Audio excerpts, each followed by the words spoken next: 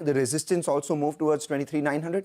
Perhaps yes. The two stocks that I'll be watching out for today, and as a result of which the entire pack of all the new age listed companies are Nykaa and Honasa. Both of them have reported their best ever performance since listing. The stocks are well off their post-listing highs. So let's see where they go. I'm expecting an up move on these stocks, but more importantly, the entire new age company pack.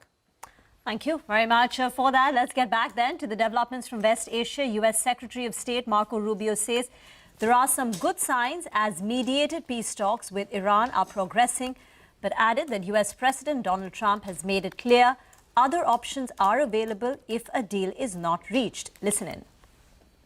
I believe the Pakistanis will be traveling to Tehran today, so hopefully that will advance this further. The president's preference is to do a good deal. That's his preference. It's always been his preference. If we can get a good deal done, that would be great.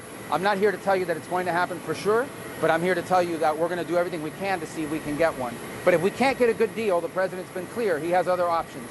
I'm not going to elaborate on what those are, but everybody knows what those are. But his preference is always a deal. His preference is always an agreement. His preference is always diplomacy.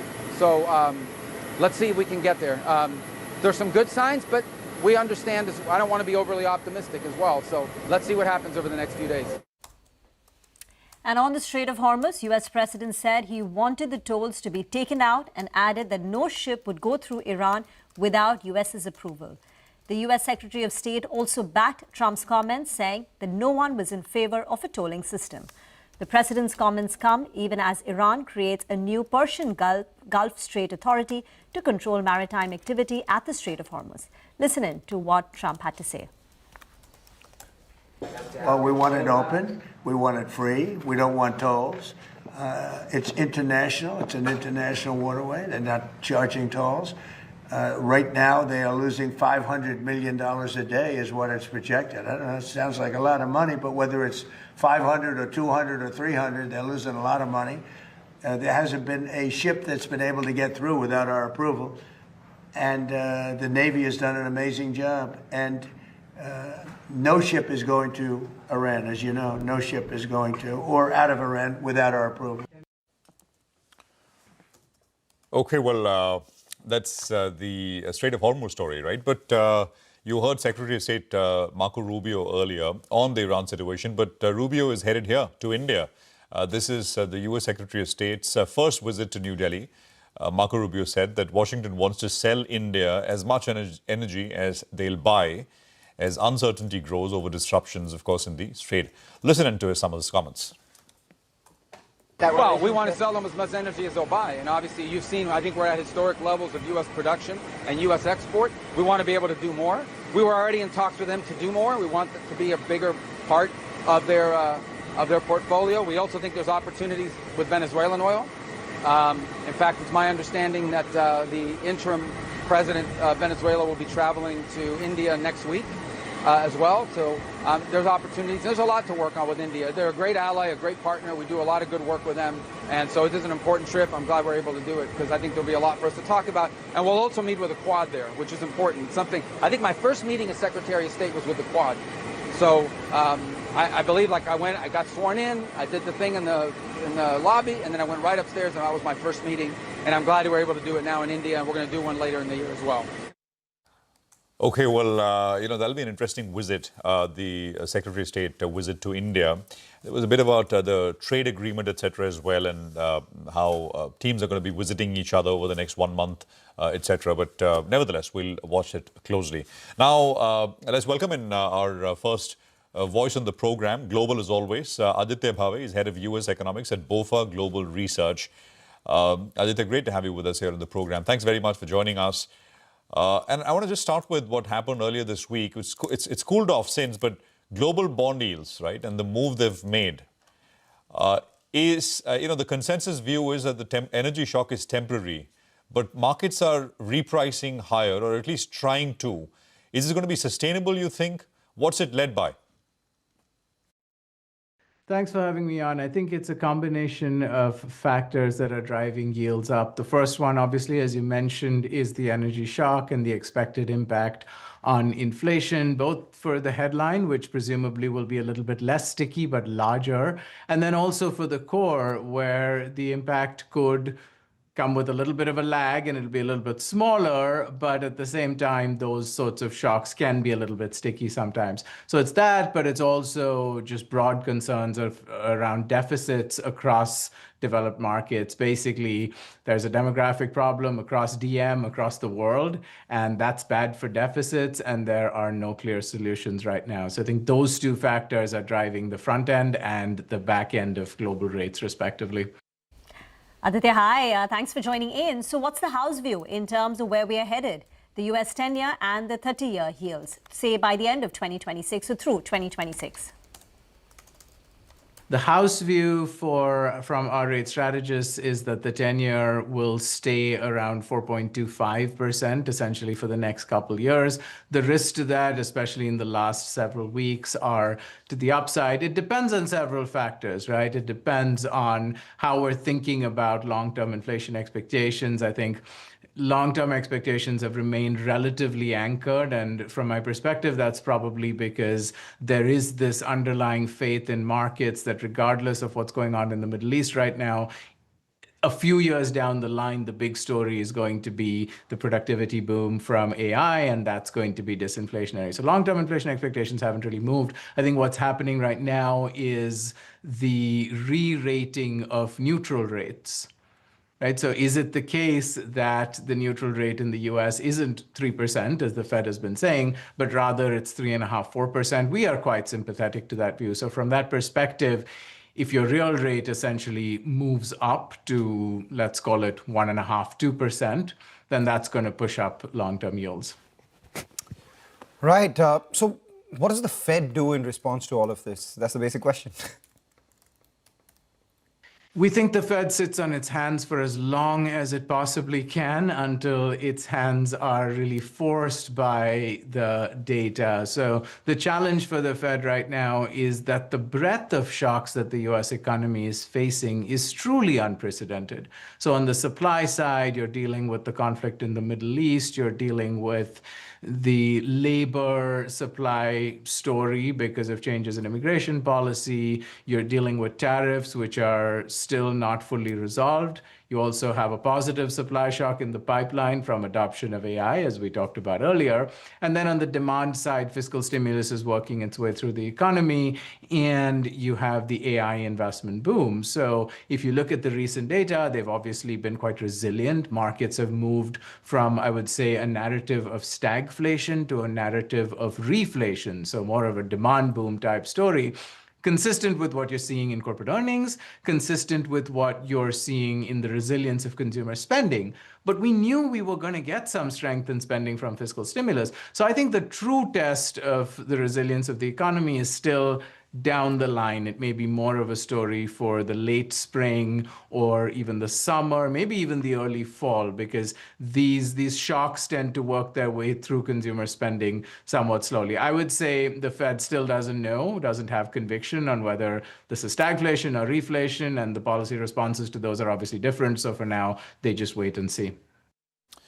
Aditya, the new Fed chair will take over soon, right? Where and which asset class does this show up in a pronounced way first?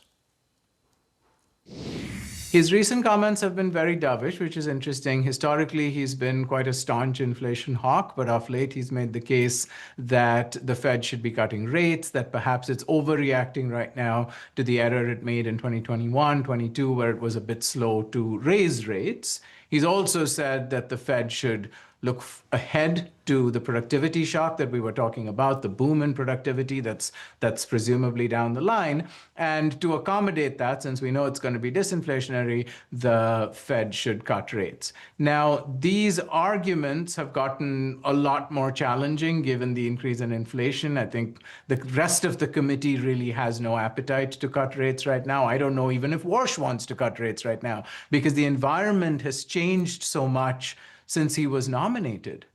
The 10-year yield is up about 30 to 40 basis points since he got nominated. The 2-year yield is up more than 50 basis points. We've gone from pricing cuts to pricing hikes. So I think the world in which we last heard from him, which was really before his nomination, would be very different from the world that he inherits on Friday or when he gives his first speech or press conference or whatever. So there's a good amount of uncertainty. I think that there's going to be, his first speech is going to be a big market mover because we're all waiting to learn from him, what he wants to do now after the conflict in the Middle East started. The other thing I should mention is his views on the balance sheet. He wants to cut the balance sheet. He realizes that's going to be quite challenging, and they only will be able to do it to the extent that they can do liquidity deregulations. But he has also said that he wants to move the composition of the balance sheet into Treasury bills, so front-end instruments, and get the Fed out of longer-end instruments, which I think there is actually a good amount of support on the committee for. Aditya, we'll leave it there. Good speaking with you. Thank you very much, and good luck with the conference. This is just, the first of the many conversations you will see here on CNBC TV 18 with the BOFA team. Thank you once again.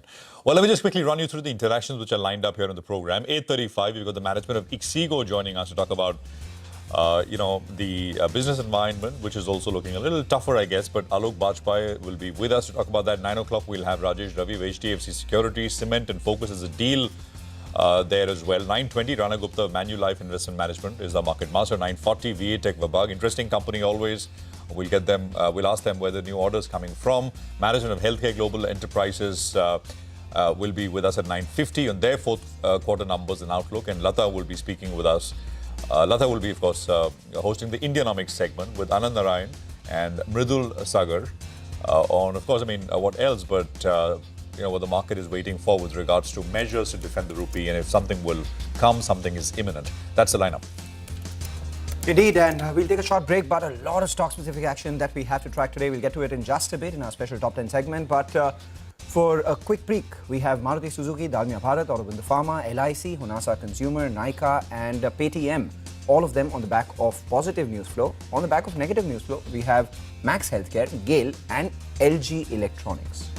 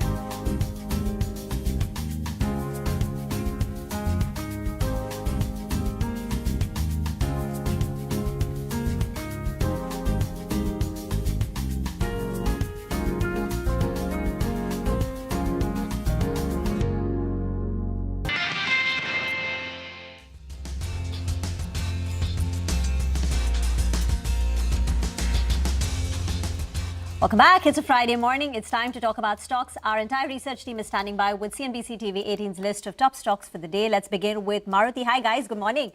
But Sudarshan, price hikes on the anvil for Maruti?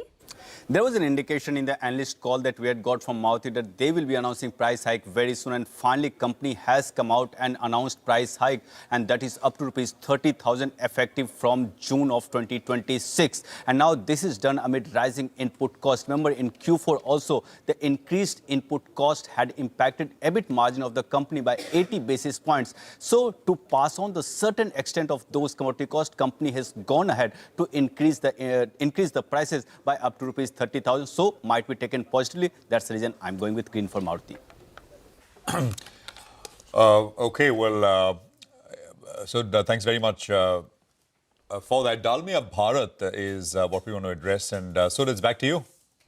So remember, Adani Group had acquired JPSOC assets under IBC, that is Insolvency and Bankruptcy Code, and now this Dalmia Bharat, earlier also they had tried acquiring certain assets of JPSOC. Now for the second time they have got lucky, and now they are acquiring around 4 plants. One of them is Madhya Pradesh, remaining 3 are in Uttar Pradesh, and they will be acquiring, and that's including capex. Deal value is $67 per ton. Financing will be done via mix of debt, internal accrual, and timeline is within next 2 weeks. So what all they will get? So total capacity of cement 5.2 MTPA, that is million tons per annum, and clinker capacity of 3.3 million tons per annum, and enterprise value of the deal is 2,850 crore rupees. Now, why is it positive for Dalmia Bharat? Because it gets an access to central markets, moves towards becoming a pan-India player, and the total capacity is going to rise to 66.7 million tons per annum by Q2 or Q3 of FY28. So overall, it's looking positive for Dalmia Bharat.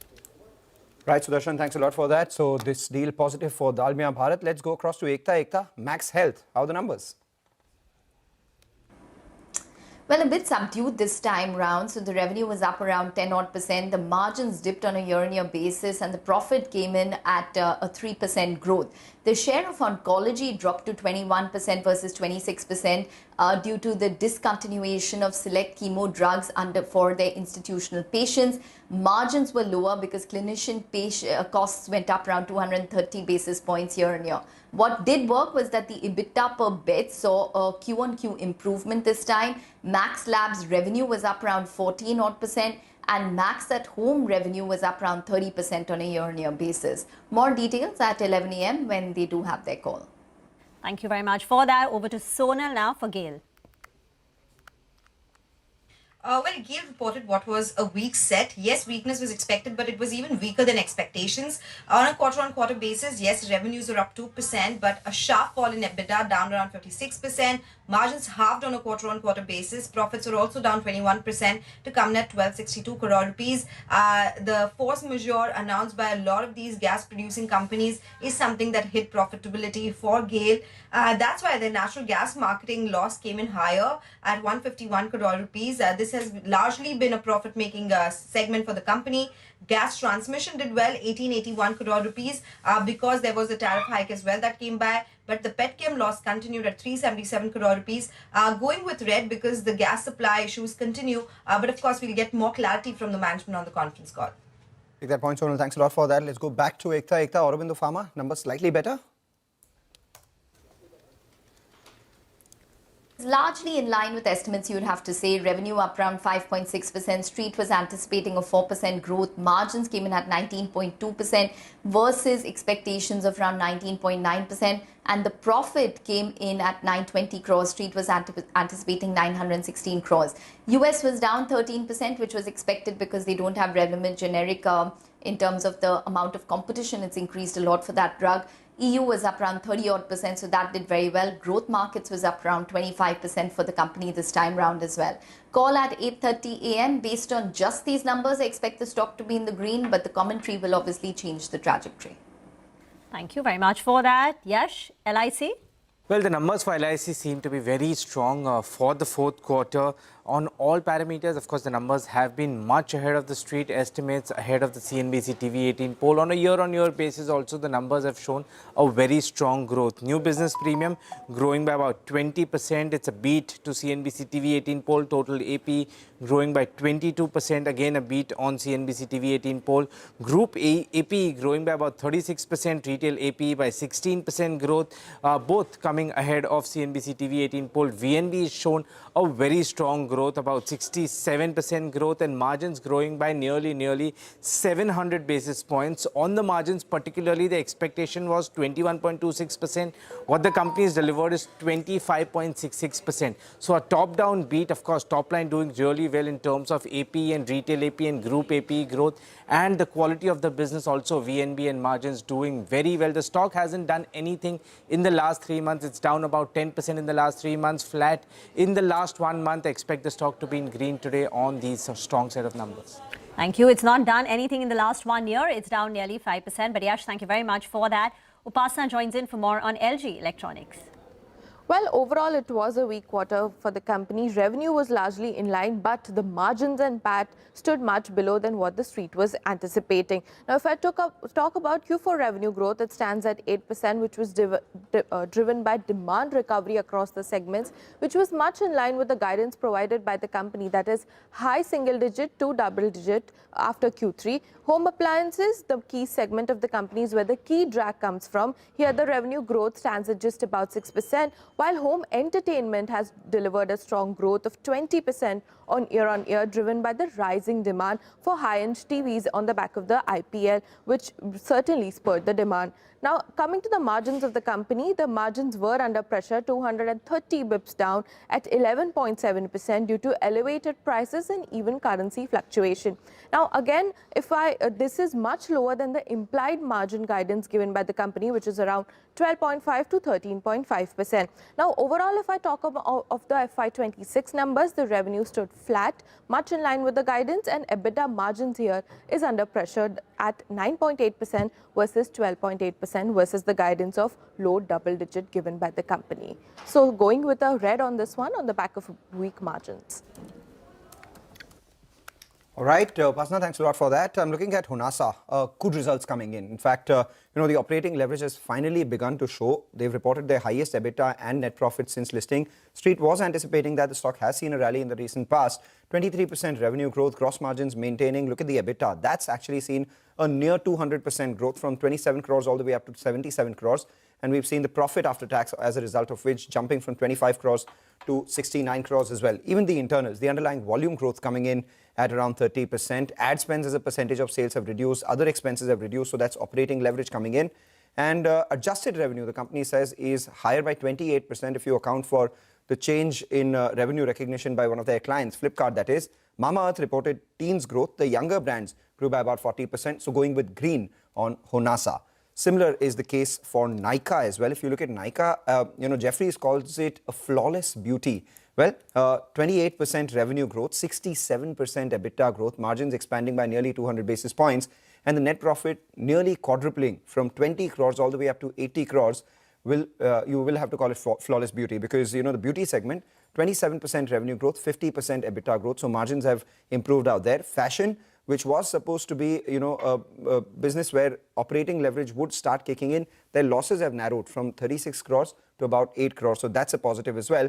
And their own brands have done a lot better, crossed 3,176 crores in revenue for this entire year in gross merchandise value. So all these factors point towards green for both Honasa as well as Nykaa. Remember, both these new age companies have been off their post-listing highs by a bit as well. So see some, confidence coming back to these stocks.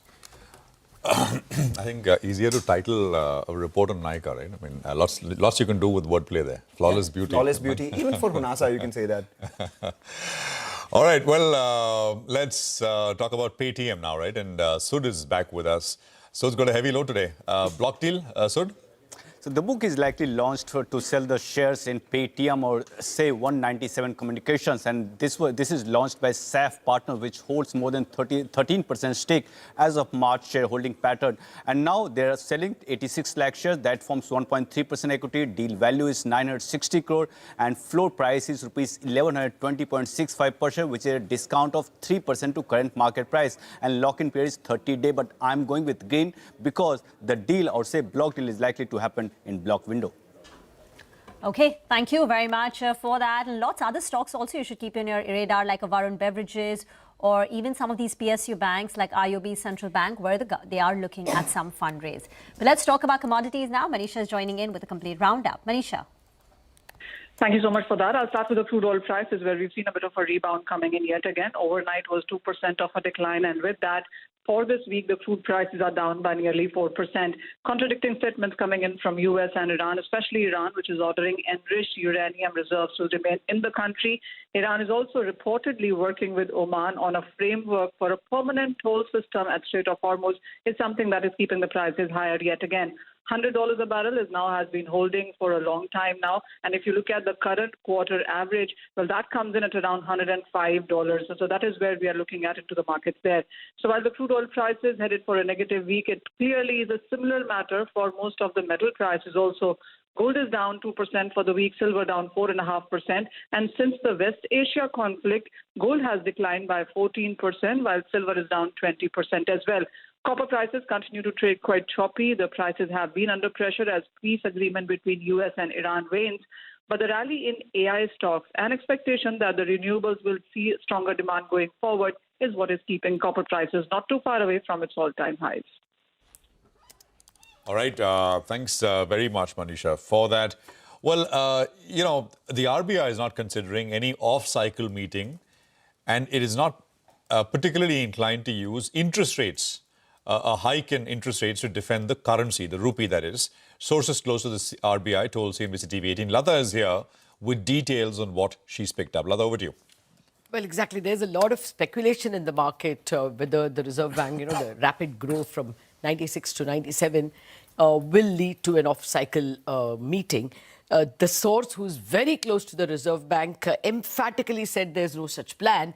In fact, he went on to say that the Reserve Bank is not even inclined to use rates as an instrument to defend the currency just yet. I mean, things can always happen in the future, but right now, the mood in the Reserve Bank, according to him, is not at all like that.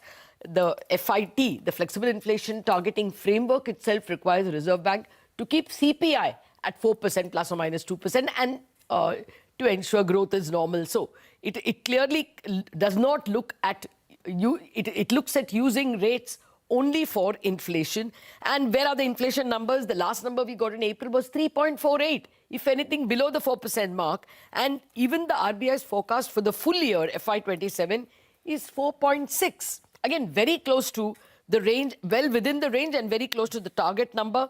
In fact, if you go to FY28, the base effect of 27 can actually keep FY28 even lower, the source said. And then he also pointed out to the RBI's MPR, which is the monetary policy report they put out just before the April policy. That MPR, as you know, has scenarios. In a scenario of $95 average crude price for FY27, RBI sees CPI averaging 5%. Again, within the 2 to 6% range. And they envisage growth at 6.7%, not a bad number. The source also pointed out to what the Reserve Bank said as recently, the Reserve Bank governor said as recently as May 18th at the IMF. He said the Reserve Bank normally looks through the first round of price hikes if it is because of a supply shock, which is what the Hormuz Strait closure is, a supply shock. The governor went on to say we tighten monetary policy, that is we hike rates, only when the first price hike leads to rise in wages and therefore rise in transportation costs, a generalized rise in inflation. Only then the interest rate instrument is used. And he also pointed out that actually in April, when the RBI met, the war was already on and the minutes sounded largely dovish. So he argued very strongly that the Reserve Bank's mood at the moment is not to use rate hikes to defend the rupee. Now, there's just one thing. Did you have, so the rupee went to almost 97, right? And it's come back to about 96.20. So it's a sharp rebound. Just is this RBI supplying dollars? Is this what's going on? This move, this rebound. I mean, that we've seen. And I think in the intervening period, we had that 5% cool off in oil as well. So that is the global thing. But from a local perspective, what's been happening? What we heard, I mean, this cannot, the PSU banks who intervene on behalf of RBI are sworn to strict secrecy. So they don't let it out. But the expectation or the chatter in the market was that Reserve Bank was also there. But people were anyway cutting long dollar positions because of the global news. After all, from 110 to 105, 104, a fall in crude was good enough for some people to take profit on long dollar positions. Absolutely. And I think we were already sort of cruising to 97, and then you had, it's typical market action, right? I mean, and then that's when the big jump in yields happened, and you came into that morning, it was 2 days back, and you thought, oh boy, I mean, this is absolutely the wrong time. And as it happens so often, that we made a low and then we kind of sort of bounced off those levels because, I mean, there was that buffer because we'd already lost quite a bit, and maybe the inclination was to take some profits here. We'll see, but as Lata tells us, sources in RBI saying that rates is not the instrument that is on the RBI's mind at this point. No off-cycle meeting to do that as well. We'll take a break. We're back. Sources close to RBI. Sources close to RBI. Absolutely. Well, Ixigo management on their fourth quarter numbers and the outlook on the other side. Stay tuned.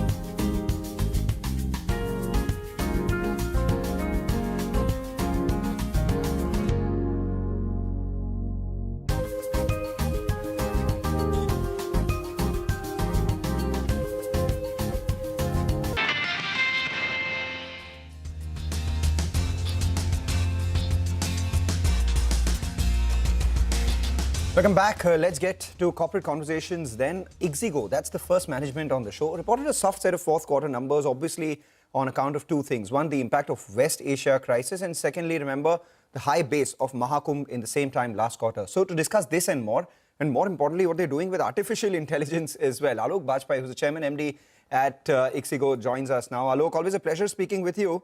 You know, when you started last year, you were fairly optimistic of a near 40% GTV. But you ended this year with a 26% sort of gross transaction value in your overall business. Now that the West Asia crisis saw its full bloom in the first quarter, what's the impact that you've seen in the quarter which is currently on? And by virtue of that, what can you guide for the entire year? Thank you for having me on the show. I think I want to tell the viewers that, look, travel this year was impacted by a series of headwinds, especially on the flights business, where you saw the beginning of the year, you had Operation Sindoor, then you had the Indigo crisis towards the end of last calendar year, and then last quarter, March onwards, you saw the impact of the Middle East crisis starting to show.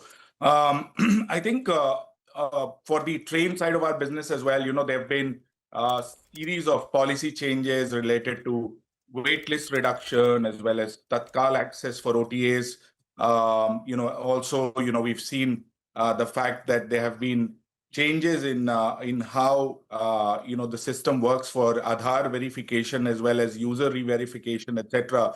So I think some of those things were unanticipated from a market ecosystem perspective, but we still managed to grow revenue at 34% YOY, and we managed to come out with some operating leverage YOY, on the profit numbers as well. So I think we are still pretty satisfied with the resilient growth that we've posted. I mean, especially when you look at the bus business where, year-on-year growth of GTV was 46%, or the flight business where we grew 33% YOY on GTV. I think we are pretty satisfied with our growth in those categories, and we continue to take market share. Right. We don't doubt that there was resilience and there were a lot of headwinds as well. I mean, one data point I remember during the IPO, I asked you for FY26, will you be able to do 1,200 crores of revenue and 70 crores of net profit? You said probably yes. And despite all the challenges, you've gone ahead and met that. So kudos to you. The question is, what next? Because, the stock price has seen a fair amount of correction, even from the levels at which Prosus bought stake in the company. So the street wants to know what lies ahead for you in terms of growth and plans. If you could give us some forward-looking color on how business is in the current quarter and this year, how is it likely to be? So I'll talk about three things. The first thing which you mentioned already is AI, right? So I think Ixigo has been at the forefront of reinventing ourselves with AI. And when we say reinvention, this is not just about, slapping a layer of chatbot on top of our app, right? But we've actually gone and put AI at the core of what we do. So we launched Ixigo Next a couple of weeks back, which is in a way a revolutionary AI native interface that essentially makes AI have access to the tools to do things on your behalf, so not just about finding the best tickets for you or finding the best hotels. It can compare, it can check you in, get you your boarding pass. It can actually go and reconfirm the hotel on your behalf.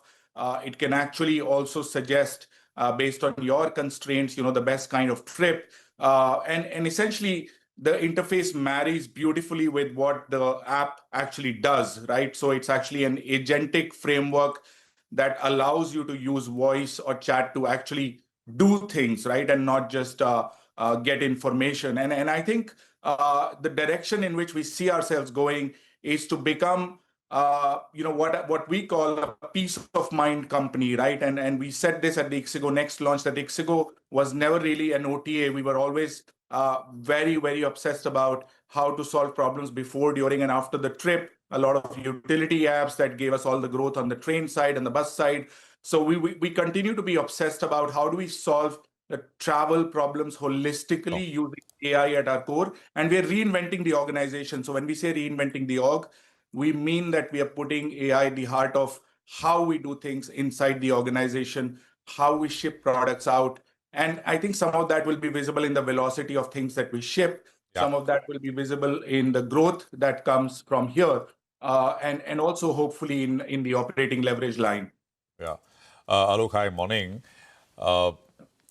Could you just leave us things? I mean, lots of stuff happened, right? And railways is about 40% of the revenue mix for you. And there were a lot of changes there, as you said. So if everything settles down and hopefully, fingers crossed, we don't know when, but maybe this, war, etc., ends and oil prices are off and, that shows up in ticket prices, etc. Just give us with some, is there any way to kind of project put out a guidance for F5 27 at this point? Look, I'll not hazard putting out a guidance, but what I'll say is that last quarter, there was also the aberration of the Mahakumbh built in. Remember, the base last year was exceptionally strong. And even Q1, we were the fastest growing company last year. So there could be some slight base there.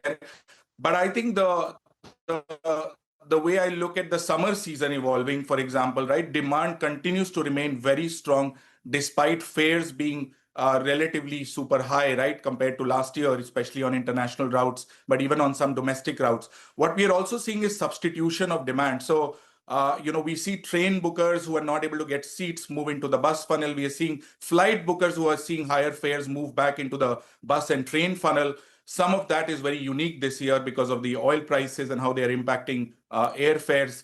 The other thing we are seeing is domestic substitution for people who are looking at international vacations. Some of them are actually substituting those to domestic, and that is a net positive for us because we are a very domestic focused company. I think the headline for us this quarter was that when we went for the IPO in 2024, train was the largest business line for us. But if you look at our GTV for last quarter, flight has become the largest part of our business. Bus has become the largest contribution margin driver for our business. So Ixigo is no more the same company in many respects from a business mix diversity as it was 2 years ago. We're actually a pretty well diversified OTA, and hotels is the next big leg that we are focusing all our energy on. And I think hopefully sometime in the future, when we start declaring those numbers separately, right, people will see the kind of growth that we are experiencing. Yeah, no, absolutely. And your investors would look forward to it. I mean, you had a massive move to about, I think, 330, 340 kind of levels, but stocks come off quite a bit. The market, and of course the segment as well, because of everything which has been happening, all the disruptions, etc. Just 10 seconds here, Alok. You spoke about AI opportunity. Once in a while we hear how these AI companies are building out. They want to go into the real estate search side of things, Google, for example, and maybe, I don't know, OTA. Is there any risk which will suddenly emerge one day? Are you seeing anything on the horizon? No or no?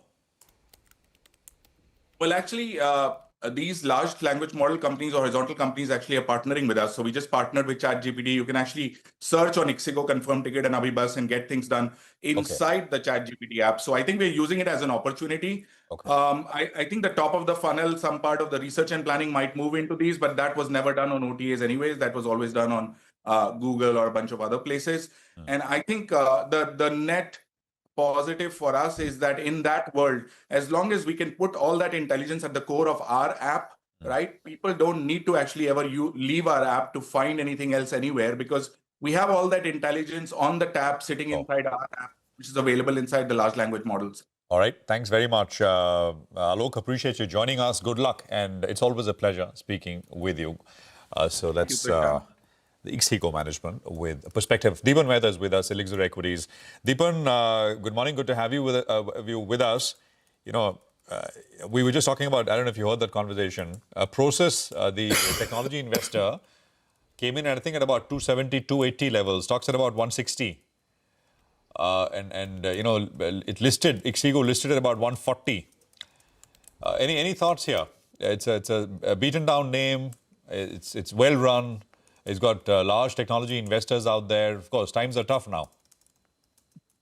Yeah, sir, Prashant, first of all, thank you for having me on your show and good morning. Yeah, I think that, the travel agencies are going to have a tough time because of the geopolitical events. And of course, Ixigo has got certain strengths in terms of areas where there is, I think, limited competition and I would say higher growth prospects like trains and buses. But valuation-wise, it is very expensive, and this quarter numbers were a bit disappointing. The growth, whatever came in the bottom line, was on account of other income. But per se, we like the travel and tourism space, and one of the best way to play it would be through online travel agents. But the usual disclosure that we and our clients are invested, the best pick in our opinion is Yatra, where valuations are reasonable and it is focusing more on corporate travel, and that's a new growth engine for them. So compared to Make My Trip, compared to Ixigo, and I think there's one more listed player, I think Yatra valuations are attractive and its growth dynamics also are quite superior. There's some news on LTM. That's LTIMindtree. They went through a brand refresh, so they dropped the I, so it's LTM now. They've said that they will be acquiring a company called Randstad Technology. It's basically Europe-based, so they have presence in France, Germany, Austria. The enterprise value, according to the press release, is $160 million. The acquired company had revenues of about euro 469 million. So just, once again, putting those numbers out, the enterprise value of the acquired company is euro 160 million, and the acquired company had revenues of 469 million euros. So it seems to be acquiring it at about 0.3, 0.4 times LTM. This is the recruitment company, Randstad? No, it doesn't seem like a recruit because they say that it boosts their presence in aerospace, defense, automotive, utilities, VFS in Europe.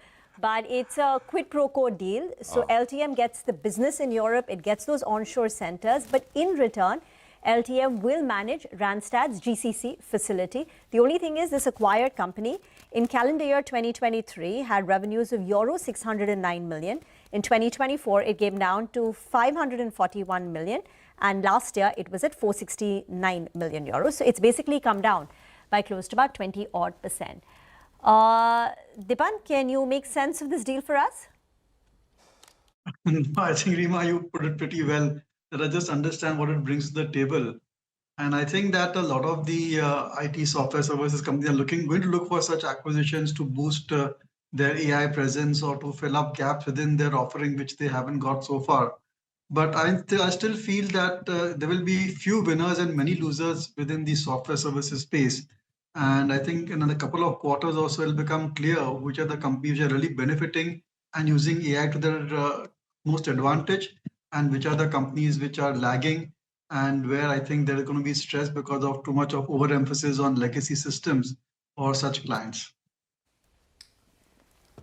All right, take that point. Thanks a lot, Dipan. What we'll do is take a short break, come back. We'll continue our conversation with you. We'll also welcome Videsh Thakkar and Shrikant Chauhan for some of their technical trades and the setup for the market. Stay tuned.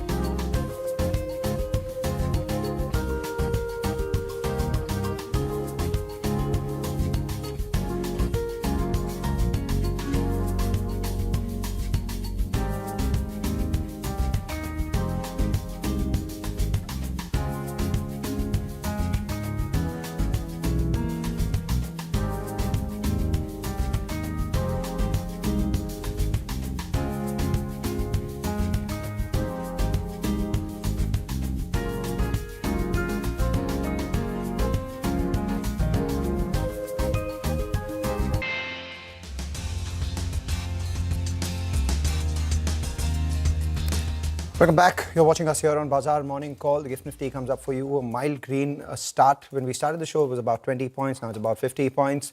There's a large trade. JSW Cement, 3.88 crore shares, roughly 3% equity has changed hands in a block window. So we'll monitor that. Decent performance coming in terms of numbers for JSW Cement as well. Dipan is still with us. Dipan, while we were discussing a lot of the companies, two results that stood out for me yesterday.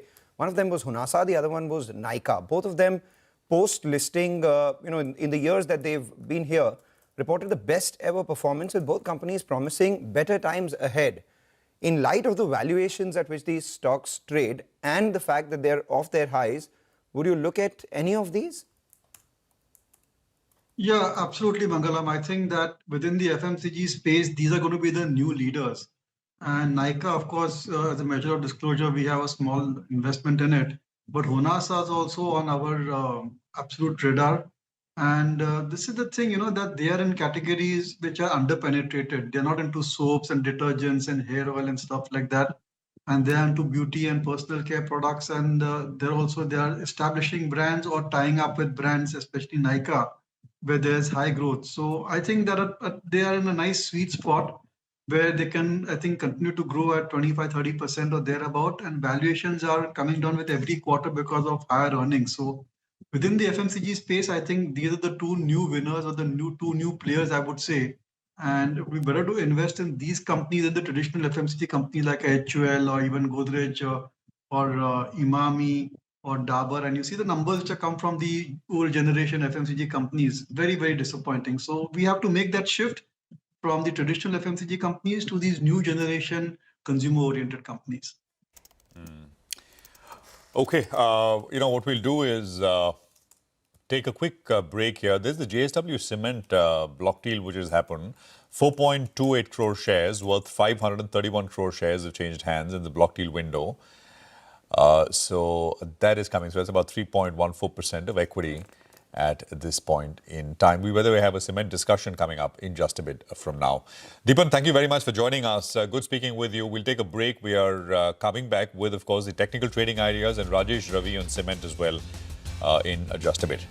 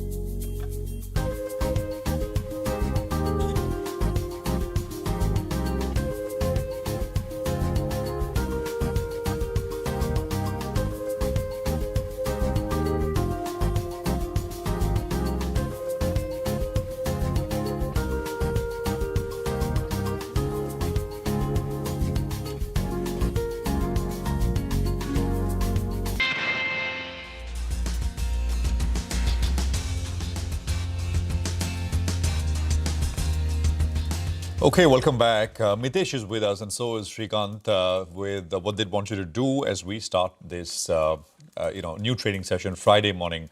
Gentlemen, great to have both of you here.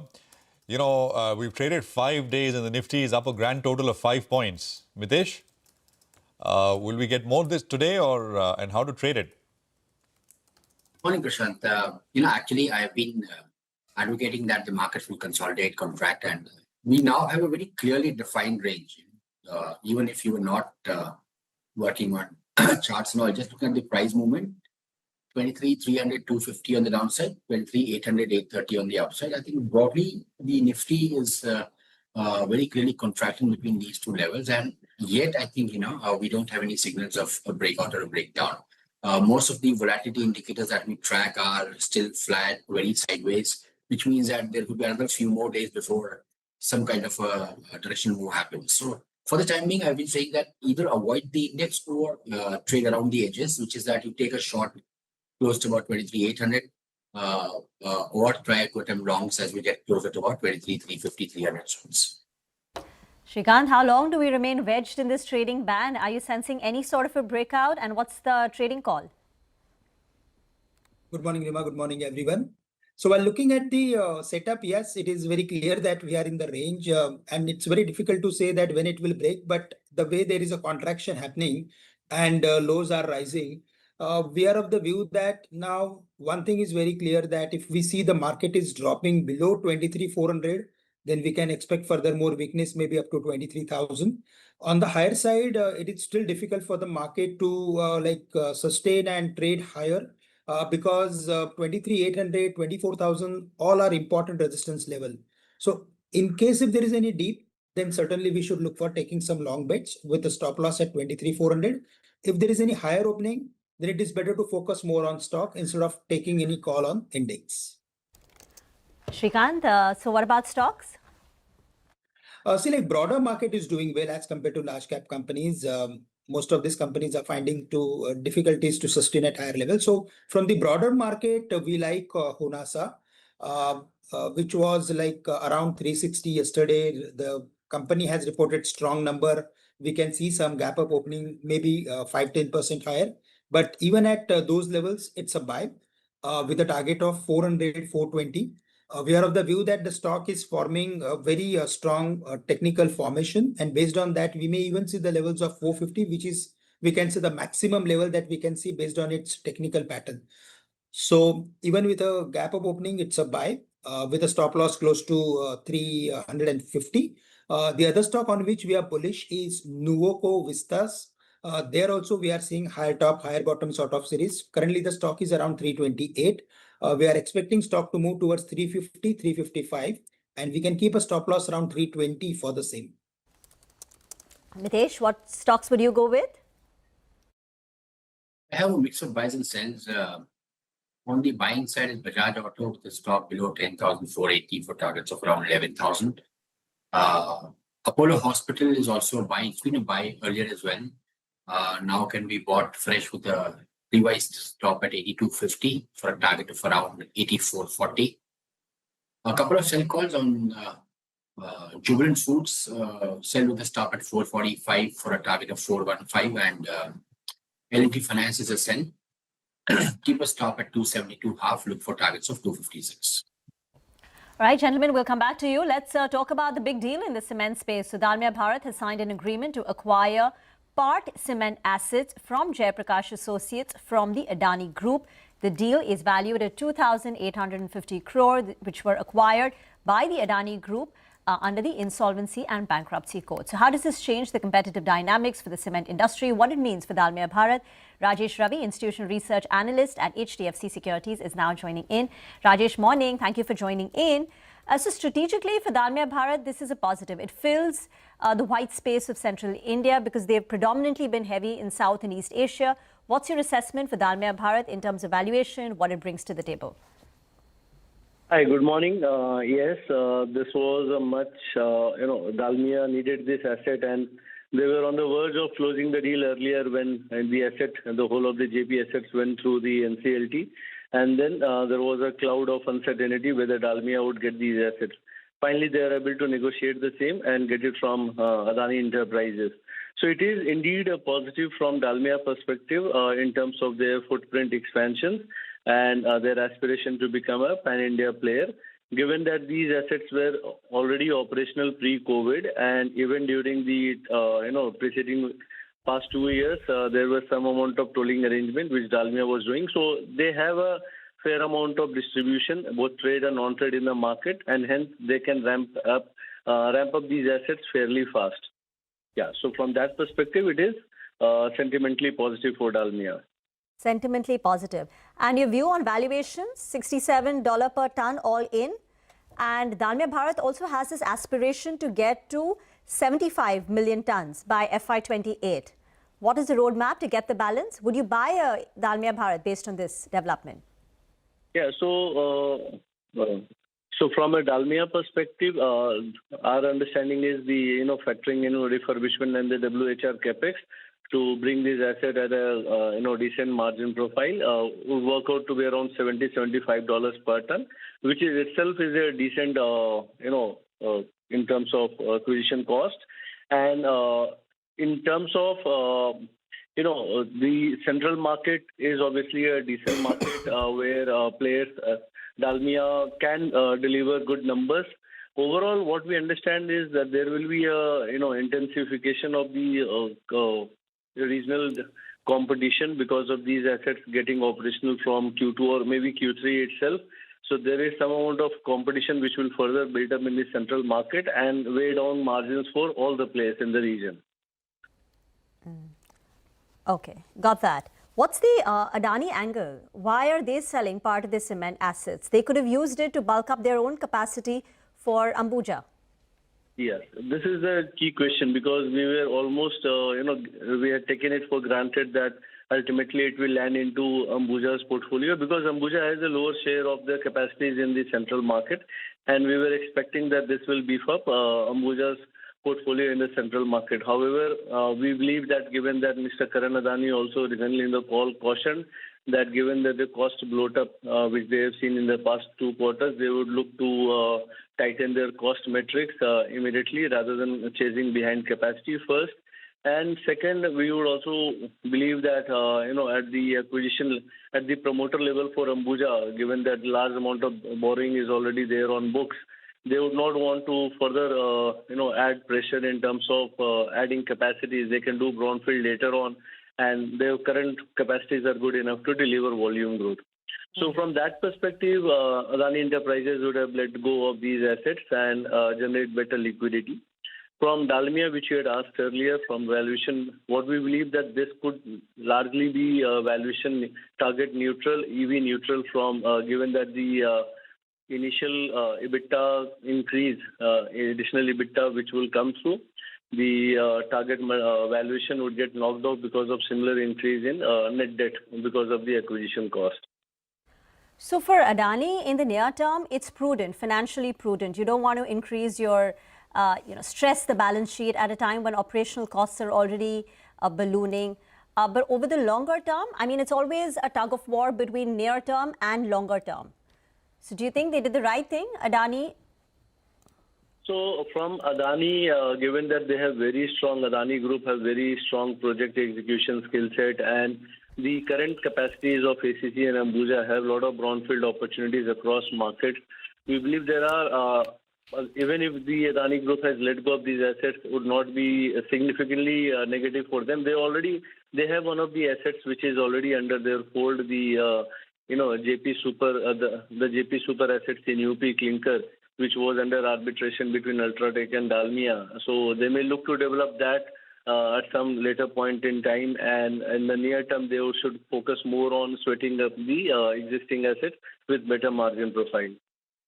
Right. Rajesh, just before we let you go, beyond this deal as well, over the last month or so, we've gotten commentary from either Shree Cement or even the Adanis. They're focusing a lot more on profitability rather than capacity expansion. And in light of the fact that raw material costs, input costs and freight costs, etc. have increased, do you believe that there is more headroom for cement companies to now go ahead and take price hikes? And how do you view the stocks now? Ideally, that should be the condition given the amount of consolidation which has happened in the past 3 years. We were factoring in that when the acquired assets acquired some decent level of utilization, companies would focus more on better pricing. And that has not played out materially so far. And given now that the industry is looking at almost 300 rupees per ton of cost inflation, I take this between Q1 and Q2, there has to be a significant realization uptick. We have seen significant price increase happening across other building materials, including consumer durables, building material space, and even in steel prices. However, cement is the only building material product which hasn't seen any relevant price increase to put it in that perspective. So yes, given that even logistics cost will go up by 20 to 25 rupees per ton, this is an incremental pressure. The industry need to look through and do more price, absorb more cement price hike rather than just chasing volumes. All right, Rajesh, we'll leave it there. Thank you very much for joining us. There's 4 minutes to go for market opening, and we will see what happens to Dalmia, and we'll look at, of course, Ambuja as well as, trade starts. But Paytm block deal has also gone through. 86 lakh shares, about 1.3% equity changed hands. Saif Partners is the likely seller. I mean, Ant has sold earlier. Saif is selling now.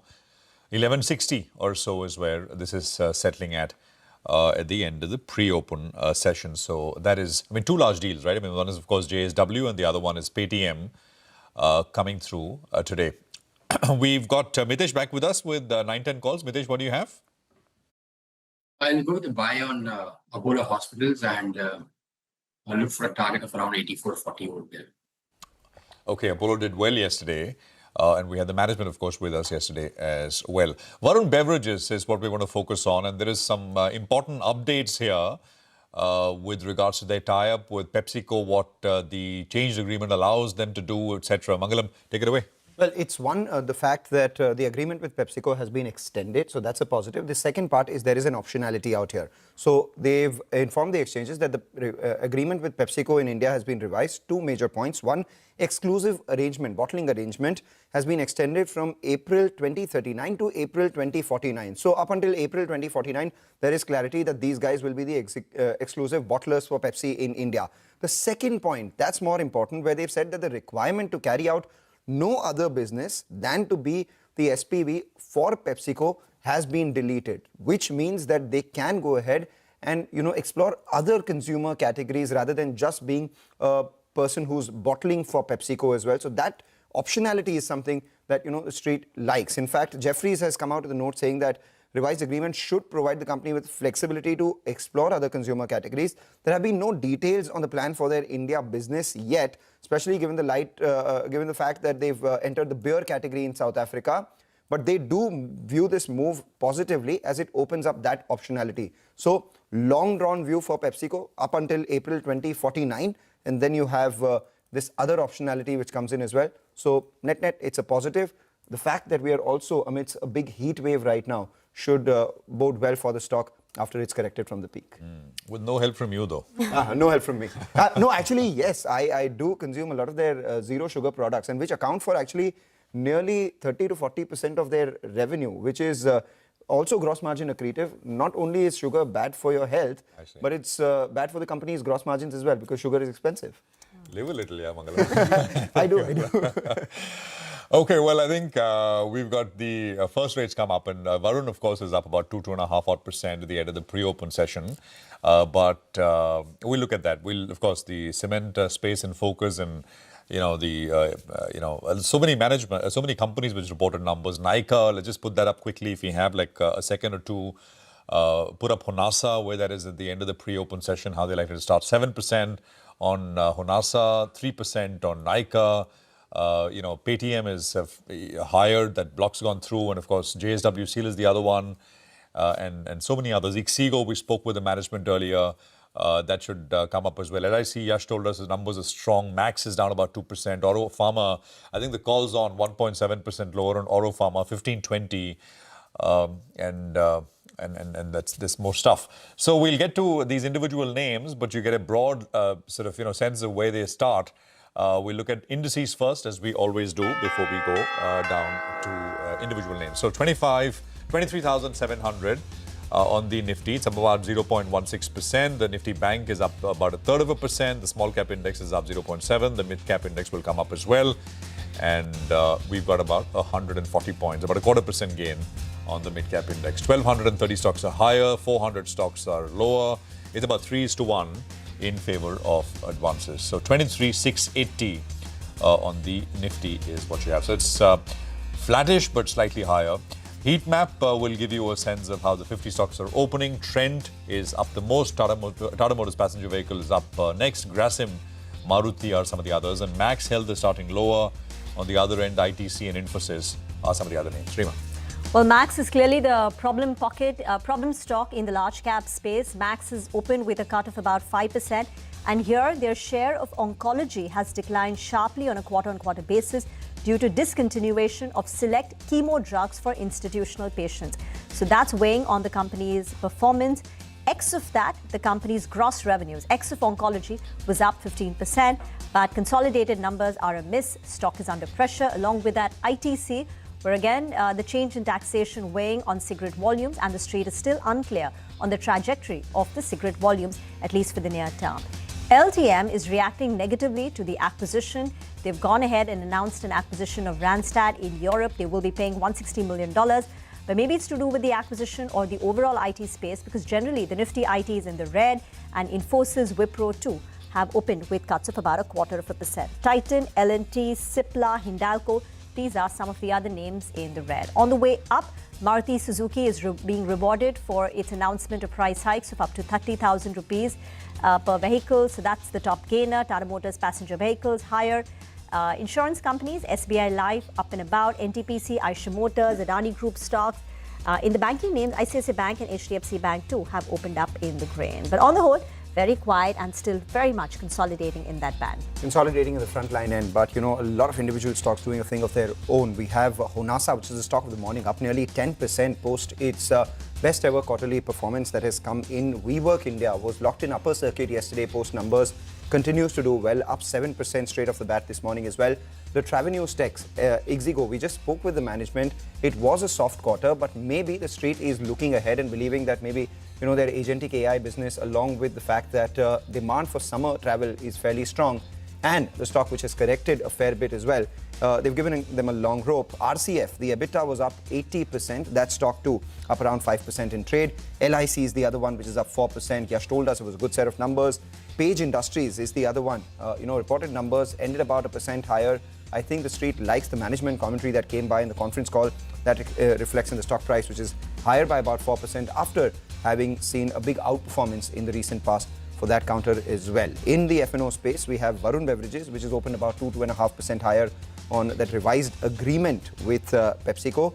FSN Ecom, which is Nykaa, is also up 3% on reporting a stellar performance. And Dalmia Bharat, on account of the acquisition, we just spoke about that, up around 3% as well. So a bunch of stocks doing extremely well. The only one that stands down, however, is Aurobindo Pharma. Ekta did tell us that those numbers were largely in line with expectations, if not marginally better. But the street seems to have, not been as charitable to the stock. It's down about 3.5%. And then we have a big cut on names like EIL and Quick Heal, both of them down 6 to 8%. There's a lot happening, right, in terms of individual names. And look at MTAR Tech. It's again come up with huge volumes for this point in the day. It was like a super rocket stock. I mean, it is still the best performing stock on the NSE 500 universe. It gave you a quick 10% drawdown, 10% pullback. It fell $1,000, and it's just come up very, very quickly, right back to an all-time high. So it's a new all-time high for MTAR Tech after that 10% drawdown that we saw recently. Page Industries, I think Mangalam mentioned that, is up 5%. Sansera is another one, right? It's gone up like a rocket. It's up 75% in 26 so far, 2026 so far. Close last year was 970. It's at about 2,900 now. The results came through a few days back. 2 days back, it was at just under 2,500. So that is another one, huge mover in that sense. Adani Energy Solutions is up 3% this morning out of that group. It's doing the best right now. WeWork, I think we mentioned it, is up 8%. So that's a large one. Tech Wabag is up 2.5%. We have the management joining us in a bit from now. So it goes. So, there's enough and more activity action. LIC, of course, is up 4% as well. You'll hear from the LIC management a little later during the day as well. Max, of course, is now down 4.5%. Paytm is also down about 3%. Oro and Prestige and Welspun Corp. Welspun Corp has been a big, very strong mover. This year it's up 50%. That includes today's 5% cut after numbers, but it's still up 55% for the year so far. LG India has not really performed. It's down 2% after numbers as well. Rate gain is down 3. Datamatics is down 5.5. So many moves coming through. Rana Gupta is with us, senior portfolio manager at an India equity specialist at Manulife Investment Management. Rana, good to have you with us here. Thanks for joining us. What should we start with? It's earnings season, I think, is pretty much coming to an end. We will get a flurry of numbers as we wrap this up. But how consequential has this earnings season been? Because, we are in the midst of this higher energy impact, and that will only show through in the first quarter numbers and maybe in the second quarter as well. So it's all kind of, the waters have been muddied a fair bit in that sense. How does one make that assessment? Rana. Hi, good morning. So the results are not quite reflective of the macro environment that we are seeing, because in India, the consumer so far has been largely insulated from the oil price rise and other price rises. But that said, this result is a good indication that last calendar year, the income tax cut, the GST cut, the rate cut that has happened, that has taken impact, and the domestic economy is doing well with inflation so far under reasonable level, which means the economy is quite resilient.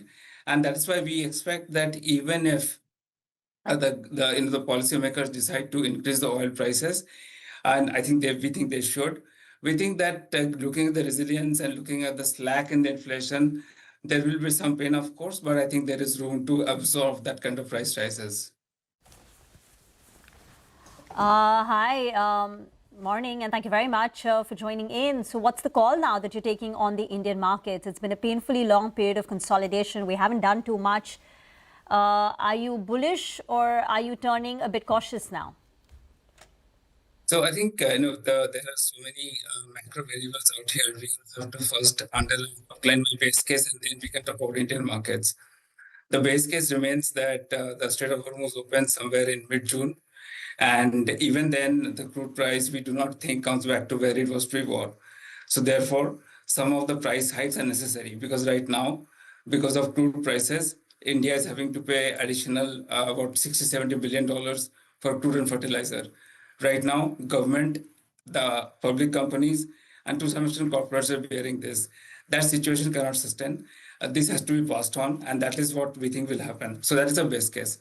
That said, I think now we see, we'll move to the market. In the market, we see quite a bit of opportunities actually on a sectoral basis.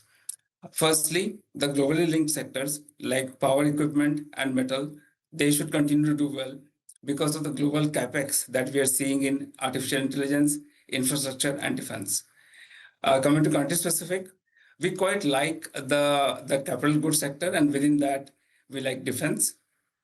Outside that, in the broader industrial space, we like the infrastructure sector, because we think in India, some of the infrastructure plays, the balance sheet is quite solid and cash flow is very visible. So we like that. And secondly, moving on from there, we also like in the consumer space, the consumer retail or platform companies. You were yourself highlighting some of the results that has come through, that consumer retail and platform companies, they continue to gain share in the Indian market. So that is one space, whether it is jewelry, whether it is grocery, whether it is eyewear or beauty products. I think some of these companies continue to gain share, and this is one space we have liked for the long term. Lastly, we see some revival in real estate and building materials as well, because we are quite optimistic on the data center kind of infrastructure and also some of the revival in commercial offices. For once, we do not think that AI will cause significant job losses in India. Of course, Indian IT companies can lose share, but we think the GCCs are there to pick it up. So we are quite constructive on that real estate part and commercial part as well. Right. So there's a comprehensive list of opportunities that you see in India. What about the travel and tourism portfolio? Because, it was expected to be a big growth driver for the country, but in the very near term, it's facing a fair amount of headwinds. Inflationary headwinds could lead to some sort of discretionary spending being pulled back. Do you think that would weigh in on some of the hotel stocks, some of the travel and tourism stocks? Yes, sure. I think it's already weighing in, and I think in travel and tourism, currently, I think there will be some pressure for a few more quarters, given we are also expecting or advocating for an oil price rise, which will lead to high transportation cost. So I think, but that said, if one were to take a step back and take a view for 1 to 3 years, we do think the premium hotel stocks are kind of pricing this in, and cyclically, I think there is if you want to look through the near-term pain, I think there could be a good opportunity. We would be a bit cautious on the airlines still because, airlines has significant operating leverage. While crude might fall, they can rally, but I think we will be a little cautious. On the other hand, coming to the travel-related portals and technology side, I think this is where if the travel portal is just an aggregator, this is where I think the threat from agentic AI is the most. So again, I cannot say in a blanket view, but we have to understand the company's agentic AI focus and how are they planning to beat that, because this is one area which is likely to be disrupted by Gen AI. We've seen some strong numbers from these consumer platforms like a Nykaa or Honasa Consumer today. Stocks are racing away on the back of their numbers. Are you bullish on this particular side of the platform companies, new age companies? Yes, we like the digital companies for a long time. And we like, and yes, I think also some of the older companies in the jewelry space also, because we treat them as a platform. Outside that, we also like, grocery retailing. That is one platform we like. We like the beauty and personal care platforms. Also, we like eyewear platforms. So you will note not all of this is purely tech. Some of this is physical, some of them are digital, some of them are phygital. The point being that because of the superior proposition, they are gaining market share. And that's what we like. Yeah, point taken. By the way, the market's making a bit of a move now. So 95 points, 23,746 is where the index is now trading at. And it's 1,500-1,600 stocks higher and about 1,000 stocks which are lower at this point. Consumer durables, Rana, any thoughts? Diversified names like LG India. Do you have a view? The consumer durable will still have somewhat of a difficult time because of the input price rises. So in this case, also earning curves are yet to come. But again, just like I commented on travel, if someone to take a longer term view, we think a diversified white good company can be a good pick for the longer term if one can avoid next 1 to 2 quarters. I will be cautious of consumer durable companies which are narrowly focused on 1 or 2 verticals, because that is where the input cost will be the most and most impacted by competition.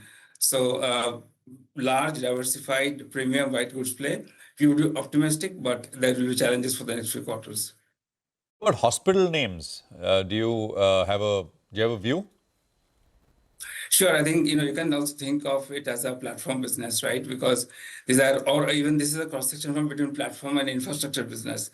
So see, what they do is not only they're gaining market share, but once the digital or the physical or the physical platform is built out, there is little fixed cost to service their additional customers. So when they build, they go through pain or let's say stagnant earnings, and when the building is complete, the earning inflection comes. A lot of these platform companies, whether it's retail, whether it's physical or phygital, we have discussed today, we believe that in FY28 and FY29, they're poised for significant earning inflection. Today, I know it's FY29 is a slightly longer term looking, but in 6 months, we will start talking about that. And I think then we will realize the earning power and the cash flows that will come from this kind of companies. And yes, that includes hospitals. Just put up Keynes, if we will. That's Keynes Technologies. Had a very sharp sell-off. From 4,500, we went to about just under 3,000. And it's coming back a little bit, just a little bit. From the lows, it's pulled back, right? So 29.95 was the low. It's about 3,200, trying to move higher. So 2.25%. Dixon is up today as well, about 2.5% at this point in time. Any views here, Rana? The EMS is one sector where we have been bullish, and although the stock prices have not really responded in this particular sector, The EMS sector, while the long term remains very good, but the EMS sector, we have to understand, they are going through some transient but significant challenges. If you think of all these companies, the input prices are all linked through copper, memory, and all those gold and silver, which are seeing significant price rises. So this will impact their margins. This will impact, and if not margins, will impact the volume. And these companies operate on a fairly low operating margin number, so therefore earning downgrade can be quite significant. So this is where I think earning downgrades can continue to happen for the rest of the year. The long-term picture remains, the India's electronics export story remains good.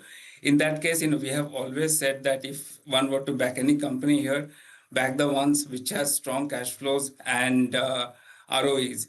What has played out in this sector is what we shared with one of the earlier discussion with you.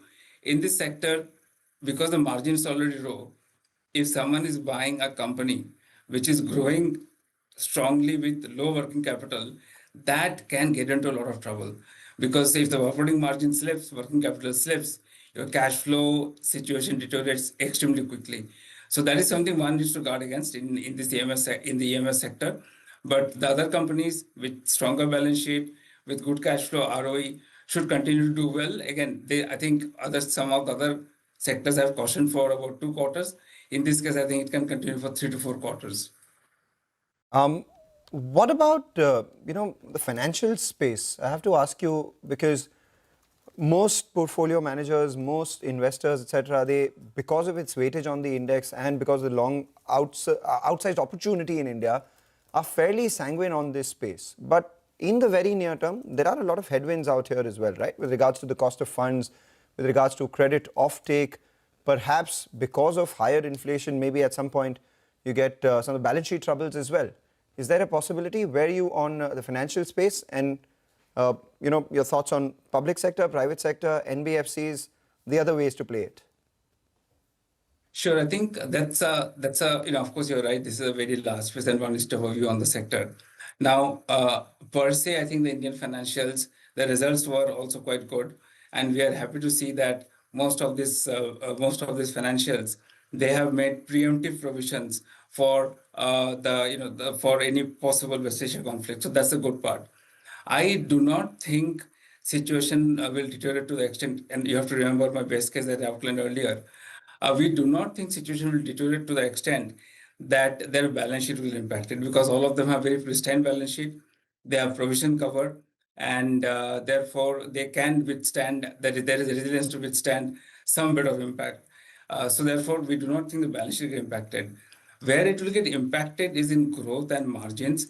There we think markets' current estimates are slightly on the optimistic side. And also, if the growth cannot pick up, we think credit growth has to kind of come off a bit, and or people will have to fight for deposit raising the rates. So the risk is on the growth and the margins, not so much of the balance sheet. Among the private banks, we like the ones, or even the public sector banks. We like the banks which have a lot of liquidity in the balance sheet and have room to lend. So for example, the banks which have lower LDR and high LCR. So those are the banks we like, where they can continue to support growth. Moving to NBFCs sector is also something that the larger NBFC we are comfortable with, because many of them have raised capital. And having raised capital, they can withstand a rising rate or even a somewhat deteriorating asset quality scenario. Within the entire financial space, the part we like the most is still the financial services. Financial services space is, I think, has a long runway, and there is a lot to like about it. Within that, whether it's exchanges or insurances, those are the things that we like. Thanks very much for that. And Rana, it's a good chat, detailed chat, and we look forward to our next one. Thank you for joining us here on CNBC TV 18. We put some data out yesterday that after the rules changed from the 1st of April, there has been a rush of buybacks. Nimesh compiled this data, and we put this out on the editor's playbook yesterday, and the numbers are there. I mean, of course, 24,000 crores, but bulk of it from Wipro and Bajaj Auto. But there are, lots of other smaller sized, buybacks which have been announced since. Sign, for example, Aurobindo is there, and so on and so forth. So this is, the initiative, the change in rule has been taken up by promoters and companies in a significant way, and it's just been not very long, a month and a half or so. Bhavesh Shah is with us. He's Managing Director and Head of Investment Banking at Equirus Capital. We also have Devyansh Nasa, Partner EY Pathinan. Gentlemen, great to have both of you here. Thanks very much for joining us. Prashant this side. So, Bhavesh, if I can start with you. Is this, as I said, Bajaj and Wipro, of course, accounting for the bulk of it. But lots of, the list is long. Transaction size, etc., is small. What are you seeing out there in terms of companies and interest and just intention to do this? Buybacks after the change in rules? Hey Prashant, good morning. Good to be here. Thanks for having me. If you step back and look at the capital market environment right now, of course, there is a volatility out in the market. At the same time, a lot of these companies believe that they have excess cash, which can be used better from a capital allocation perspective by giving it back to the investors. That's one. And the second, one of the biggest triggers has been one of the recent changes by SEBI in terms of making buyback more palpable from a taxation perspective, and as well as, more market friendly. So I think, companies can buy back from the market. I think, these sends out very strong signals to the investors that, company believe in their growth story going forward. And, this can be a very EPS accretive strategy. Clearly, I think some of these companies want to make sure that the investor interest is alive in this counters and this buyback help in that respect. So the first thoughts from you, Devyansh, what are you seeing in terms of interest and pipeline from here? Thanks, Prashant. So, I concur. There have been three major changes which have happened, which has led to this. We talked about the tax reset, which is now it's more clearer, it's more fair, more predictable for stakeholders. There's a cash surplus that is available. But there is another angle that we should think about, and that is the 12% surcharge, which comes on promoter capital gains from these buybacks. And, that could somehow change the maths for some founder-heavy companies. So, I wouldn't be surprised if some of them pivot back to dividends instead of using buybacks, or maybe go for using cash for inorganic plays instead. But certainly, as we look at it, there have been 25,000 crore worth of buybacks, and it's growing. So what is, just explain that surcharge point, Devyansh, if you will? Yeah, so it's basically coming in on the promoter capital gains from the buyback. So if the promoter is selling in, there is a surcharge which the promoter has to pay. I see. So you're saying that may disincentivize some of the founder-heavy companies to do it and maybe use cash elsewhere. That's correct. Right. Bhavesh, any thoughts on this particular point? So I think, I think, essentially what SEBI wanted to make sure is that, the new rules are not misaligned from a promoter and a shareholder standpoint. And, we had seen instances in the past where buyback was used by the promoters to kind of, make gains for themselves and rather than shareholders. So I think what SEBI has done is disincentivize the promoters by participating in the buybacks, including the surcharge. Effectively what it means is, there's a clean way of getting the, buying back from the shareholders into the company. The promoters are not participating in this buyback, and that kind of, from a SEBI's perspective, would lead to a little more transparent and fair process of creating these buybacks.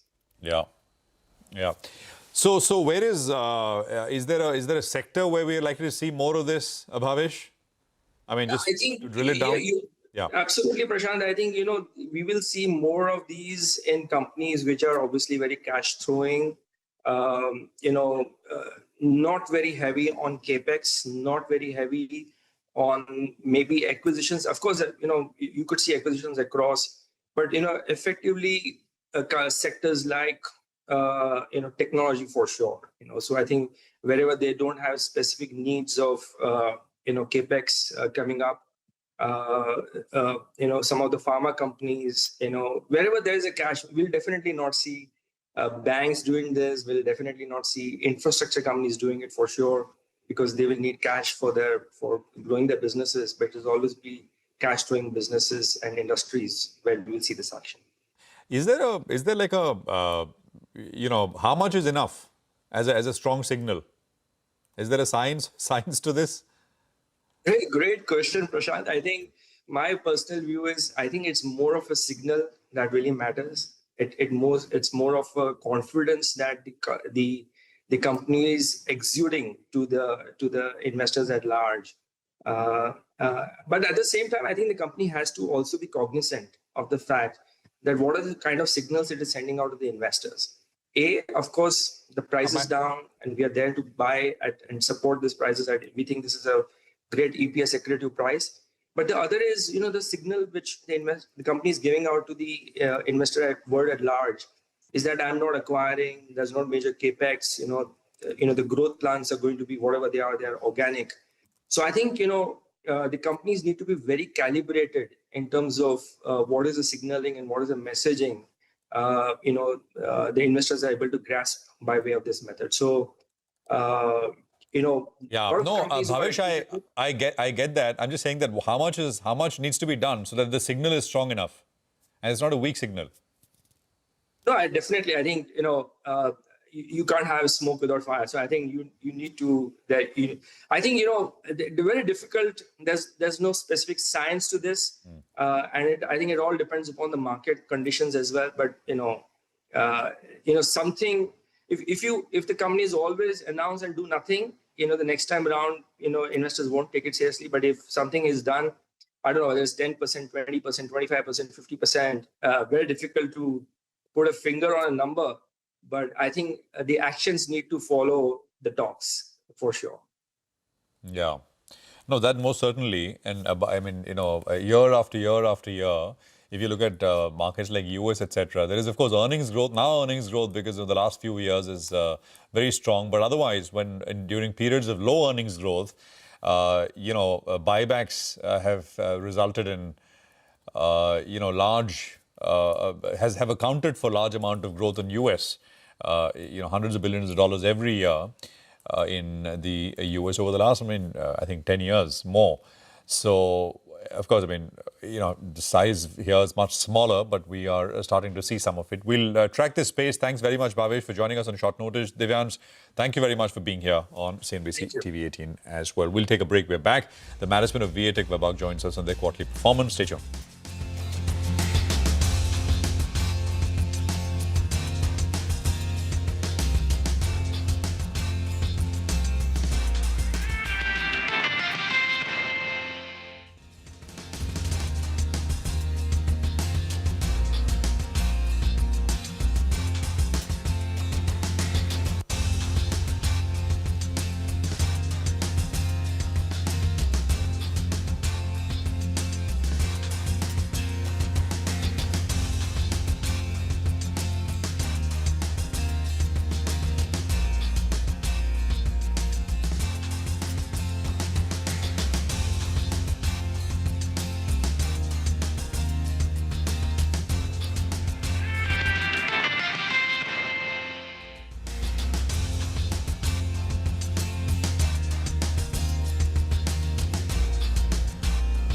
Welcome back. You're watching us here on Corporate Radar as we speak. The market is, it's recovering, but at high levels, like we pointed out earlier, it's seeing some sort of resistance. The good part, however, is that the Nifty is above the 50-day moving average. 23,750 is where we are on the frontline index.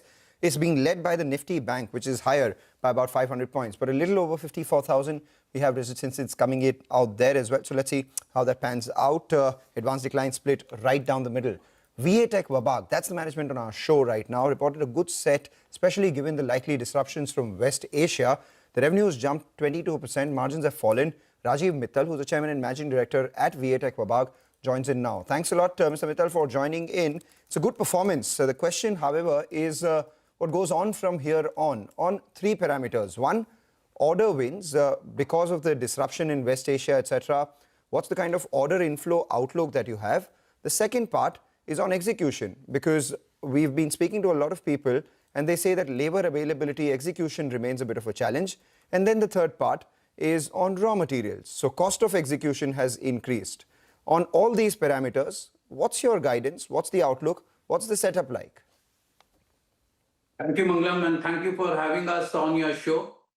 I think we are still very bullish. I've said this before, that today we are a multinational company with presences in more than 25 countries. So we are not dependent on one geography. Our risks are spread out. And even when you're talking about West Asia, I think all our execution of the projects are very much intact. And we have been performing well. All our sites are not disrupted. We have adequate workforce to give the desired output, and you can see from the numbers we have exceeded our expectation. So there is no disruption per se in the execution side. On the order intake side, I think we are at all-time high with 17,200 crore plus order backlog. So we are not short of orders. Yes, definitely we have seen some delayed decisions over the last 3 months, but I think it's fine. We are full with execution. It's a matter of time, and water is something where the decisions cannot be delayed beyond a point, both in the drinking water side or in the wastewater side, because it affects directly the people. So we are very much intact, and we have a very bullish order outlook. And last thing about your raw material prices, most of the orders which are under execution, we have already blocked our cost by placing orders both on the construction and on the supply. So we don't see much effect on the present execution. And the new orders, obviously, when we take, there will be a clause to negotiate if there is a continued to be price increase. So there also, we are not very concerned. So can you put numbers to the qualitative commentary that you've made? What's the kind of order inflow guidance that you have for this year, revenue guidance and margin guidance? I think, Mangalam, we have given this 3 years back. We don't give year to year or quarter on quarter guidance. We have given a 3 to 5 year guidance, which is, we are very much on it. You can see even this year, revenue guidance are very much what we had given. We had given a 15 to 20%, and we have already achieved more than 20%. And with the kind of order backlog we have, I'm sure we can do much better than 20%. When we will give our next guidance in next year, probably you will see that this CAGR number of 20% will further go up. And same thing on order. You have seen in this crisis, the water has come into discussion. They have been all talking about destroying each other's water assets. So I'm sure each country is going to build adequate reserve capacities of this water. So we see going forward, the governments are going to come up with a policy to have a spare or buffer capacities, which will also help us to build new plants. And even the margin guidance of 13 to 15% stays despite the inflationary impulse going up? In fact, Rima, yes, it does. And you have seen even this year, we are both on standalone, we are 14% plus, and on console, we are 13% plus. So yes, this margin guidance will stay and can improve. Right, Mr. Mittal, good morning. Yeah, water has been in the headlines, water desalination plants and threats to destroy it and whatnot, right? I mean, absolutely crazy stuff. Just one thing, in the Middle East, what is the value of projects under execution on some of the on the plants? I mean, total value in the region, Middle East? It should be close to about 5,000 crore plus. Don't hold me for this number. No, we won't. I'm guessing. it will be of that order of magnitude. Okay. And work on all this has continued through this over the last 2 months. Yes, yes, absolutely. And in fact, our people are very much there. They're all safe. We have housed them closer to the sites. We have thousands of laborers working. We have not seen any disruption. We just have to be very careful because the countries are very well organized. If there are any alerts, we just put them under safe shelter. Otherwise, the work is going on as usual. And that point that you mentioned, which is building buffer and spare capacity, have you seen any actual visibility? People picking up the phone and talking to you that this may, or have you seen this come through the pipeline with regards to, just projects being conceptualized or maybe just the idea being floated? Very much, Prashant, and we have seen it, and people are started talking about it. They have started hiring some advisories who can plan for this reserve capacities to be built. So like they used to build for oil, I think water is going to be the next oil, valuable resource, which is going to be taken care by building spare buffer capacities. 100%. It's only a matter of time. Right. Okay. Sir, there were two likely large orders from Saudi Arabia and Kuwait. CNBC had reported it. And you'd confirmed participation in them. Can you give an update on the status? Is it a part of your order book right now, that's 17,200 crore, or a part of L1, or when do you expect it to convert? Rima, first thing, we don't take orders in our order book if we are a preferred bidder. Okay. I think you're talking about two orders. One is in Kuwait, which is $384 million. This is not in order book. We are a preferred bidder. Other one is Hadda, which is a sewage treatment plant, another about 200 million plus. Both are in our preferred status, not in order book. And this should happen very soon. It's just got delayed, as I said before, maybe by a quarter. We definitely see this in second quarter or end of this quarter. We'll see this into our order book. All right. That's good enough for you to confirm what our colleague Vivek was picking up earlier. You will perhaps get the order and report it to the exchanges by the second quarter. For now, you are the preferred bidder. Thank you so much for joining in, Mr. Mittal, and giving us the update. As you were speaking, we did have some updates coming on MTAR Tech as well. They've bagged orders worth nearly 500 crore rupees from an international entity. The stock has been a buzz for a while right now. Maybe a part of this was what the street was sussing out, and now that we have the reason coming by, the stock continues to hold up high by about 4.5%. 500 crore order coming in. 25,000 crores on market cap now, and it's the best performing stock in the market. I think only Sterlite Tech perhaps has been. Yeah, but Sterlite it's a much smaller company, yeah. But this is a stock which has done well, even on days where there is news, no news, and on days where there is some news. But let's move on and talk about Healthcare Global. Next management on the show. The company has seen an operational improvement in Q4. Revenues are up 11%. The average revenue per patient has gone up by 3% and now stands at more than 84,000. Manish Matu, Executive Director, CEO at the company, Healthcare Global Enterprises, is now joining in. Thank you very much, Manish, for joining in. Rima here. Q4 revenue growth at 11.5% is slightly lower than the annual guidance. For the full year, you've met it. But particularly in Q4, it's been moderated. You've spoken about the low margin business exit, impact of Middle East, the medical tourism, etc. So I get over the medium term, you will get back to 15%. But just as this conflict continues to linger on, do you expect maybe in the first half of FY27, revenue growth will trend below that 15% mark, or have you seen an improvement in April and May? Hi, thanks, Rima. Good morning. I think in Q1 there may be some impact, but I think by Q2 we'll get over it. So I think we should come back to our guidance of 15% by end of Q2. That's where we feel, and it's not just the Middle East conflict that's impacted the revenues. It's also the fact that we have intentionally decided to pare down the low margin business in some markets, and that's showing up in an increased profitability and margin expansion. So so for the full year, it's a 15% revenue guidance holds, right? That's right. Okay. That's right. What about our margins? Because you have exited that low margin business, which is dilutive, but on the other hand, You're also expanding or opening up in North Bangalore, which will take some time to break even. So I suspect this year it could be a drag on your margins. What's the margin guidance for FY27, and when do you get to that aspiration of 23-24%?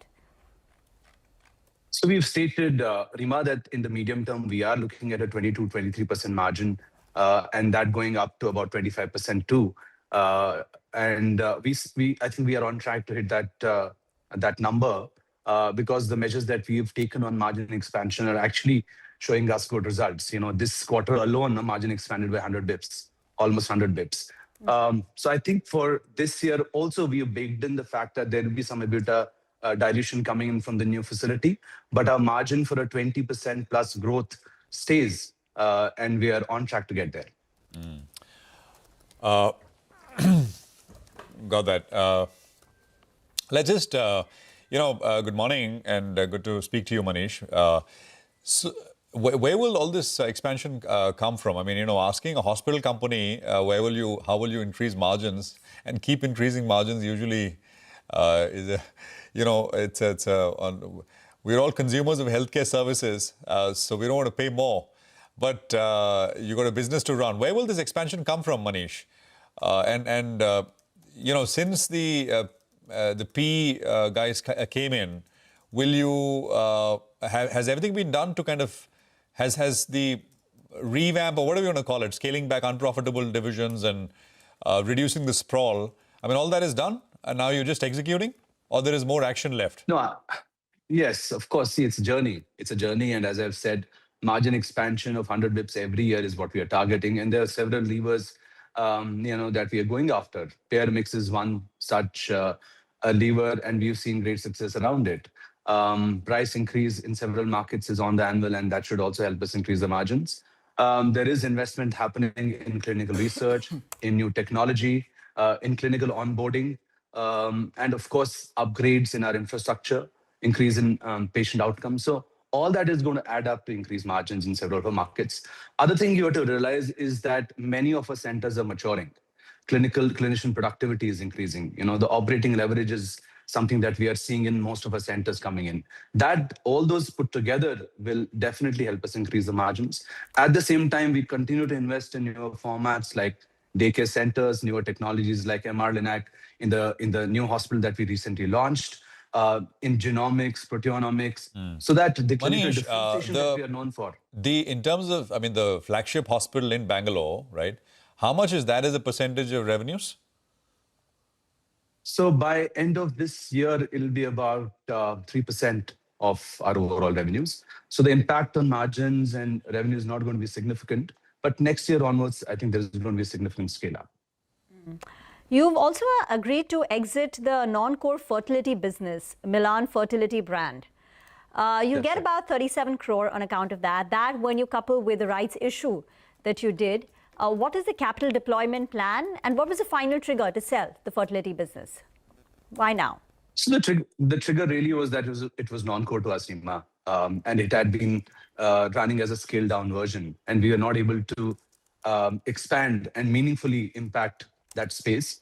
And as has been stated, our main core will be to invest in oncology going forward. So it was really a non-core business which we thought was best to divest. Right. And the deployment will happen in expansion in the brownfield and greenfield projects, which are coming up this year.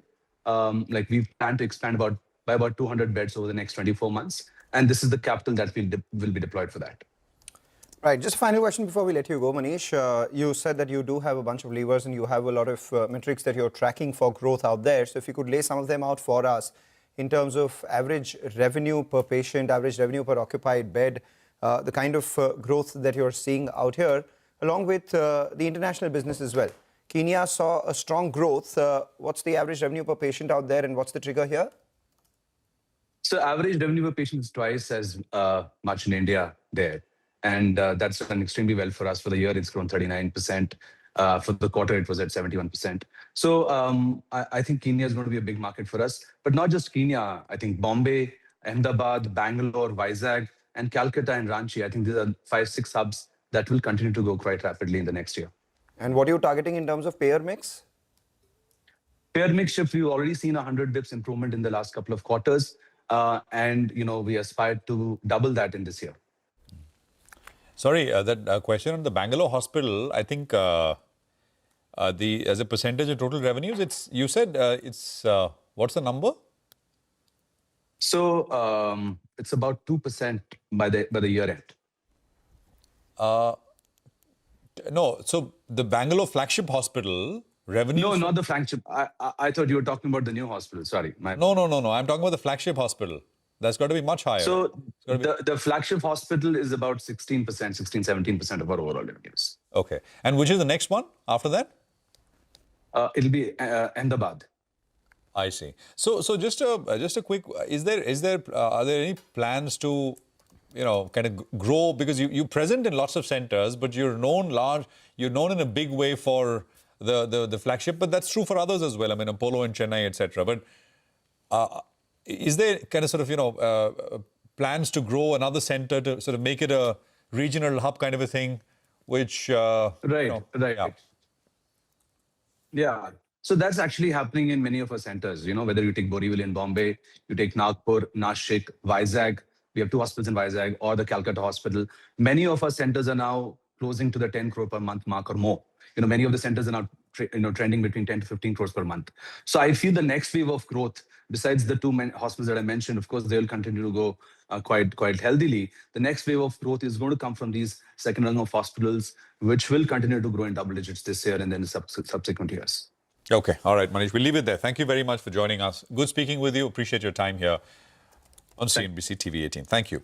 Well, 116 points and markets looking strong. We have Sudeep Shah of SBI Securities with us with a quick check on technical. Sudeep, how do you read it? We are at almost 23,800. Back at 23,800, I should say. Good morning, Prashant. Prashant, what I feel is that 23,600 now will act as a very important support. Last few days, we are seeing Nifty visiting with this 23,550, 23,600 mark and not convincingly even closing below that. So that is coming out to be a very important support. And on the other hand, 23,830, 23,850 is acting as a resistance since last 6 to 7 sessions. So what I feel is, looking at the volatility index, looking at the way the mid caps, small caps and select large caps are shaping up, eventually we might head towards 24,000, 24,200 levels. So buying on dips would be my strategy from here on, with 23,550 as a support on the downside. And stocks? Morning, Rima. The stocks that we like, there are 2 of them. The first one is Hindalco. We have seen a strong uptrend in Hindalco since last several weeks. And now the stock is sustaining at higher levels closer to 1100. So here, this can be bought with a stop loss at 1065. And the targets for the same would be 1145, 1170. The second stock, which is there on our radar, is from the auto ancillary space. It's a mid cap. And the stock is Gabriel India. So here also there has been a strong up move in the last several weeks. Post that last 5 to 7 sessions, there has been consolidation also. And the stock is holding firmly above the 200-day moving average as well as the 20-day exponential moving average since last 7 to 10 sessions. So what we feel is that from here on, around 1107 is where the stock is trading. The stop loss would be 1065. The targets would be 1150, 1180 on the upside. All right. Take that point. Thanks a lot for joining in and giving us your views, Sudeep. We'll take your leave on that note, and we'll actually take a short break as well with the news that the Nifty is doing extremely well right now, over 100 points, led higher by the Nifty Bank. On the other side, Manisha Gupta joins in with a focus on the commodities space.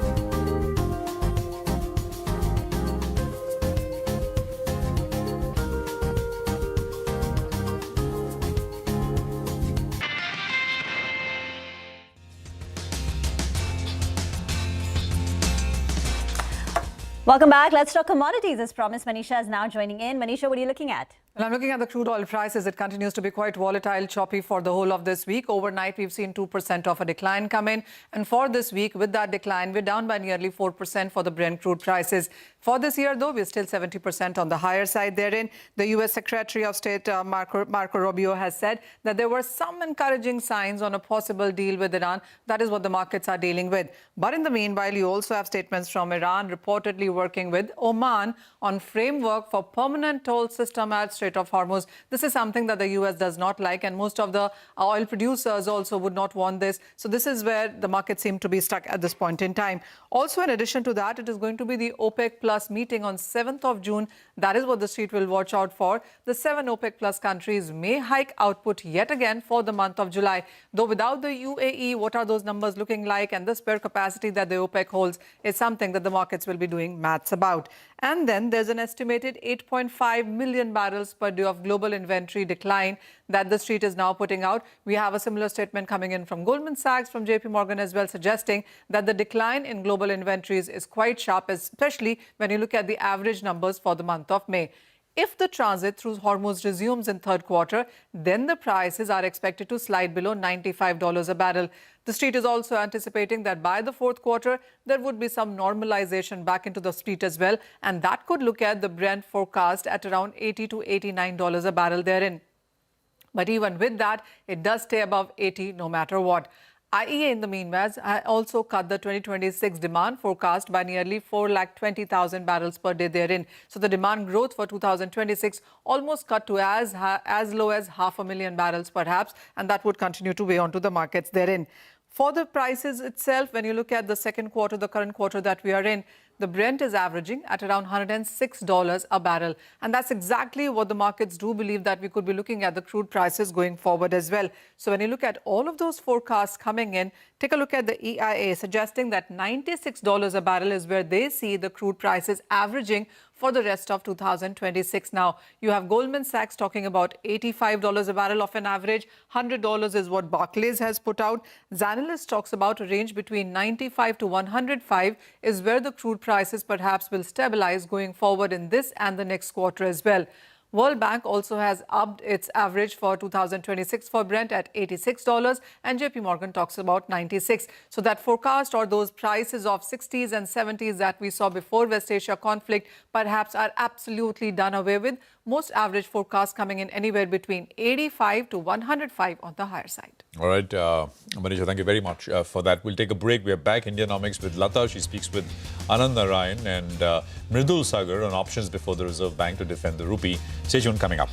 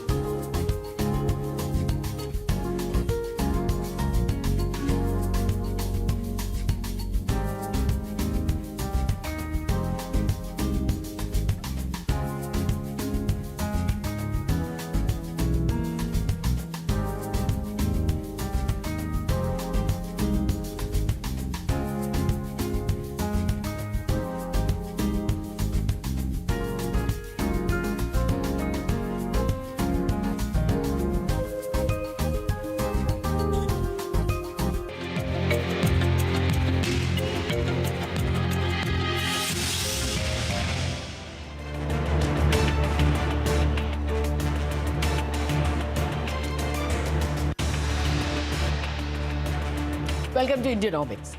The rupee has recovered a tad over the past 2 days, but remains one of the weakest Asian currencies in 2025 and 2026. Since the closure of the Strait of Hormuz itself, Feb 28, it has fallen nearly 6% again, more than other Asian currencies.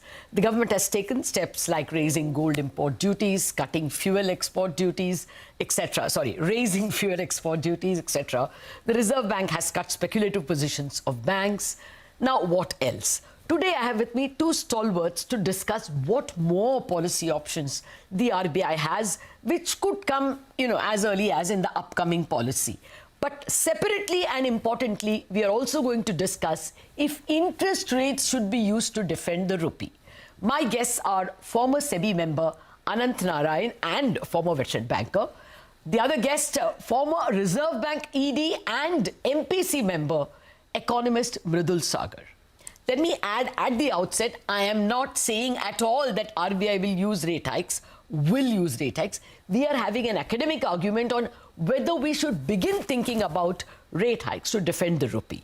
So, Anant, Mridul, with that intro, welcome to the show. Thank you very much for joining me, Anant, especially in the studio. So, let me start with you. We'll come to the interest rate debate in a bit. First up, without counting hikes, what more does the Reserve Bank have? They went hammer and tongs at the bank speculative positions. Can they do any more? Sure. Thank you for having me, Lata. So to start with, yes, there is overreaction happening in the currency market.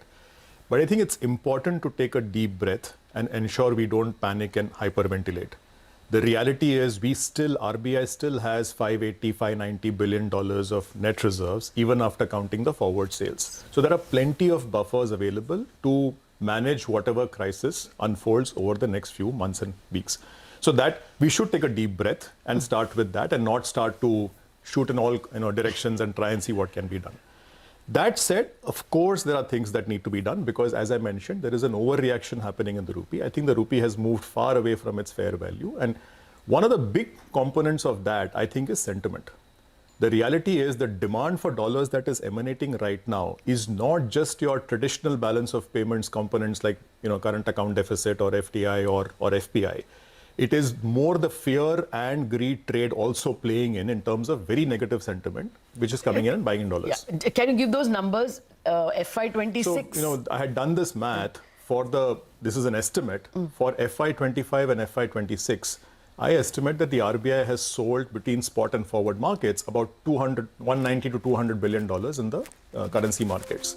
Against that, if I look at current account deficit, the FDI numbers and the FPI in equity for those two fiscal years, that's about $85 to $90 billion. So my point is that the amount of dollars that the RBI is selling, about $110 billion, for other purposes, which is likely hedging or speculative positions, is actually higher than the gap that you're seeing on the balance of payments, the normal components. So that sentiment has to change.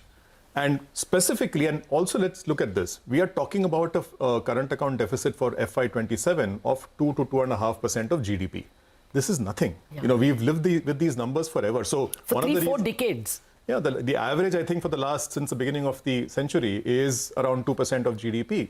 So these numbers are not extraordinary at all. So one of the reasons why we should not be panicking is precisely this. It's about getting 2% of capital flows again, net capital flows again, which is not beyond us. Okay. So I think changing the sentiment, particularly with respect to capital flows, would be a big area of my focus. There are hundreds of other variables. It's not a univariate equation.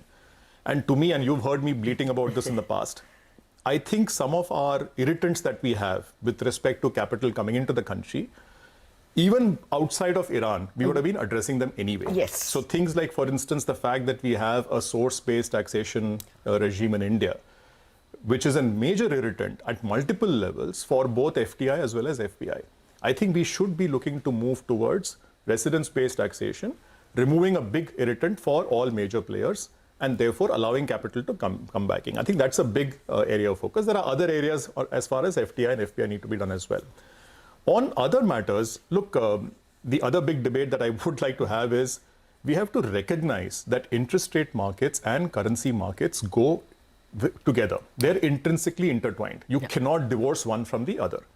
Now, to that extent, while we see a lot of debate saying, oh, the currency market should be freer, let the currency, find its own level, I don't see an equivalent debate happening about interest rate markets, which I think see a lot more intervention than even currency markets. Absolutely. So this lopsided argument, I think if we allowed the interest rate markets to be a lot freer, if you reduce the level of, to use the harsh expression, financial repression, I think you will find a natural balance at multiple levels, as where capital allocation is concerned, savings is concerned, capital flows is concerned, if you allowed both markets to be equally free. Fair point. So I think that's something that you have to move towards. Finally, I would strongly advise against measures such as capital controls at this point in time. As I said, we should not be panicking.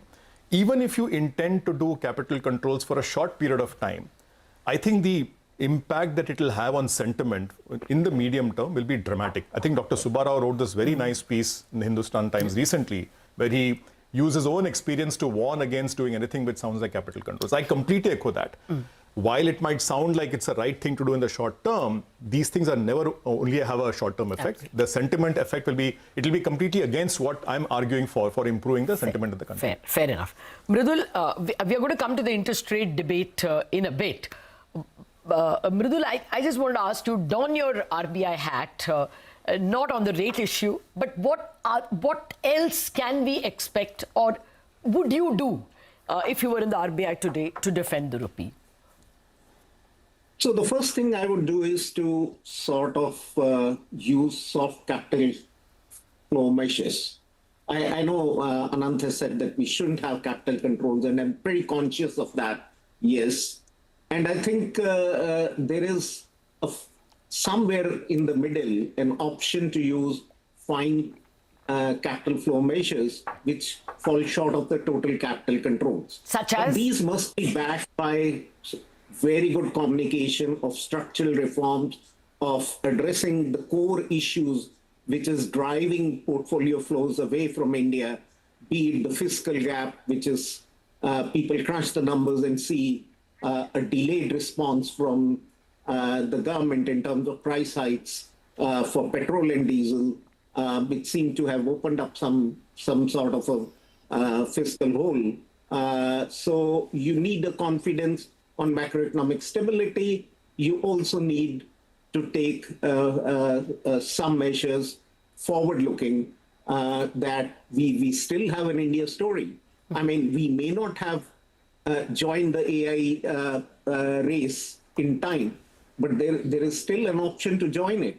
We need to create some sort of positive momentum to get into the... Oh. Okay, I think you have lost Mridul for just a bit. We'll get back to Mridul in a minute. I wanted to ask you the other thing that was floating around. The Indian sovereign doesn't want to raise sovereign bonds. They've made it amply clear time and again. There was a plan that semi-sovereigns like PSU banks can be asked to raise ECBs or bonds. Doesn't that sound like a good idea? Only the hedging cost borne by a Reserve Bank as a subsidy? I think the broad objective, Lata, has been to see if we can shore up dollars at short notice, maybe $60–70 billion, in order to give some confidence to the ecosystem and achieve what I was asking for, which is a little more confidence around the fate of the rupee. So I agree with that objective. I think, depreciation sometimes begets depreciation. It can become a vicious loop where negative sentiment can lead to more positioning and therefore becomes a vicious cycle. You have to arrest that cycle. We saw this in 2013, where the launch of the FCNRB scheme suddenly made a change as far as the sentiment was concerned, and that practically saw the peak on dollar rupee at that point of time, and we saw a correction thereafter. Having said that, I would again caution that the use of any kind of distortionary instruments has to be done with a lot of care and at the right time. We don't know how long this problem is going to continue for. Do you want to use all your arrows right now from the quiver, or do you want to keep something for later, particularly since all of them come at a cost, come at distortions, and you don't know what the unintended consequence can be.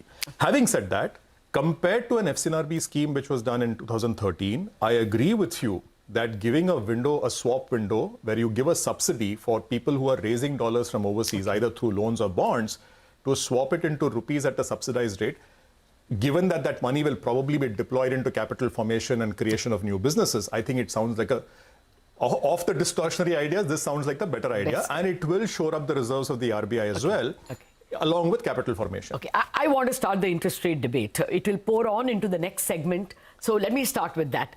Just give me your initial 1-minute comments. Mridul Sagar, do you think that at some point FIT, flexible inflation targeting, wants you to use interest rate for inflation and other steps for exchange rate? But at an extreme time when India's rupee is the worst performing currency for 2 years in a row, BOP is in deficit for 3 years in a row, should you not use rates to defend the rupee? Lata, you asked me at the time of April policy this question, and I did mention to you that I see rate hikes later half in the year. I still stand by that. I don't think we need to jump and raise the rates. This is a classic shock, which is cost push inflation in a stagflationary environment. And you need to see a clear evidence of generalization coming in, inflation expectations coming in. The first sign of it has emerged in terms of the latest WPI numbers, where the inflation has shot up to 8.3%, and the disperse of it is pretty large. But I won't go the way Bank of Indonesia or Bank of Philippines has raised the rate. Got it. Mridul, since we have to get into a break, Anant, first step, I'm going beyond what Mridul is answering. I'm saying it is not that inflation is on the horizon, because the Reserve Bank's scenario says that even if they accept $95 per barrel for the full year, their CPI forecast is working to only 5%. Not inflation. I'm asking you, should they use it purely to defend the rupee? I'm going to change the question, Lata. I'm going to ask the question, what should be forget about crisis and should you use interest rates right now for defending the rupee? That's a very extreme question. My broad point is, whether you like it or not, the three issues, which is interest rate markets, capital flows, and currency markets, are intertwined. You cannot divorce one from the other. This is the impossible trinity that we all know of, and Urjit Patel's report of 2014 also completely acknowledged it, and every economist and trader will acknowledge this as well. Now, changes in interest rates impact capital flows and currency markets, and vice versa, right? How does changes in interest rates impact? So, for instance, if the differential between Indian rates and the USD rates are too narrow, if it's only 1.5% or 2%, will foreigners come in and invest in our debt? On the contrary, will you actually see domestic high net worth individuals saying, I might as well take out my money and invest in, through the ODI route or LRS into US debt, where the differential is only 2%, which means that, I'm holding a hard currency at a pretty high rate compared to my own rupee currency, right? The second problem is, because, and I go back to my point about possible financial suppression in this country, because you've had a lot of intervention in interest rate markets, keeping the rates low. We know RBI did 8.8 lakh crores of OMO purchases. They kept the liquidity substantially high, 2 lakh crores of average liquidity surpluses, which obviously suppressed not just the overnight rates, but practically the entire yield curve, right? Now, when you have that and you have a taxation which is against investments into debt compared to equity, what happens? You have domestic investors moving away from your interest rate markets and putting more money into the equity markets. One, it reduces the amount of money available in credit markets. It doesn't allow it to develop. Second, you have potentially too much money going into equity overvalued markets and creating pockets of overvaluation, which in turn impacts FDI and FPI flows. So in a very vicarious way, there is an impact there as well. The third impact, the forward rate for dollar rupee depends upon the differential between the dollar and rupee interest rates. Anand, this will take time. I have to take a break, but I want to hear precisely this argument.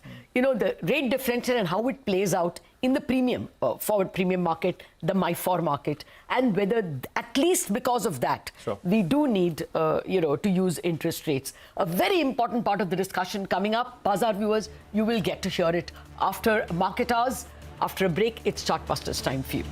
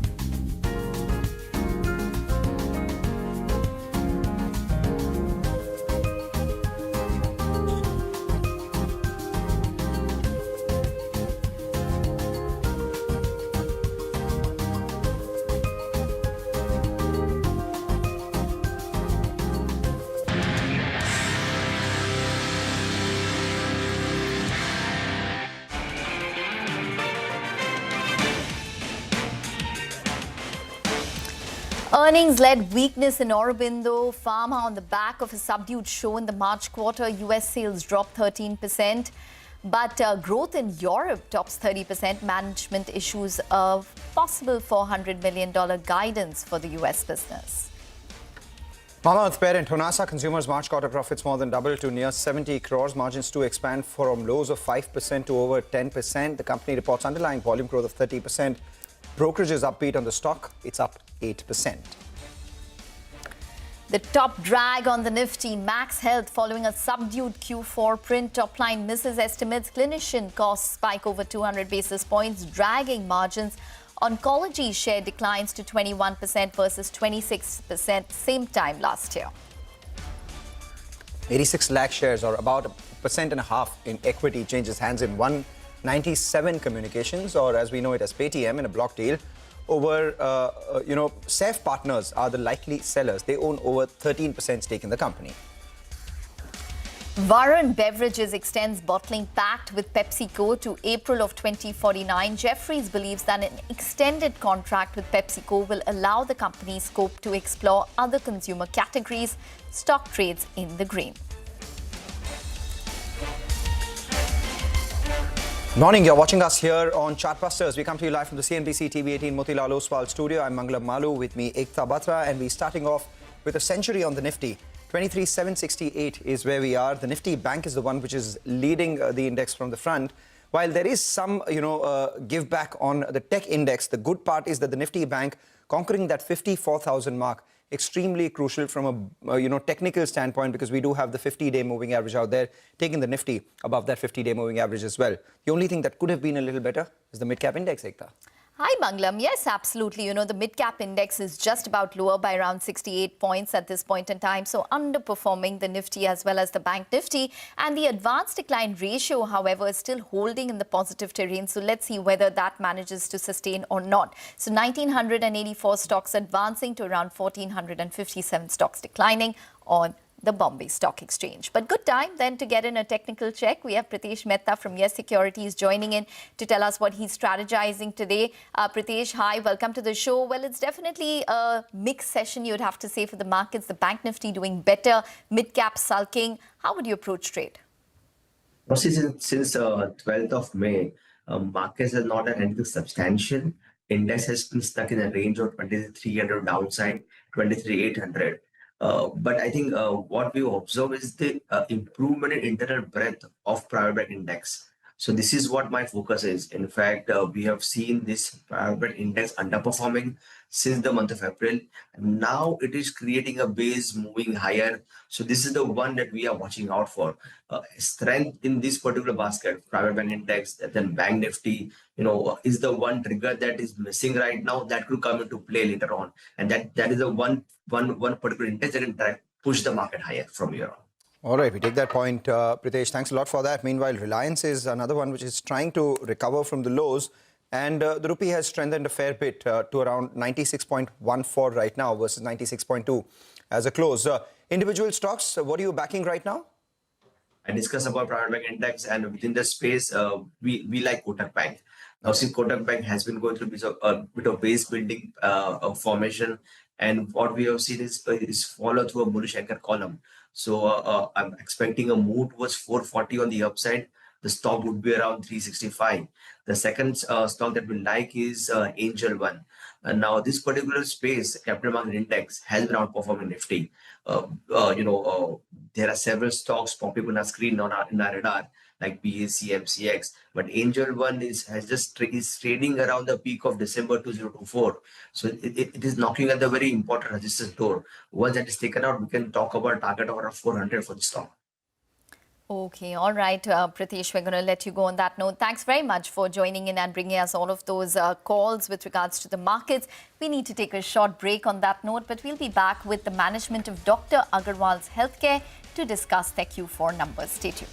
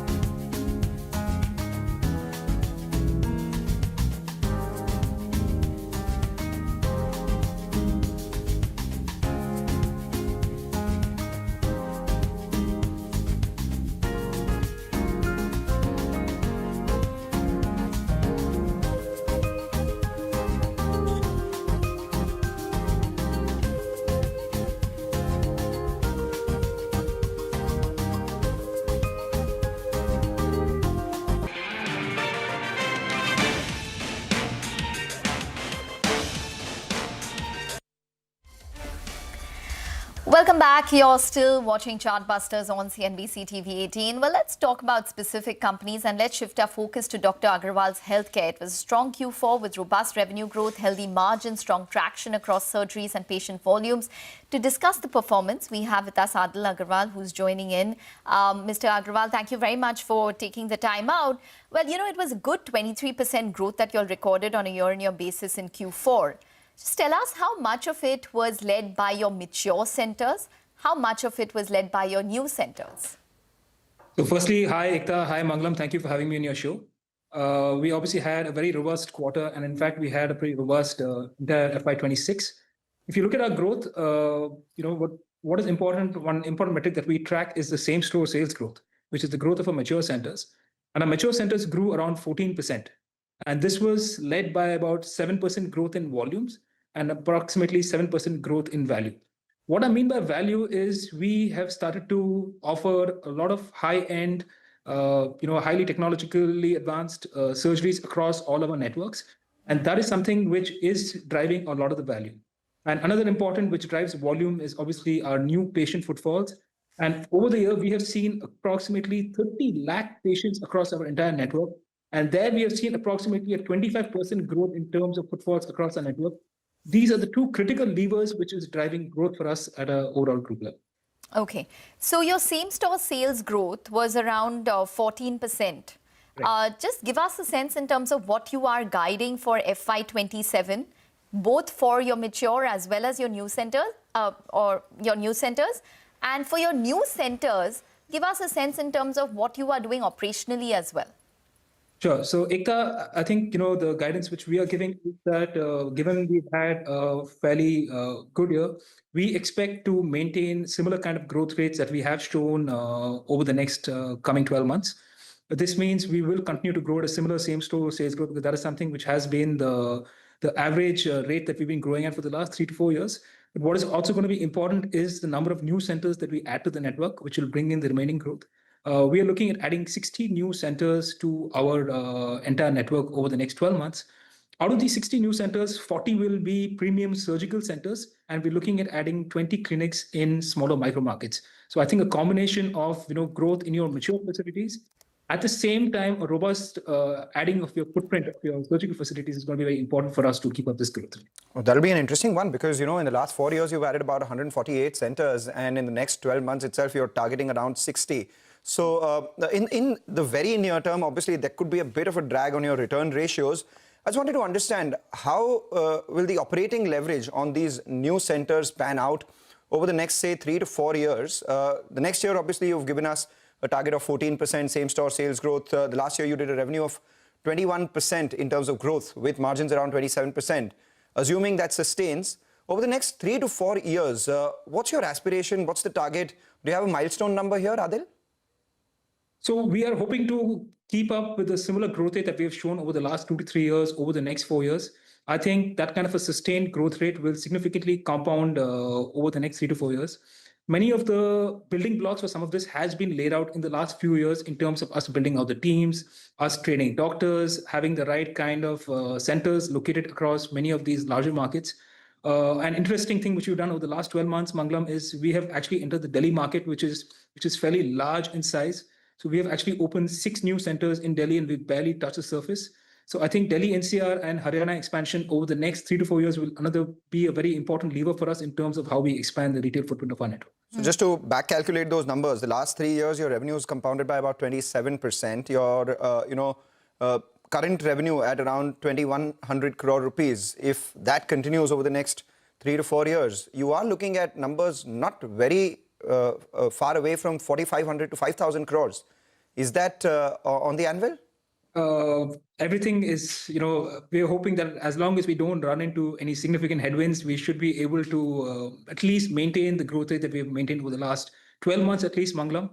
Anything beyond that will obviously be icing on the cake. But we're hopeful that, our teams continue to do great work. Our doctors are doing great work across all the centers.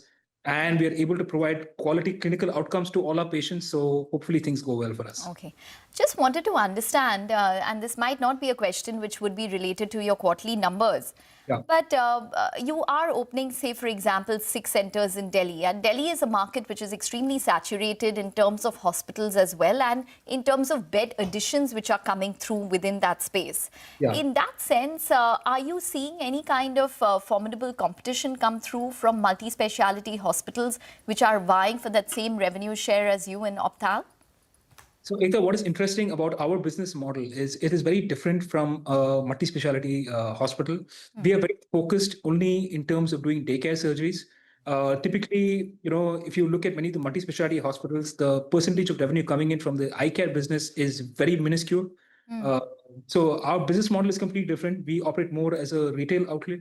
We focus on daycare surgeries. Patients walk in, get surgeries done, and leave within 1 hour. So the business model is completely different. We have typically not seen multi-speciality hospitals compete with us from that perspective. Okay. But would you consider running the Optal clinics for multi-speciality hospitals within their hospitals? Is that something you already do? Or is that something that you would consider? We do it in a few places, Ekta. For example, in Calcutta, we have a hospital where we run the eye department. But typically, the multi-specialty hospitals are very well equipped themselves that, they don't need us to run their hospitals. Given a chance, we are open to it, for sure. Right. What about the payer mix? Since it's, go in a day, come out, I don't know, what's the kind of insurance payer mix that you get out here? And if it was an overnight stay and insurers, the insured were allowed to avail benefits of that, do you think that would change your metrics? So if you look at our current payer mix, Mangalam, approximately 63% is cash and about 25 to 27% comes in from insurance and TPA. About 8 to 9% comes in from government payers. This trend, what we're seeing over the last few years is the actual contribution from insurance and TPA is slowly increasing. But if you compare us to the multi-specialty hospitals, they have a much higher percentage coming in from insurance and TPAs. The reason why the cash contribution from us is still higher is many of the procedures people still pay out of pocket. We have a retail arm, which is where we sell glasses and lenses, similar to what Lenskart does. That contributes to 13% of revenues. All these are revenue streams where people actually pay out of pocket and insurance doesn't cover some of these payments. Okay. All right. Mr. Agarwal, we're going to let you go on that note. Thanks very much for joining in and speaking with us. So the stock is at just about 480 odd rupees, down around 0.2%. We need to now shift focus to our special segment where we will now get you a few ideas for profit from Money Control Pro. Lekha Jamnani of moneycontrol.com joins in to talk about a stock that she's tracking very closely. Lekha, over to you. Yeah, so my stock pick is Vijay Diagnostics, which delivered an outstanding Q4 FY26 earnings, reaffirming its position as one of India's best-run diagnostic companies with industry-leading margins, disciplined expansion, and strong operating leverage. Its revenue grew 27% YOY to 219 crore, while EBITDA saw 39% with margins of 43.6%, the highest level seen in recent years. Our growth was driven by robust test volume, improving realization and successful geographic expansion into Pune and Gurugram through the Medinova acquisition. The company continues to benefit from structural tailwinds in preventive healthcare, wellness testing, and a shift towards organized diagnostic chains. Its new centers achieved a break-even within 2 quarters, highlighting Vijay's strong execution and ability to scale without sacrificing profitability. Management plans to accelerate expansion in FY27 with 4 to 5 new hub labs and 10 to 12 spoke centers across key markets while maintaining double-digit revenue growth and EBITDA margins around 40%. Its investments in AI-driven diagnostics, automation, and its entry into genomics are expected to enhance efficiency, turnaround times, and revenue per test. With a debt-light balance sheet, strong cash flows, and a proven track record of disciplined capital allocation, Vijay remains well positioned for long-term earnings compounding. Trading at 27 times FY28 estimated EV/EBITDA in line with this historical average, the stock offers an attractive opportunity to participate in India's fast-growing diagnostic sector. All right, with that, we'll take a short break, come back into more of the markets, a lot of stock-specific action. Keep it with Chartbusters.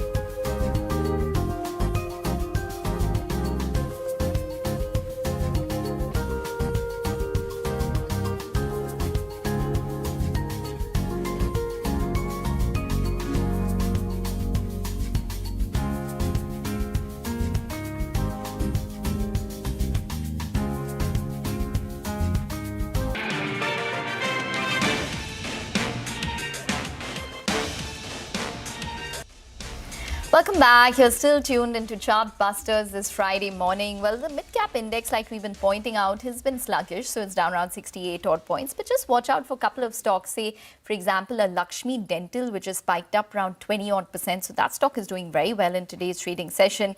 We also have a couple of other stocks such as Spark, which has done extremely well post its numbers. So that stock has now gained around 14% this week. But Honasa Consumer is surging after what was a good set of fourth quarter numbers. Manglam, tell us more about it. Well, you know, the operating leverage is finally beginning to show. And for all these new age companies, it seems like they're coming off age. For Honasa, after 18 months of, a problem with regards to their go-to-market strategy in the offline space, etc., things seem to be coming together. Let's see how that goes. The revenues grew by about 23%. The adjusted revenues for, the Flipkart business is actually a 28% revenue growth. And they've reported their highest ever EBITDA ever since they've listed. In fact, it's 77 crores. This compares with about 27 crores. So that's an over 180% jump. Margins have come in at 11.5% versus 5%. And the net profit on that 25 crore turns into 60 crores as well. Looking at all of this, the company has gone ahead and, announced their maiden dividend of 3 rupees per share as well. Ad spends, which were 34%, have come down to 32.9%, and other expenses, which were about 22.5% of sales, come down to 14.8%. So that explains the operating leverage play out here. The underlying volume growth has been 30%. Importantly, Mamaearth, which is their mainstay business, that's grown in teens. The important part is the younger brands, which are the newer brands of the company, which are diversifying away from the mainstay, have grown over 40%. And some of them have actually turned EBITDA positive as well. So all these factors doing well for them. Let's see where it goes from here on. The stock up 6% right now. But over the last, years or so, if you look at it from the post-listing high of upwards of 500 rupees, it's still a fair distance away. And it was only very recently that it crossed its IPO issue price of 324 as well. So at higher levels, do we see some sellers or do we see more interest coming by? It will be the important part. Okay, that's on Honasa, but Nykaa.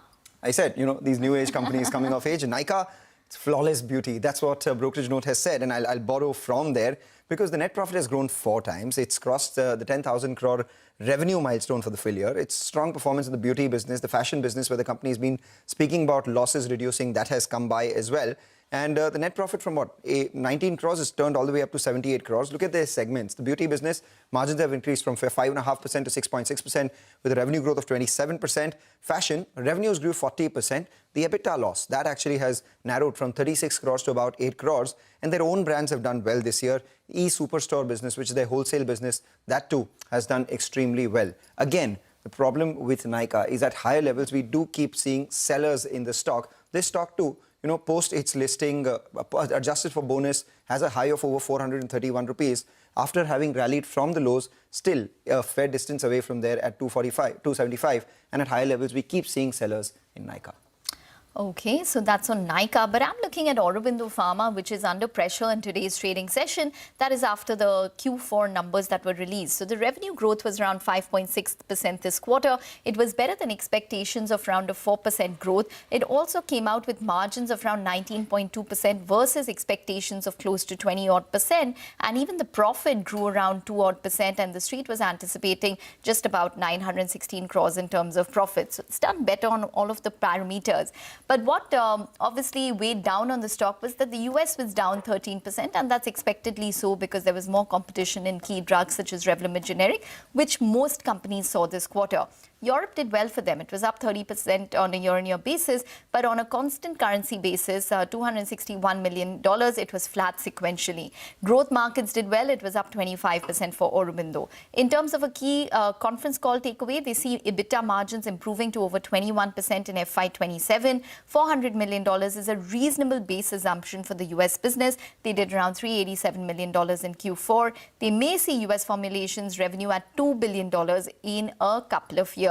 Europe, companies looking at double-digit growth in constant currency. They're looking at licensing opportunities in Aurobindo, but when it comes to acquisitions, they're currently focusing on the Lanet acquisition and the integration of that. Remember that the stock already went into its numbers at a 52-week high. It hit around 1,550 odd rupees, which was a fresh 52-week high for the company, and it's gained around 24% in the past 6 months. So there is some amount of profit booking in what is a largely operationally in-line quarter and a working quarter for Aurobindo.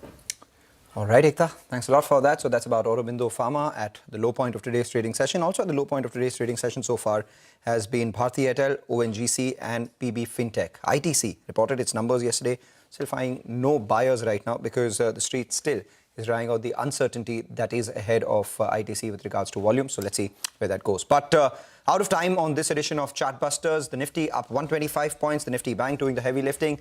We take your leave from Ekta May. Thank you so much for watching. The team of Trading Hour comes up with the market action after this short break.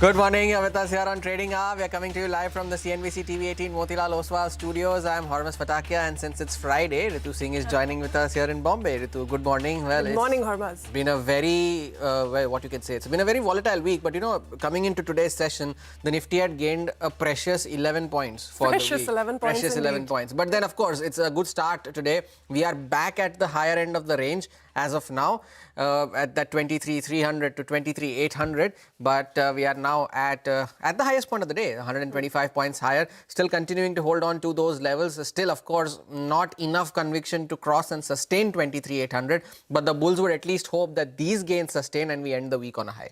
I hope so. And, you know, Friday is a good time to end the week on a green. The screen is looking pretty good today. And the banking pack, that's doing pretty much all of the heavy lifting in trade, up about 590 points. That's the bank Nifty. The IT pack was seeing some weakness in trade earlier, but now it's seeing some gains, about 92 points higher on the IT pack as well. The advanced decline ratio tells you that almost 1.5 stocks are advancing. That's, 1780 stocks are advancing for the rest of the stocks that are declining on the National Stock Exchange. So the market setup looks good today. In terms of sectorally, what's doing well apart from the banking pack is, the metal pack, the auto pack, even the IT pack now back in the green. But what's dragging the market slower is the pharma pack, realty and energy. But let's, as always, go across to Hormuz to put a spotlight on the top movers in trade. And the bulls would definitely be hoping that we at least manage to end at the highest point of the day, if not more, because as has been the trend over the last 6 sessions, the index has been managing to test both the lower end and the higher end of the range, but is only managing to close between the 23,600 and the 23,700 zone. So at least the bulls would hope that this level at least sustains if we don't manage to cross 23,800 as well.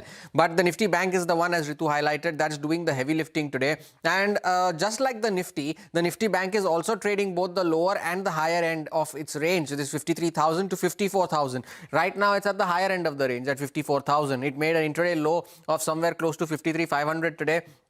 And since then has continued to move higher. And it is the heavyweight banks that are putting their hand up today, or HDFC Bank, ICICI Bank, gains of anywhere between 1 to 2%, Kotak Bank 2, Axis Bank is the outperformer here, 2% higher now on the stock. But earnings reactions today are more predominantly on the negative side more than the positive ones. Engineers India is, well, off the lows of the day. At one point the stock was down around 10%. Max Healthcare, though, is the top index loser today, 6% lower. Sun TV down a similar quantum. And Aurobindo Pharma, after its earnings call, is down 6% as well. You take a look at some more earnings reactions today. They too are on the negative side, barring Honasa Consumer. That stock is up 5.5%. Is doing well from jumping past its issue price now. 380 on the stock. Welspun Corp and LG Electronics. LG Electronics is now down well over 15% from its listing price, which was over 1,700 rupees.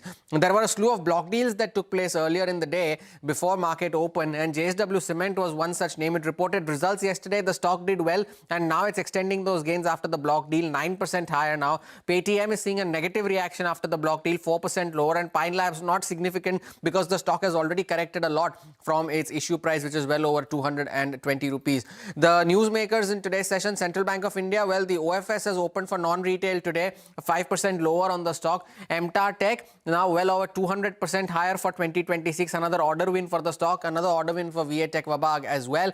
And lastly, stocks at 52-week highs in today's session. Sandhar Tech, D Development, both of them reported results yesterday, and Triveni Turbine too, 3.5% higher at a 52-week high. All right, Hormuz, thanks very much for running us through that list as always. Max Health is the top Nifty loser today. That follows a subdued fourth quarter print. The top line missed what the street was estimating. The clinician costs spiked over 200 basis points that dragged the margins. So let's go across to Ekta Batra for the fine print of these earnings. Ekta. Well, yes, definitely a subdued quarter, which is coming from Max Health. Revenue was up around 10-odd%. Street was anticipating around 14% growth. Margins came in under pressure on a year-on-year basis, but it was better than at least what the street was anticipating at around 25%. And profit was just about higher by around 3-odd%. Street was anticipating over 415-odd crores in terms of profits. Now, the share of oncology has dropped this quarter to 21% from 26% and 24% sequentially due to the discontinuation combination of select chemo drugs for institutional patients. This is something that took place last quarter as well, so it's extended into this quarter. The margins were lower because clinician costs have risen around 230 basis points year-on-year. EBITDA per bed improved on a year-on-year basis, or rather on a Q-on-Q basis, but it was flattish year-on-year. Other segments did well. So Max Labs were up around 14%. We had Max Home, which was up around 30-odd% in terms of revenue as well. Overall, this was the performance for the company this time. The street seemed to be a little disappointed in terms of the revenue as well as the margin performance. Ekta, thank you for that update there. Max Health, as we just highlighted, the top loser on the index today, 6% lower on the stock. Now, the big event to watch today, though, is the RBI board meeting to decide on the surplus transfer to the government for FY26. Now, Ritu has hopped over to the other wall, and she's here to tell us all the important highlights from that. Ritu.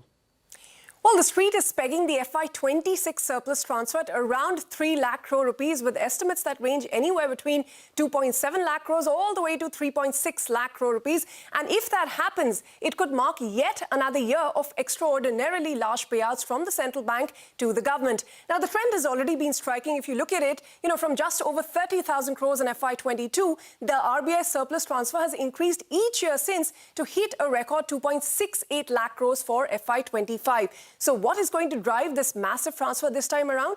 Of course, the RBI's earning profile has strengthened significantly through FY26. The bank benefited from gains on foreign exchange interventions, higher returns on its large foreign asset holdings, elevated global bond yields through much of FY26 also boosted the income on RBI's forex reserves, while higher interest income from government security holdings, all of that would have added to the surplus. Now, a quick explainer on how the dividend math actually works. The RBI earns its money from one forex reserves, of course, the government bond holdings, dollar sales, the liquidity operations, and from that, then it deducts the expenses, which are relatively smaller, such as currency printing, operational cost, the staff expenses, and monetary, operation costs. But before transferring the remaining surplus to the government, what RBI does is set aside money as a safety buffer, which we call the contingency risk buffer, or CRB. In simple terms, RBI surplus equals income minus expenses minus the risk provisions or buffers. And the CRB, that is the key variable that markets look at, because under RBI's economic capital framework, this CRB can range between 4.5% to 7.5% of RBI's total balance sheet. The higher the CRB, of course, the lower the payout to the government, and the lower the CRB, the higher the surplus transfer. Now, last year, RBI had set the CRB at 7.5%, which is at the upper end of the range, and it still delivered a record payout. So the markets will now watch whether that continues, with a conservative buffer, or RBI is able to release more surplus to the government this year. And that payout matters immensely for the government's finances. For FY27, the government has budgeted about 3.16 lakh crores, and this is combined dividends from RBI, from all the PSU banks and financial institutions. Now, the RBI transfer itself has become very critical as a source of non-tax revenue for the government. It improves the cash balances of the government. It helps contain the borrowing pressure, and it, of course, creates more fiscal space for capex and for spending. Now, in FY25, for instance, the RBI dividend accounted for about half of the government's total non-tax revenue. So a large RBI payout, therefore, does more than just boost the coffers, an important number that the markets, economists, investors, all of them watch very keenly. We'll all be watching for that very keenly as well. Of course, I stand corrected. It was not the highlights, they were the expectations from the RBI board meeting today. Ritu, thank you for that. In fact, the currency has now appreciated past the mark of 96. So it's the fourth day after 4 days is the rupee is now below 96 against the dollar, and it's now appreciated nearly 1% from that record low of 96.96 that it had declined to on the 20th of this month. To take a short break, on the other side, we're back with the management of Nucleus Software to talk about their fourth quarter results and the road ahead. Stay tuned.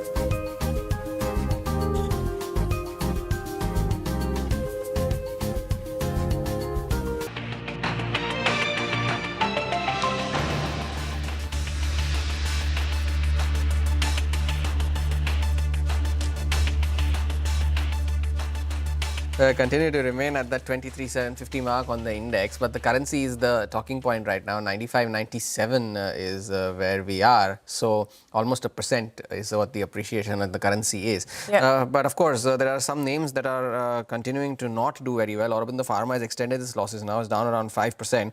Wellspun Living is down a similar quantum. Glenmark is down a similar quantum as well.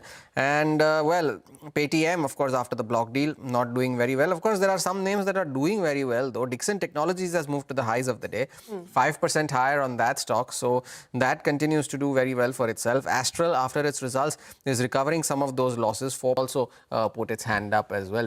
There are other new age companies. You also have Pine Labs that has jumped up in the last hour of trade. In fact, if you pull that up, it's up almost more than 2% now. A lot of that gain coming in just in the last hour.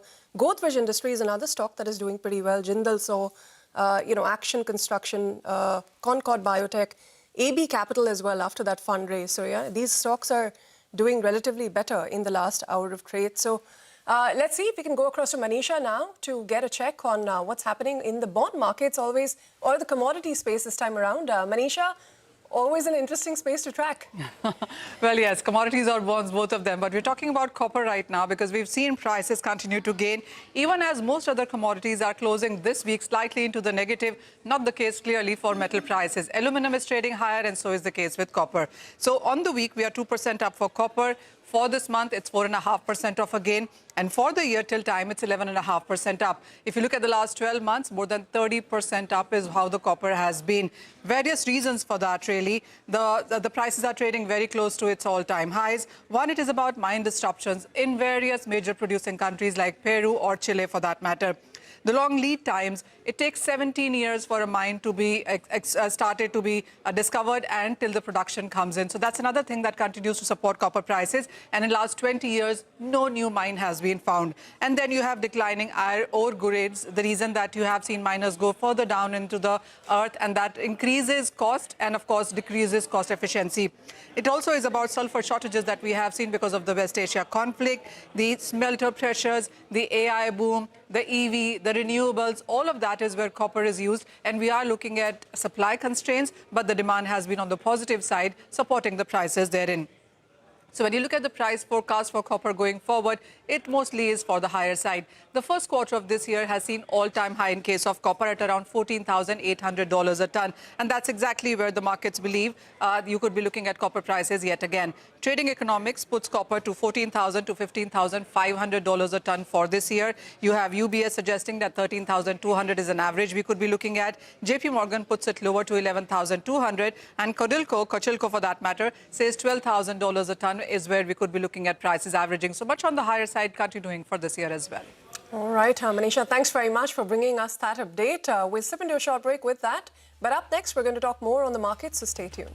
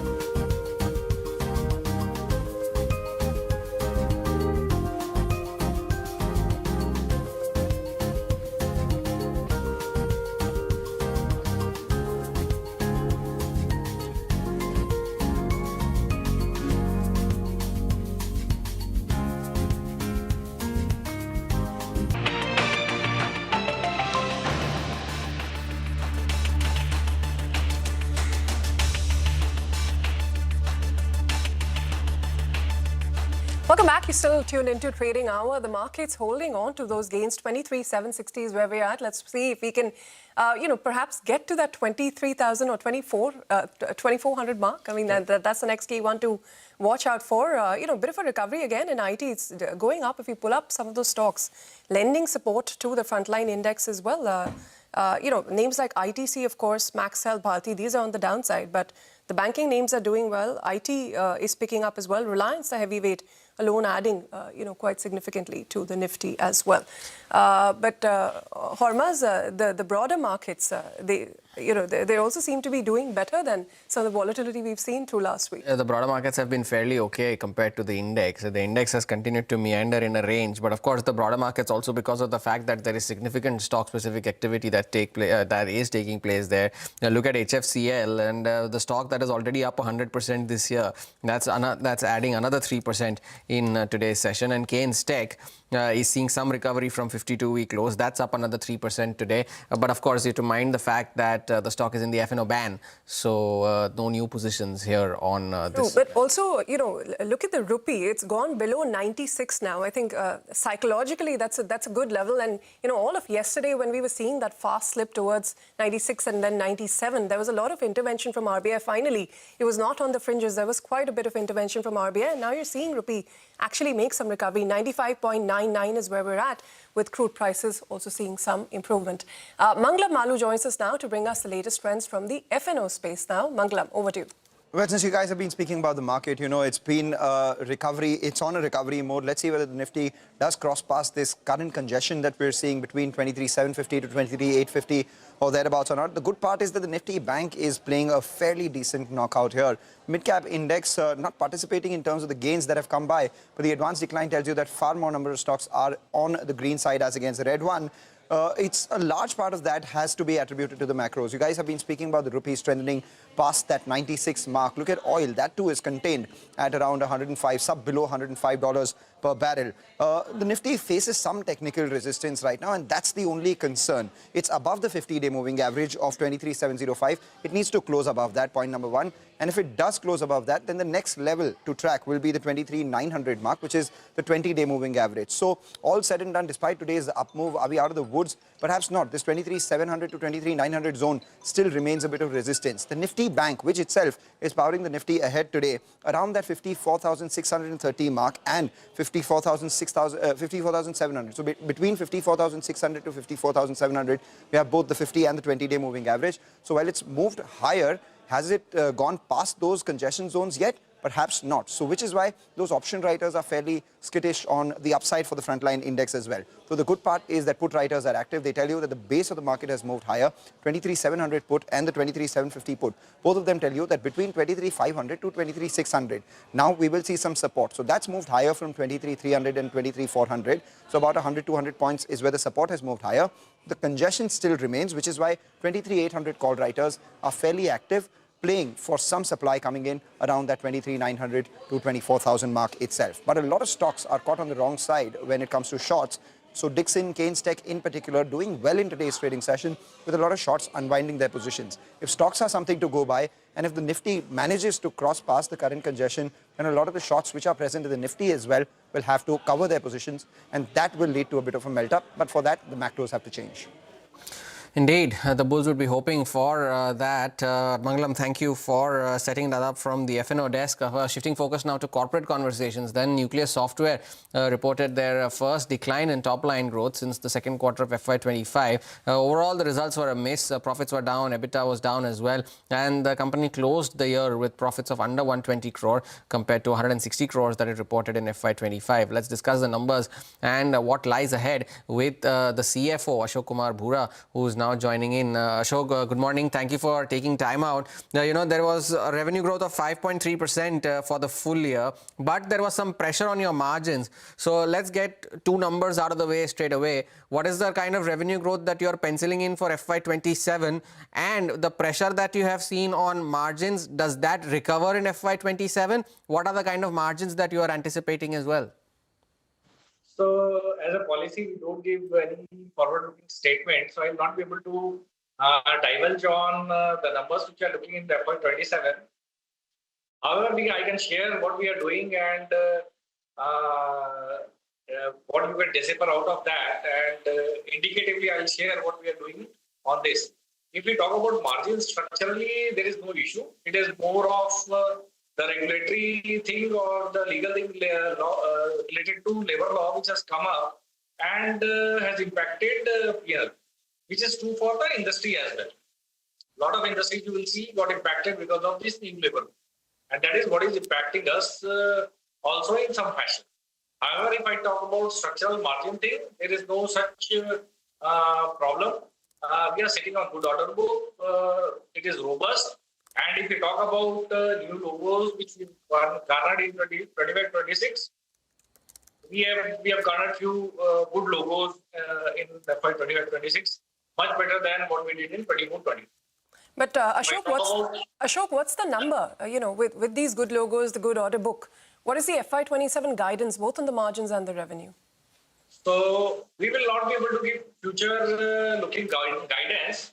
I am sharing what, as a company, we are doing fundamentally. We continue to invest in AI-ready products and enhancing our capability on AI and AI talent. So that is what we are looking at, because a lot of our customers are looking for AI innovations and addition in the products, and we want to be ahead of the curve, and that is where we are investing. So in short term, you might see some pressures on margin because of this, but however, in the long run, definitely that will pay off. Okay, you may not want to give us a number, Ashok, but will FY 27's revenue growth be better than what FY 26 was? We are sitting on a robust order book, which is almost 50% better than the previous years, and hopefully that should play out in coming years, and we look forward to a positive outlook. Ashok, could you spell out what the order book is now and the growth in the product and business services as well, what that's like? So, and if I talk about our closing order book, it will be in the tune of above 1,000 crores.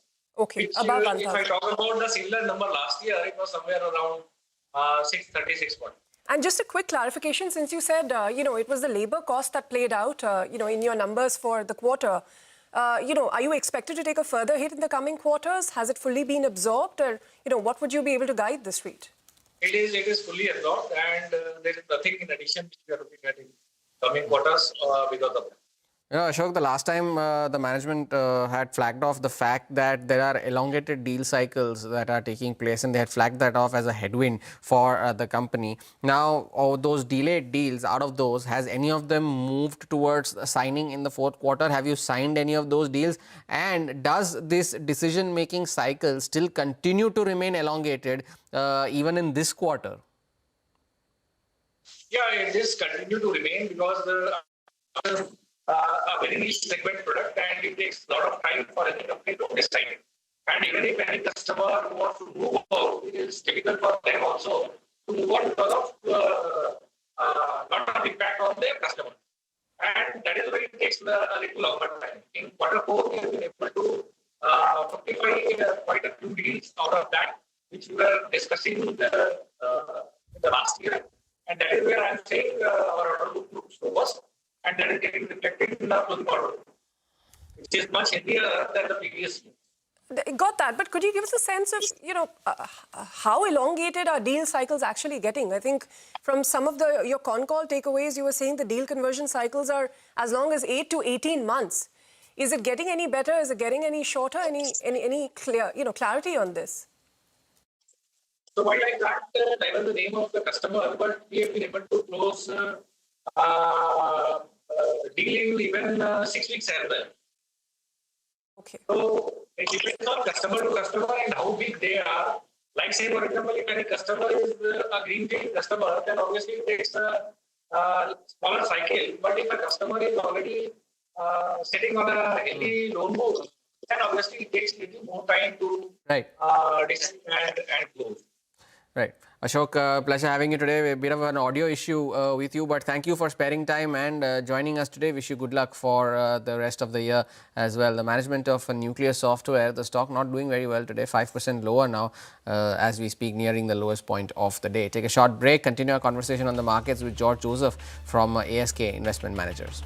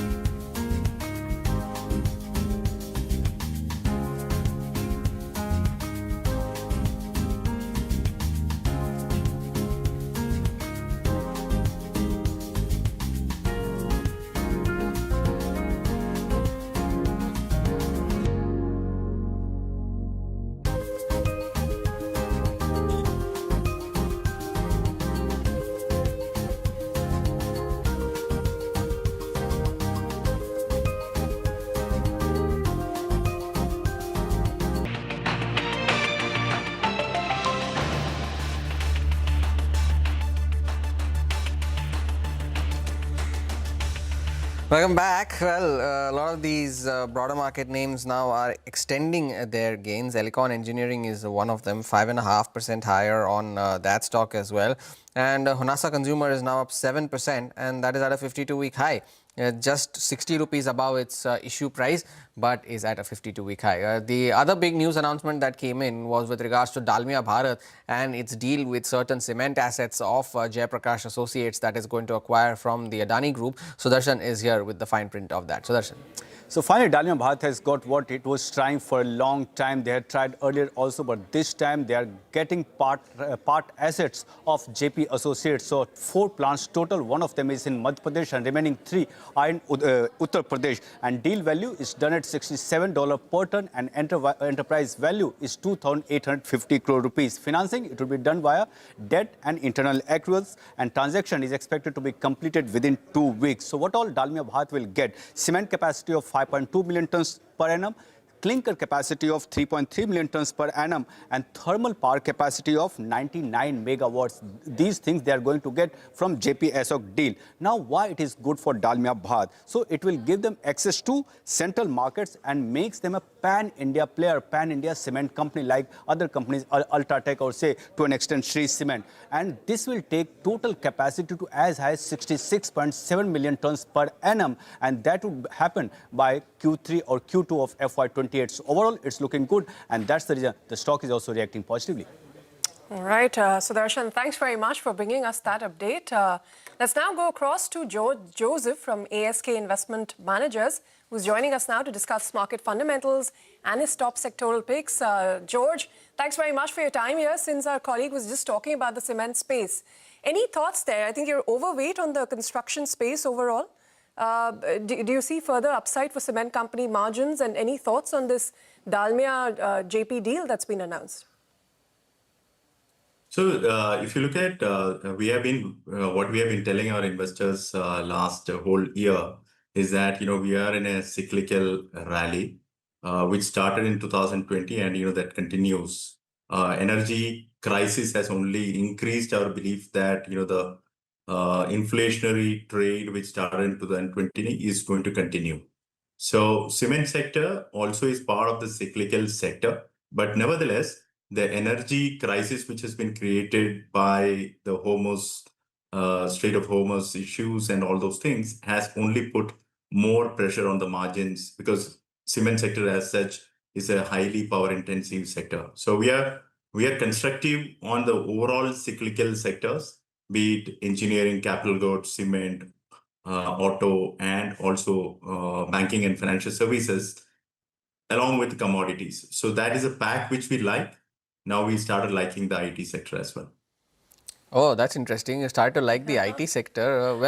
What drives your optimism on this, George? Because the situation on ground has not changed materially, barring the fact that the stocks have corrected significantly and there is some valuation comfort for this. You'd want to know what's driving this optimism for you on IT? Yeah, interestingly, as a fund manager, I have been trained over the last 25 years to focus on cash flows and valuations. And what the market does later on is all, not in my hands. So when I look at from that perspective, fundamentals, valuations, and also the structure at which, the sector is poised, there are a lot of negativities around, the Anthropic announcement, and because of which the stocks are corrected. As you rightly mentioned, nothing has changed on ground. The companies are delivering results as usual. There was a lot of expectation saying that the companies will not exist going forward. We are of the opinion that these are all IT services companies. Technologies are under disruption, and Indian companies are nowhere near in the technology space. They are technology services companies which handhold companies to improve their technology offerings, and that's where all the technology capability in various enterprises, consulting as well as handholding is something done by our Indian companies. And there is not going to be material difference in the whole scheme of things. As technology is used more and more, you also agree that the services revenues actually has to go up. So on one side, people are worried about the technology services companies, their repetitive jobs will go away, and so on and so forth. But at the same time, you will agree that the valuations are really undemanding, with the concerns emerging, and the growth prospects from the AI-led revenues. AI-led transformation is definitely on cards, and that is something as a new business which will come for these companies. But AI-led revenues, no visibility is there. That's where the whole concerns are at this point. And so when you get these concerns for high-quality businesses like IT sector, strong cash flows, valuations, we have turned positive, and we have been upping the investments in those space. I just had a follow-up to this, George. A doomsday scenario aside, but there have been updates that Anthropic and all of the other AI companies have been putting out, which do a lot of things that the Indian IT companies are already doing. The SaaS bit, yes. And but so are you trying to say that valuations and cash flows are the only reasons why you've turned positive? And if you have, where within this have you turned positive? Are it the large cap IT names, which are the services solutions providers, or within the ER&D space, and so on? Where are you increasing your allocation within IT?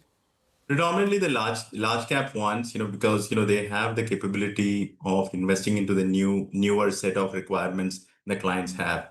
And having said that, the point which you're making is very interesting. So most of these technologies providers, be it Claude or all of these companies, they can't be system integrators. So nowhere in history it has happened that way, that mainframes came in. IBM mainframes came in. The companies of Indian context, the IT services companies were the ones which will implement and do the system integration for enterprises. So that will continue for these as well.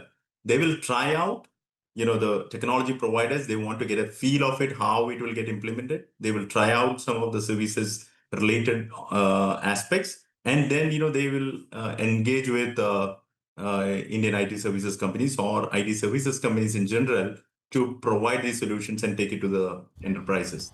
Enterprises are very, very complex. Yeah, George. Yeah. Just very quickly, since we're running out of time, these specific names that you've exited, Bharti Airtel, Titan, Bajaj Finance, Samvardhana Motherson, these have done well recently. Any particular reason? I mean, is there no valuation comfort here, no upside you see?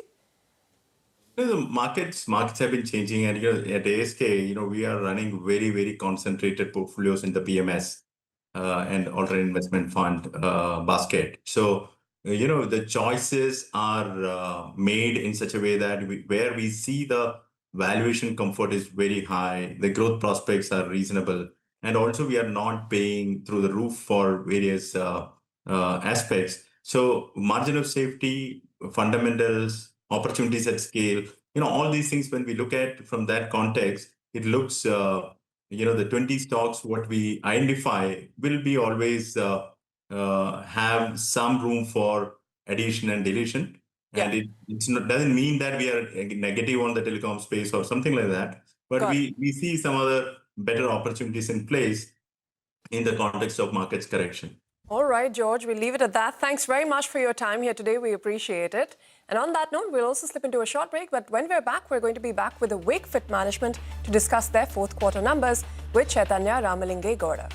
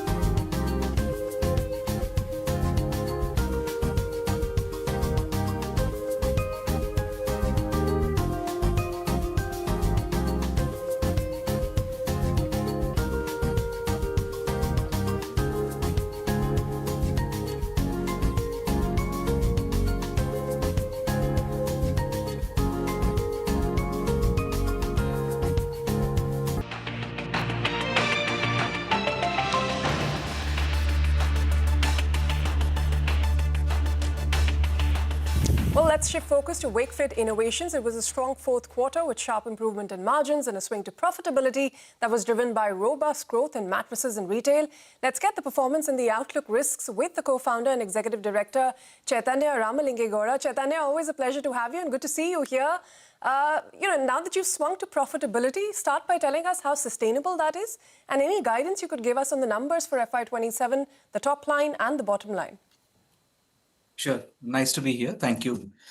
So like I've always mentioned, Wakefit has been a largely profitable company in the last 11 years of our existence, except for the 2 years when we went into the greenfield project of setting up one of India's largest furniture factories.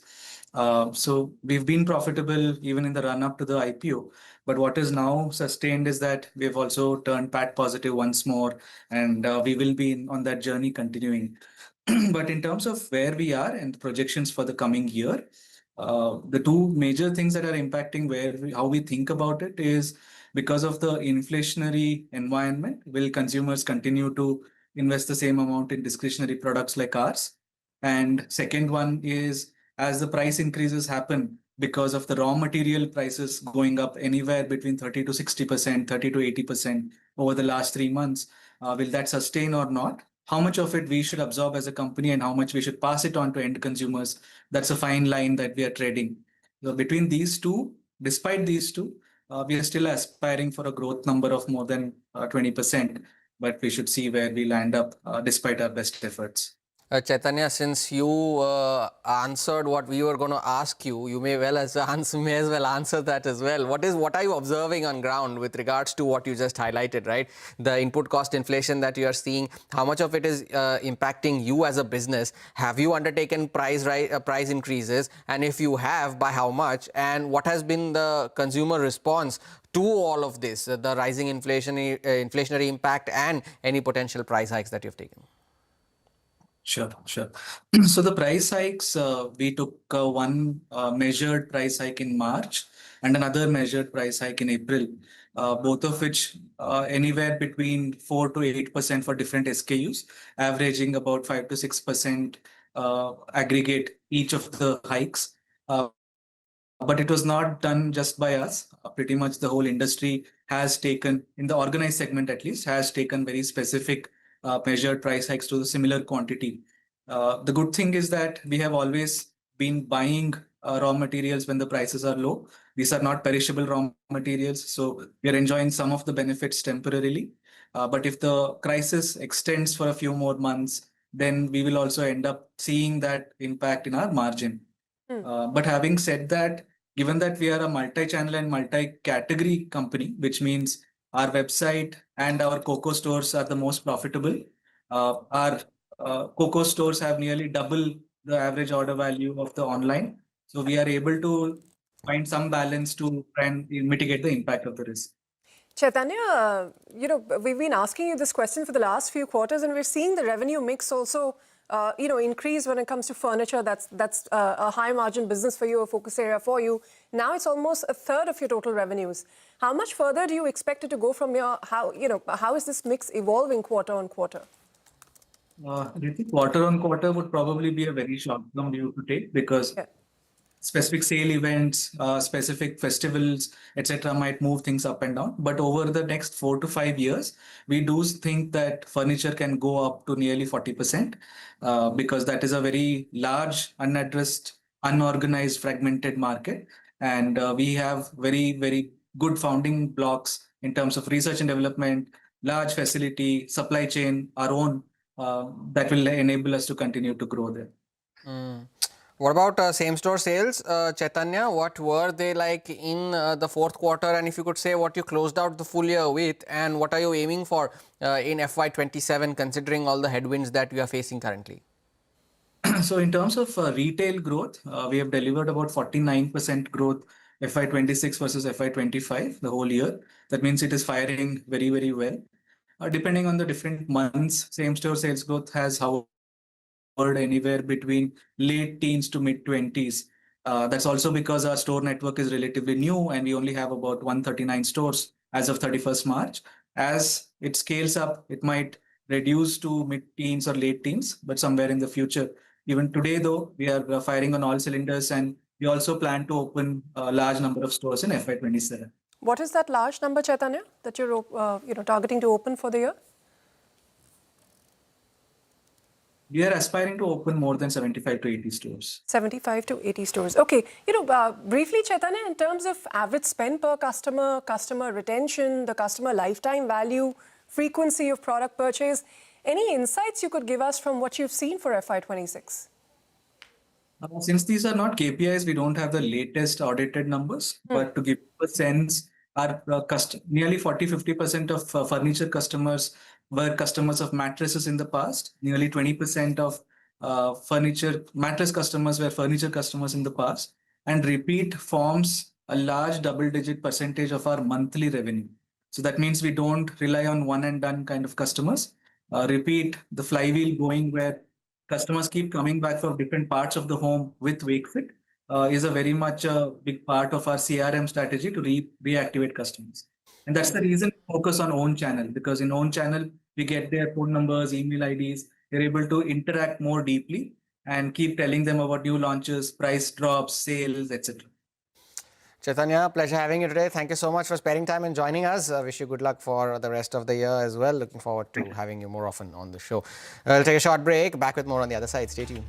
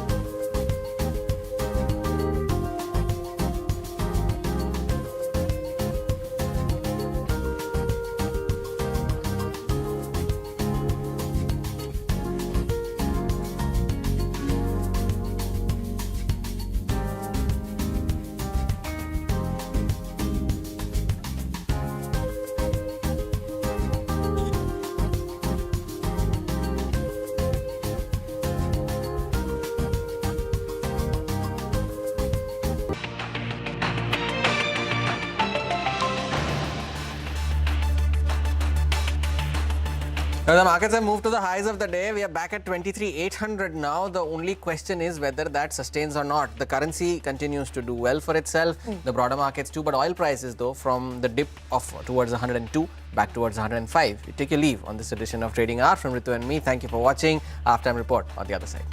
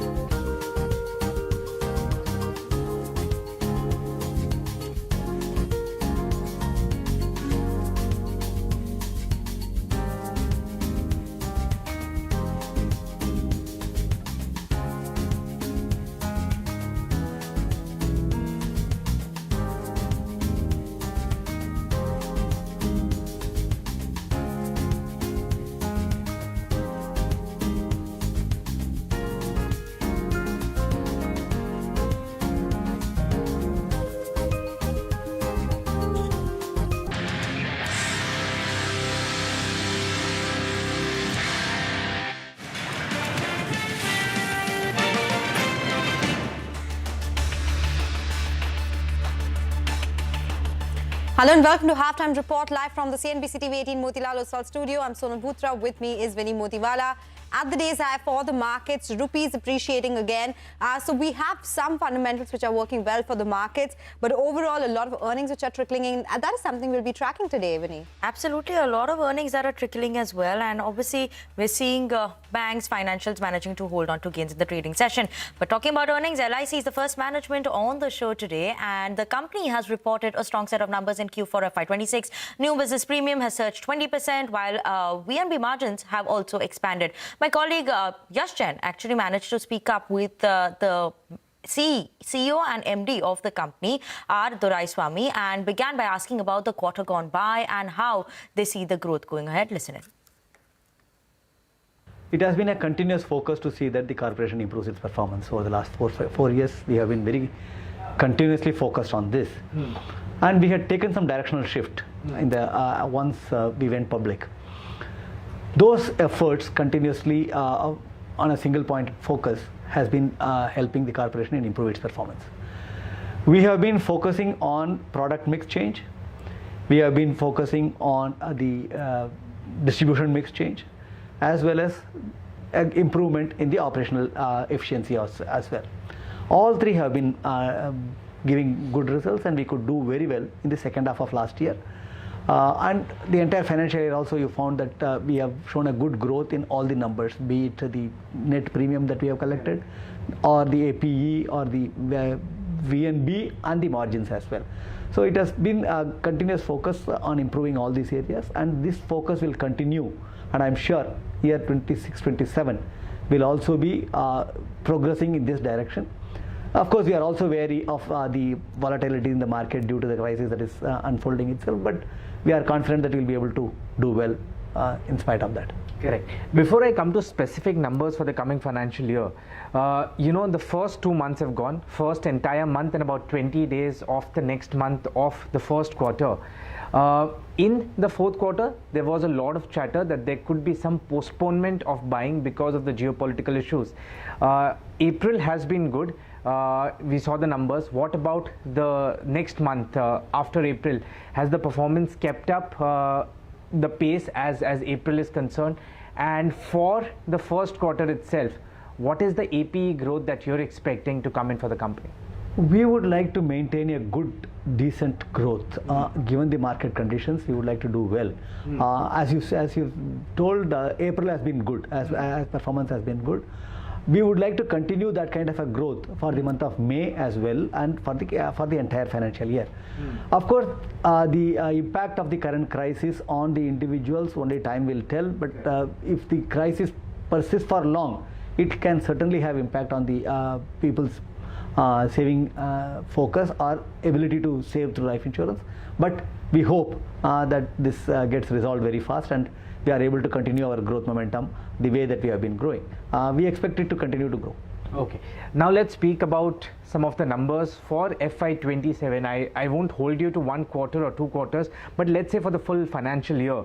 And this is something that we've been discussing at the start of every financial year. FY26 saw your VNB growing at about 42%, right? The margins growing by about 360 basis points. As far as APE is concerned, individual APE grew at 13% and total APE grew at 18%. On all these 4 counts, what is the internal target or the ambition for FY27 if you have to outline that for the investors? No, as an organization, we have been staying away from giving guidance to the market or anything like that. But our focus will be to see that the industry's growth is strengthened by LIC's growth. So we would like to see that the industry grows, the pie grows, and together we march towards insurance for all by 2047. If that has to happen, the growth has to be really good. And the regulator is on record what's the kind of growth that is expected from the industry for the years to come. We would like to rise up to the challenge. We would like to see that we perform at a much higher level. But of course, we would not like to be less than double-digit growth is what we will look at. On the top line, on the top lines, yeah.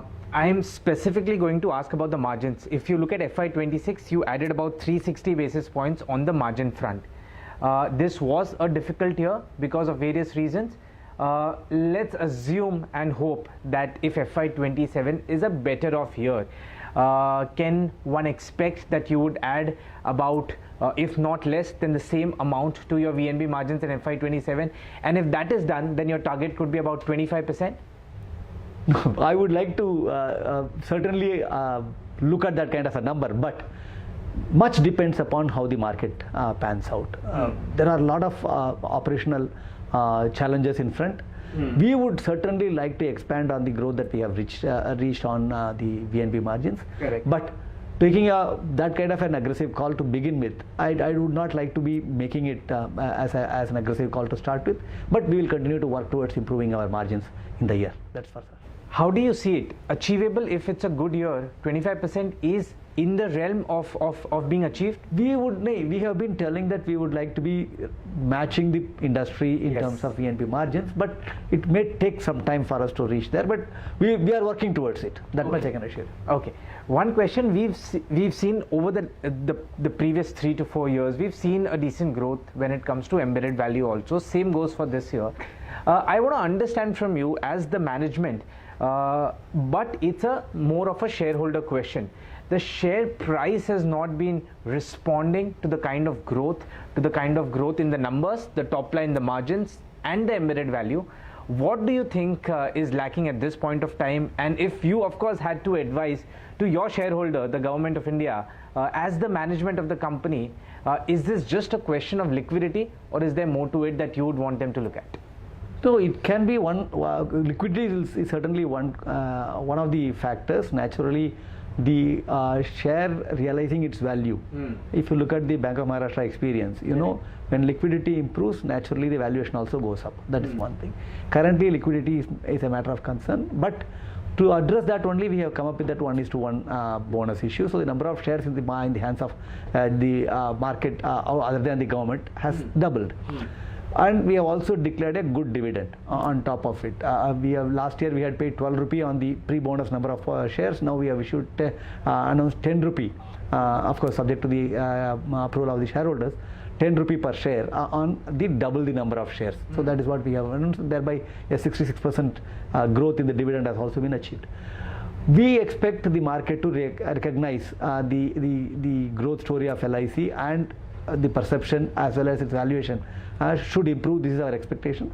I'm sure as things pan out, multiple areas: one, our performance numbers; two, the rewards to the shareholders; three, the government actions that particularly in terms of enhancing the float available in the market. All these things I'm sure will go on to improve the valuation of the LIC shares, and certainly it is likely to realize where it should be. All right, that's the word coming in from LIC, a big beat versus the estimates. The stock, though, has come up from the highs of the day. It was up around 5%, but then is up just 2.5% as we speak. But for the markets, we have picked up pace. The Nifty, which is up around 152 points, we're above the 23,800 mark. Again, there was some selling pressure from the top, so we came below the 23,800 mark. Nevertheless, it is a massive recovery from the lows of the day. And Rupee is something that should come up for you on the screen as well. Below the 96 mark, and that is something that will be crucial to track from here on. So 95.94, that's the dollar to rupee level right now. But a lot of moving parts in the broader markets. Let's go across to Vivek. He's here to take us through the stocks that are moving around in trade. Vivek. Well, good afternoon. It's a very strong green-looking screen on this Friday afternoon. Looking at some of the names that are doing quite well post the Q4 results. First on the list is LIC. We just heard the management, but the VNB margin is something that the street clearly is cheering over 2% higher on that particular name. Dalmia Bharat, a surprising acquisition. The company is now going to go ahead and reacquire some of the assets of JPA, and that particular stock higher by another 2.5% today. Ganesha Ecosphere, one name from the broad end of the market is doing very well, almost 7% higher, 32% volume growth in Q2 or in Q4. RCF, again, if you're looking at the numbers, extremely strong numbers on the P&L front. Profitability has more than doubled. That particular stock higher by 5%. Honasa, when you're looking at this particular name, volume growth over here, very strong underlying volume growth of over 30%. Stock higher by over 11% today. And on the other hand, quite a few laggards as well. Max Healthcare, that particular stock, top line miss. When you're looking at that particular name, stock beaten down, has recovered a little bit, but almost 4% lower over here. Paytm, Safe Partners has sold a significant chunk today. Stock seeing some selling pressure after that as well. Central Bank of India, Deepam has gone ahead and launched an OFS to sell the government stake. Almost 8% stake is expected to exchange hands, over 6% lower on that particular name.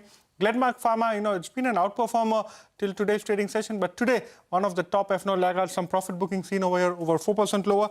And Ashoka Buildcon, again, muted Q4 leading to a bit of sell-off in this particular name as well. Okay, Vivek, thank you so much for that. Those are the stocks that are moving around in the trading session. But on that note, we're going to slip into a very short break. After the break, we'll connect with the management of Arvind Smart Spaces to discuss their Q4 FY26 numbers and the outlook of the company going forward. Stay tuned in.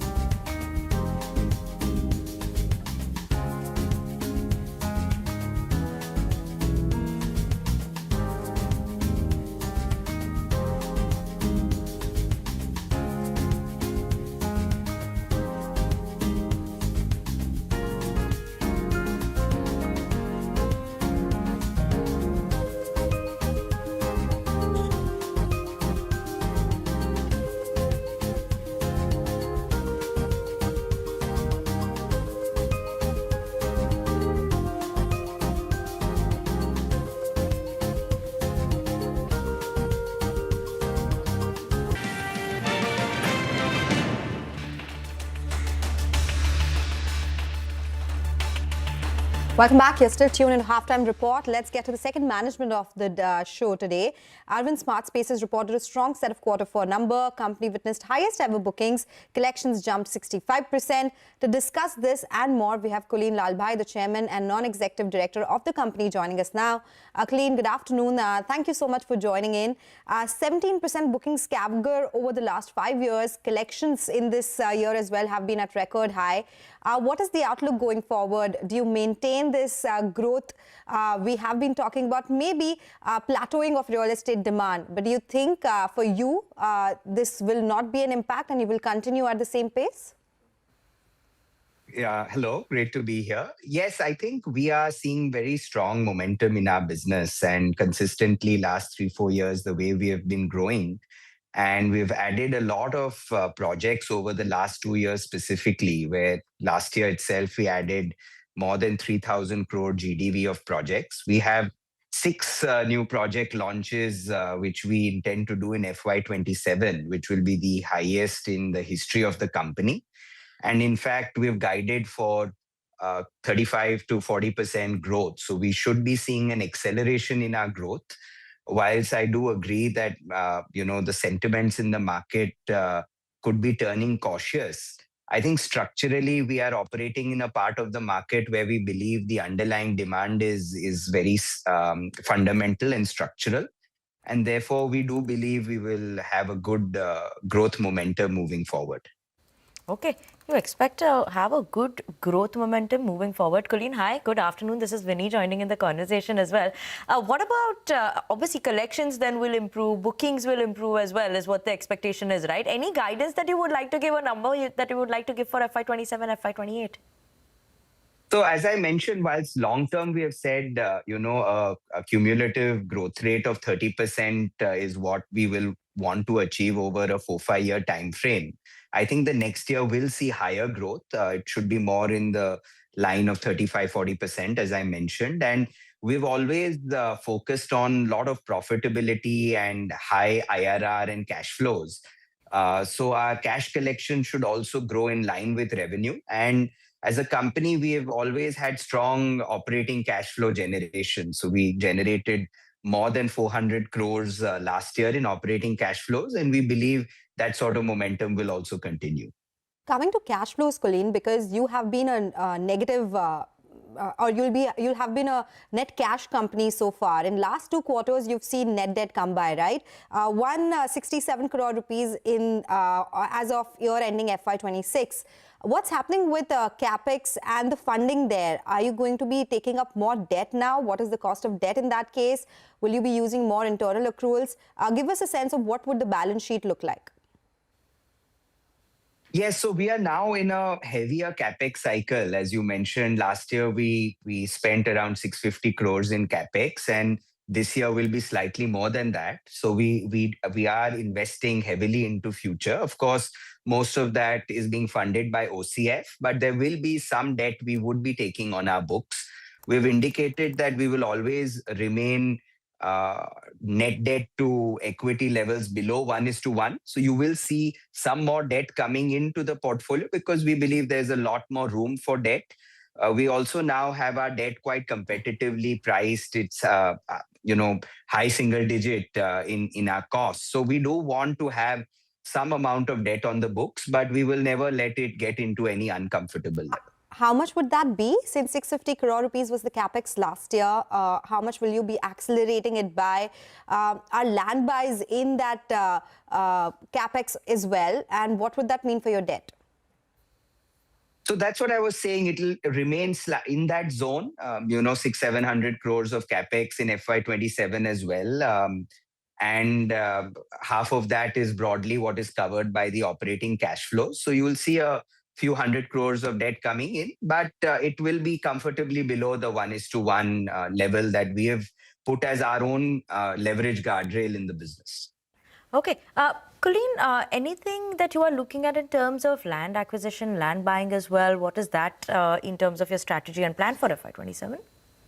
So we are a company that acquires projects and launches within a 9 to 12 month time frame. So we of course don't do land banking at all. We want to drive a high IRR, high return on capital employed sort of model. And we are also quite capital light. So our guidance is 60 to 70% of the land we acquire will be in a JD format, which is asset light. And around 30% will be in an outright format where we buy the land outright. So the CapEx numbers I gave are all for land acquisition, both in a JD and an outright format. Okay. Colleen, Mumbai has been an important market for you. You added your first residential apartment project in Mumbai in the year gone by, looking at redevelopment as well. How big would Mumbai be a part of your portfolio? Can you split it for us right now? How much is it in Gujarat? How much in Mumbai right now? Bangalore also had some exposure. Going forward, what would the split look like? So we have added some very exciting projects in the Mumbai region. We started with a horizontal 100-acre project in Mumbai 3.0, and now we have taken 2 redevelopment projects near the Western Expressway, one in Santa Cruz and one in Goregaon. The Goregaon will be the biggest deal the company has entered into. It's a 2,400 crore GDV project. And all these 3 projects we intend to launch in the second half of the year. I think we are very excited with the potential of the city. We're very excited with the 3 projects we've taken. And I think as they go online, there is an opportunity. I mean, I think this will become around 30% of, our annual sort of sale number. And the remaining 1/3 will be Bangalore and 1/3 will be Gujarat. So it'll kind of become quite an even, portfolio between the 3 cities. Sometimes if a large launch happens, it could move plus or minus 10%. But broadly, Mumbai will become close to 1/3 of what we expect our sales to be. Okay. Colleen, thank you so much for joining us this afternoon on the channel and speaking with us about what we should expect from the company, the demand trends in the real estate side as well. So thanks so much for joining in and giving us those insights. But with that, we're actually going to slip into a very short break. After the break, we're going to connect with Dharmesh Shah of ICICI Securities, who will share his trading strategies. Stay tuned in.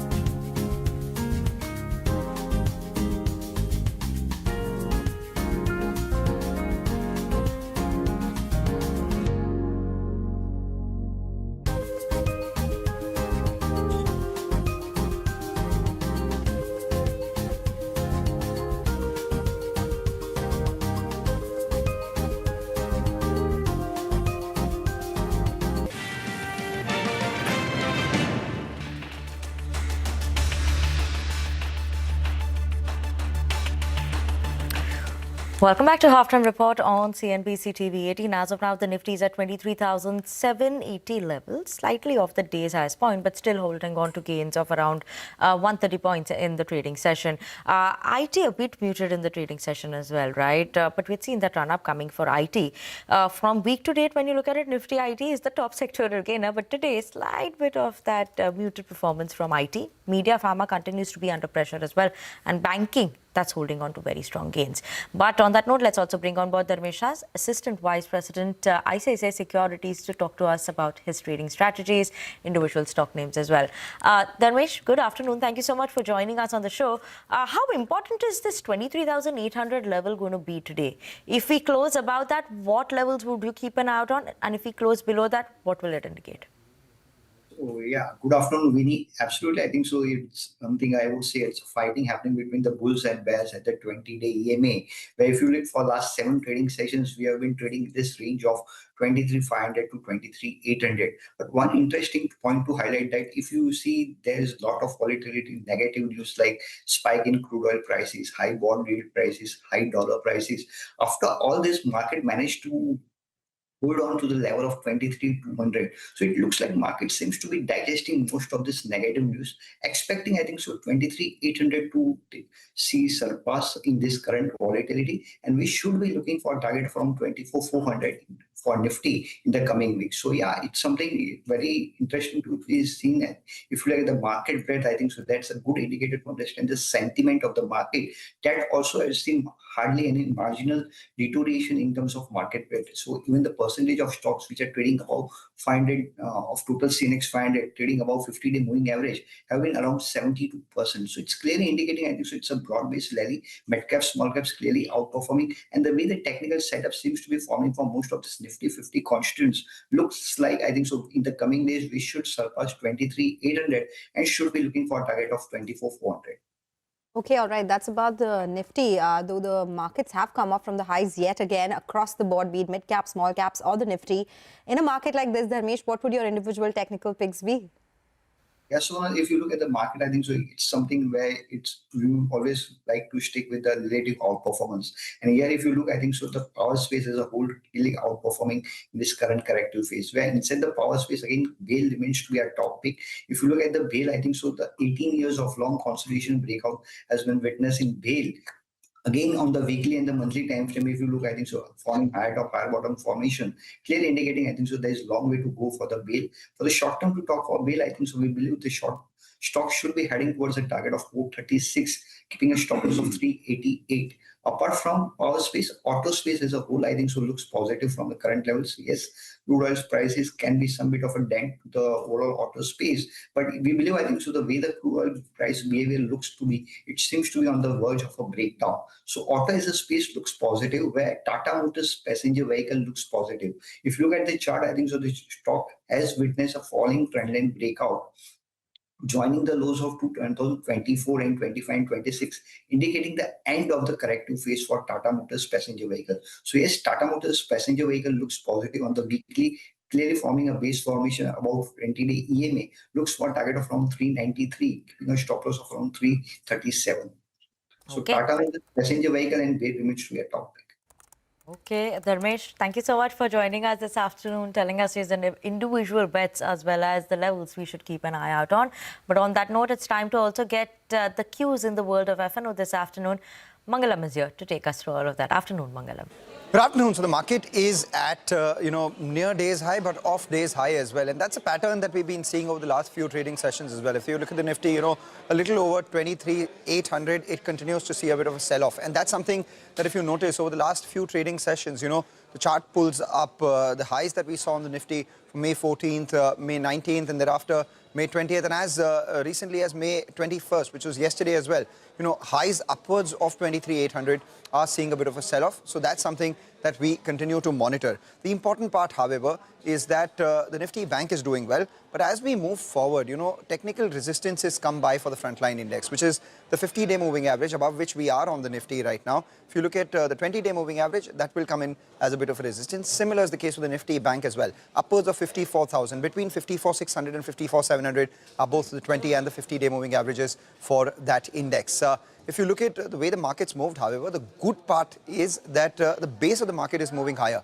23,300, 23,400 is now moved higher to 23,500, 23,600 because we are seeing put writing at 23,700, 23,750, even closer to 23,800. But call writers, until we break out of this current congestion zone, are not giving up. So we are seeing some writing at the 23,800, 23,850 calls, all of them telling you that around 23,850 to 23,950, closer to 24,000, we continue to see some supply coming in for our frontline index. Just a couple of things, even as the market's doing well, to monitor. One, the broader market's not doing extremely well. Secondly, the India VIX is higher. On a day like this, you would want the India VIX to be lower. And the third part that gives you a little bit of an eerie feeling is that, we are seeing the put-call ratio, which has moved towards 1.2. And typically, when it moves towards 1.2, between 1.2 to 1.3, we see the market overheat a little bit and sell off. So those are a couple of factors that I'm tracking. Even as we're doing well, we're not extremely comfortable about a breakout yet. Yes, that's the main point about the uptick that we've seen in the markets as well. Maybe not so comfortable with the breakout yet. Thank you, Manglam, for joining us with that FNO setup. Time for another break. On the other side, Manisha Gupta will join us with Kunal Shah, Nirmal Bang Securities. We'll focus on precious metals. Stay tuned for that conversation.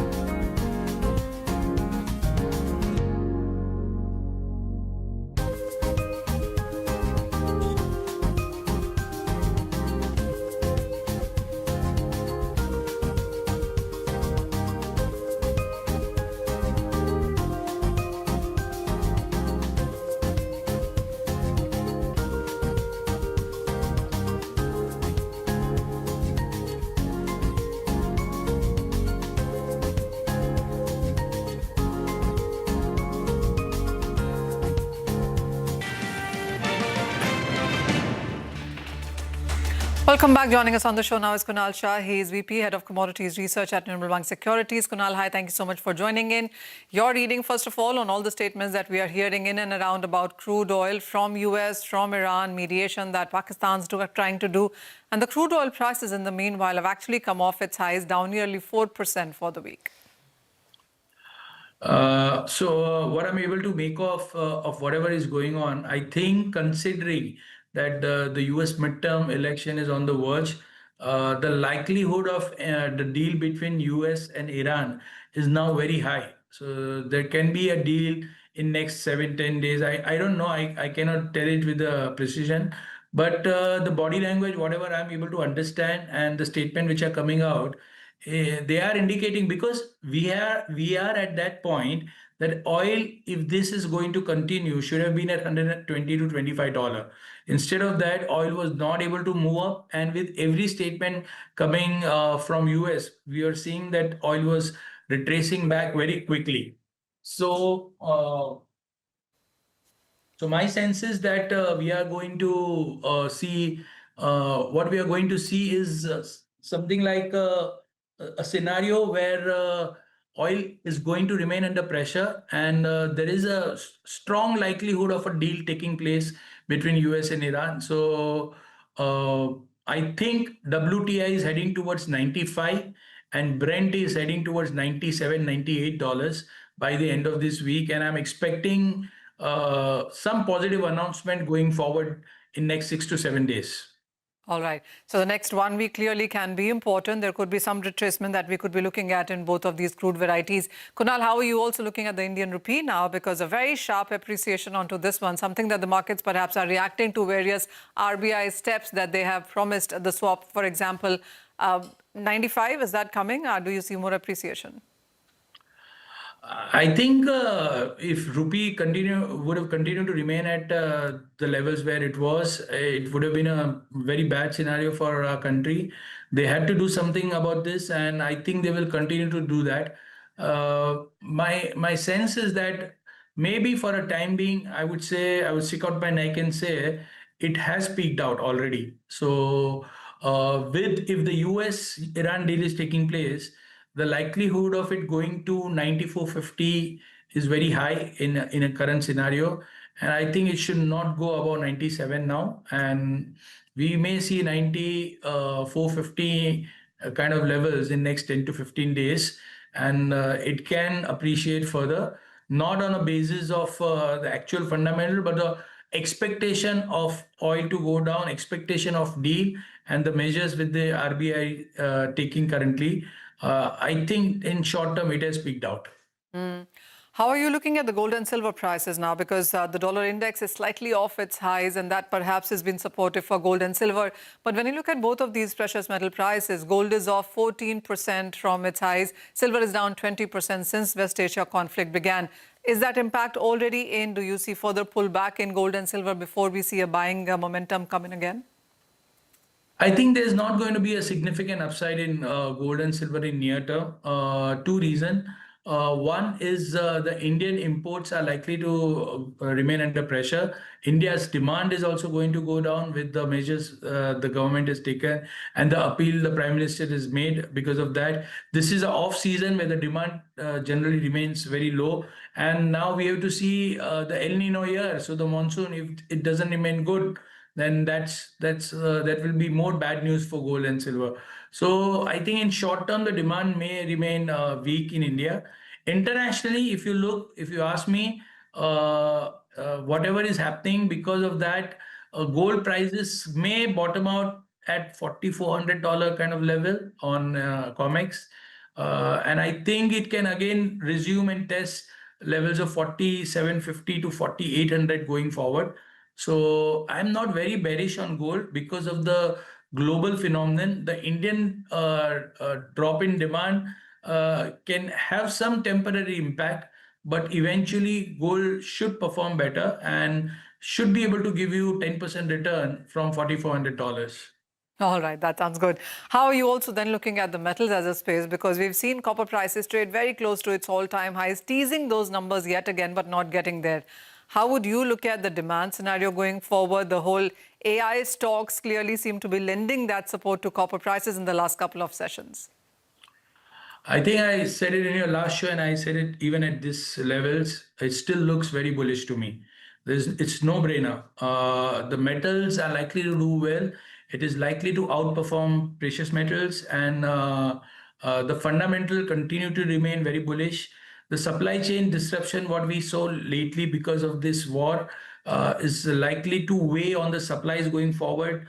A lot of countries are now, talking about the protectionism, and they are not. So, like for example, Indonesia, they are talking about cutting the exports of so many commodities to the world. So if copper is one of them, I think we are in a big problem. So the supply of copper may severely get impacted because of that. So my sense is that whatever dip you get is a buying opportunity, and $15,000 looks very likely. It is going to test, and the fundamental of copper, aluminum remains very bullish. If you had to stack it up like in sense of gains, would you put copper first and then aluminum, then zinc? Is that how you're playing it? Yeah. So copper, aluminum, nickel, zinc, this will be the order. Are you also looking at the dollar index declining from here? Because if we have to get positive in commodities, then are we looking at dollar index staying around that 97 to 99 of a range? I think lately what we've seen is because of the inflationary expectation, PPI, CPI, both have significantly shot up. That's the reason why dollar index is at 99.29. But going forward, once there is a deal between US and Iran, if it, then I think dollar index is heading towards 97.5 dollar again, because $40 trillion of debt, it's absolutely a no-brainer. It's just in near term, the inflationary expectation have surged so much that the dollar index is trending. But going forward, it should gradually ease. Understood. Kunal, thank you for joining in as always. So that is the view really coming in for the currencies and commodities as well, where the weakness in gold perhaps may just about continue, but buying in base metal prices is something that you should perhaps be doing in your portfolios there. With that, we'll go for a short break. But up next, we will connect with Ann Tan. He's the co-founder at Active 8 in our Crypto Corner segment. Stay tuned.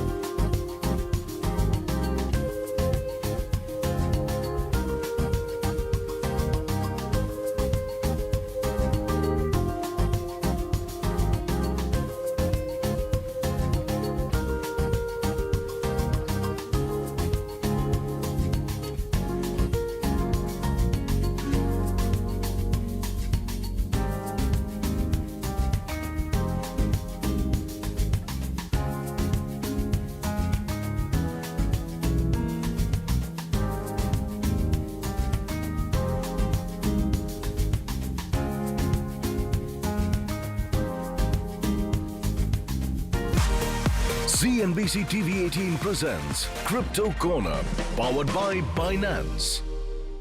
Welcome back. You're watching Crypto Corner. Joining us now is Dr. Yan Tan, who is co-founder at Active8. Dr. Tan, hi. Thank you so much for joining in. Malaysia has positioned itself as one of the top crypto-friendly destinations for digital nomads and companies. How are you looking at regulatory frameworks at Active8, keeping up with the institutional adoption while protecting the retail investors? There is a lot of progress at the current moment, and we have been working very, very closely with the governments and relevant agencies to actually help projects or companies onshore in Malaysia. So Active8 being part of the Block Office Group, we firmly believe in compliance and also the right corporate governance when it comes to establishing corporate structures that actually comply with every government sector. So whether be it rules and regulations and whatnot. So I think it's a breath of fresh air, especially with all the regulatory ambiguity that a lot of people in the industry are actually experiencing. And that's definitely a very, very good step forward. Dr. Tan, you were recently telling me about the robotic projects that you're onboarding, also AI convergence with blockchain technology. How soon, how quick is that working out? Yes, I do believe so.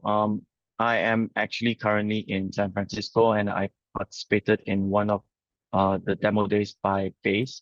And what I've seen is that the convergence of AI, robotics, and also and blockchain is that it enables a very, very seamless way of making payments, especially for services, right? We do believe that robotics is the future, and something that we are building right now is something called Shadow Combat League. And it is more on the entertainment front, right? We see that crypto will become that tool for live fan interaction and engagement. And yeah, it's going to be very interesting to see. It's a humanoid, it's a bipedal humanoid teleoperated combat sport that we are building here, and we are actually very, very excited to bring this to the world. Think of it as robotics MMA. Dr. Tan, the other thing that seems to be making very strong inroads has been stable coins, and especially for the cross-border payments. When we talk about utilities and real-world tokenization, would you say stable coins really tops that rank? I do believe that stable coins are definitely here to stay. I go back to the whole point of regulatory ambiguity right now, that when you cross borders, there are a lot of questions that will be asked, right? I think that's the primary concern across governments, across policymakers, whether funds that are being transferred or being used, is it actually legitimate and where it has been? And I think this is the perfect use case of the blockchain, whereby every fund, every dollar that's being transferred, it can be traced back to its origins. This is something that is being spearheaded in Malaysia specifically by one of the stable coins that is actually currently incubated by the sandbox of the Ministry of Finance. And we're seeing huge strides being taken here. And one other point that I want to add on this is that one of the national banks of Malaysia recently successfully completed a stablecoin transaction cross borders. This is definitely something that is very exciting to be seen. We will see more usages for stablecoins in the near future, simply because of its efficiency and the cost being so low. This will improve cross-border transactions across industries. How are you looking at the regulations across countries when it comes to cryptos? I mean, we've seen the US take the lead. We've seen Genius Act go through and Clarity almost in the middle of it all. Expectation that it might go through in the month of July. But when it comes to Asian markets, especially Malaysia, Dubai, Singapore, Thailand, etc., how are you looking at Asian regulations? Do you see them evolving altogether? I would not use this as a comparison point. Rather, I would say that every government institution has their own pace in adoption and also formation of policy, because everyone would have their own methodology of how they want to introduce digital assets into their ecosystem, right? And I think if you're referring specifically to the Genius Act and the Clarity Act, I believe that is one of the main reference points for a lot of policymakers when it comes to formation of their own policies. So this is actually definitely a good step, right? Because now that there's a clear reference point, this will definitely drive progress for policymakers across the region. So I wouldn't say that Asia is doing better or the United States is doing better. I believe this is a collective effort across government agencies to make commerce or economies start to kind of like merge and become more efficient. Okay, that's all about cryptos there. So thank you so much, Dr. Tan, as well as thank you so much, Manisha, for taking us through that conversation as well. But on that note, we're going to slip into a very short break. After the break, we'll come back with more on the markets, more on stock-specific action. Stay tuned in.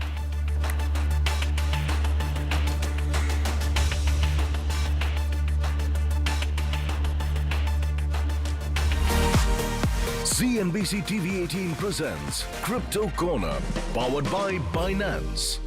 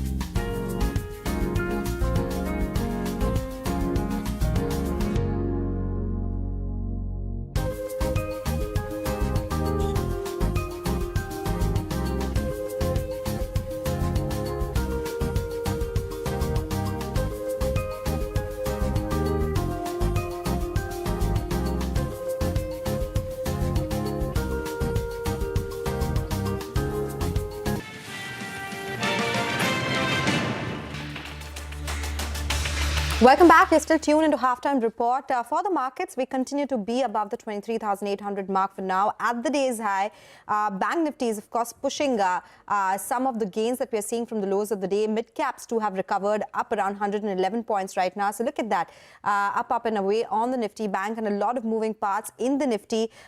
Those should also come up for you on the screen. So some of these stocks, the likes of Axis Bank, Wipro, Asian Paints, ICICI Bank, all of them are the day's high. From the mid-cap pack, we do have Lakshmi Dental, which is up around 20%. Yes, I know a lot of stocks which are surging to the day's high, so we need to track them very closely.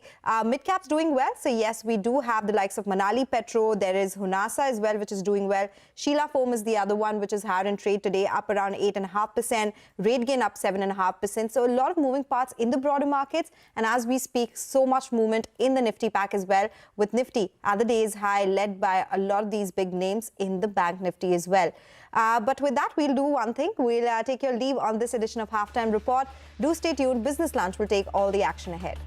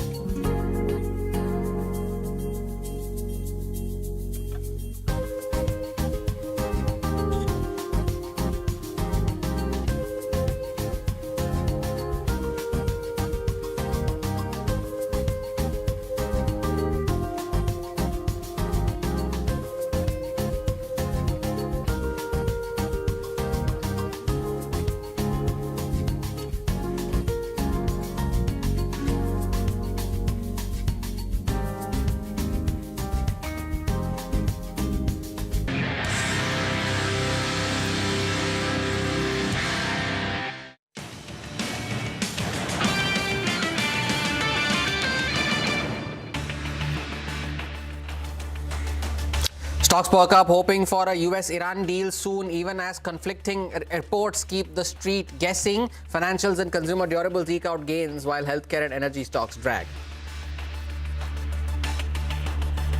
The currency is up over 1% from its Wednesday's low of 96.96 to $1, and the benchmark bond yield is also now down nearly 10 basis points from the recent highs on falling oil prices. CNBC TV 18 learns from sources that the Reserve Bank of India is not considering an off-cycle meet or rate hikes solely to defend the rupee.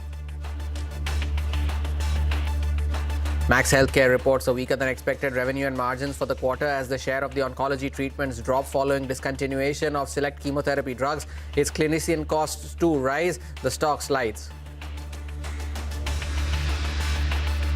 Nykaa's beauty business powers its revenue past 10,000 crores for the year and delivers a jump in profits even as losses in the fashion business continue. Honasa Consumers' profit also surges as volumes grow sharply and operating leverage kicks in. And with the earnings season nearing an end, the share sale rush is back. 3 big block deals took place this morning in Paytm, JSW Cement and Pine Labs, worth over 1,800 crore rupees in total.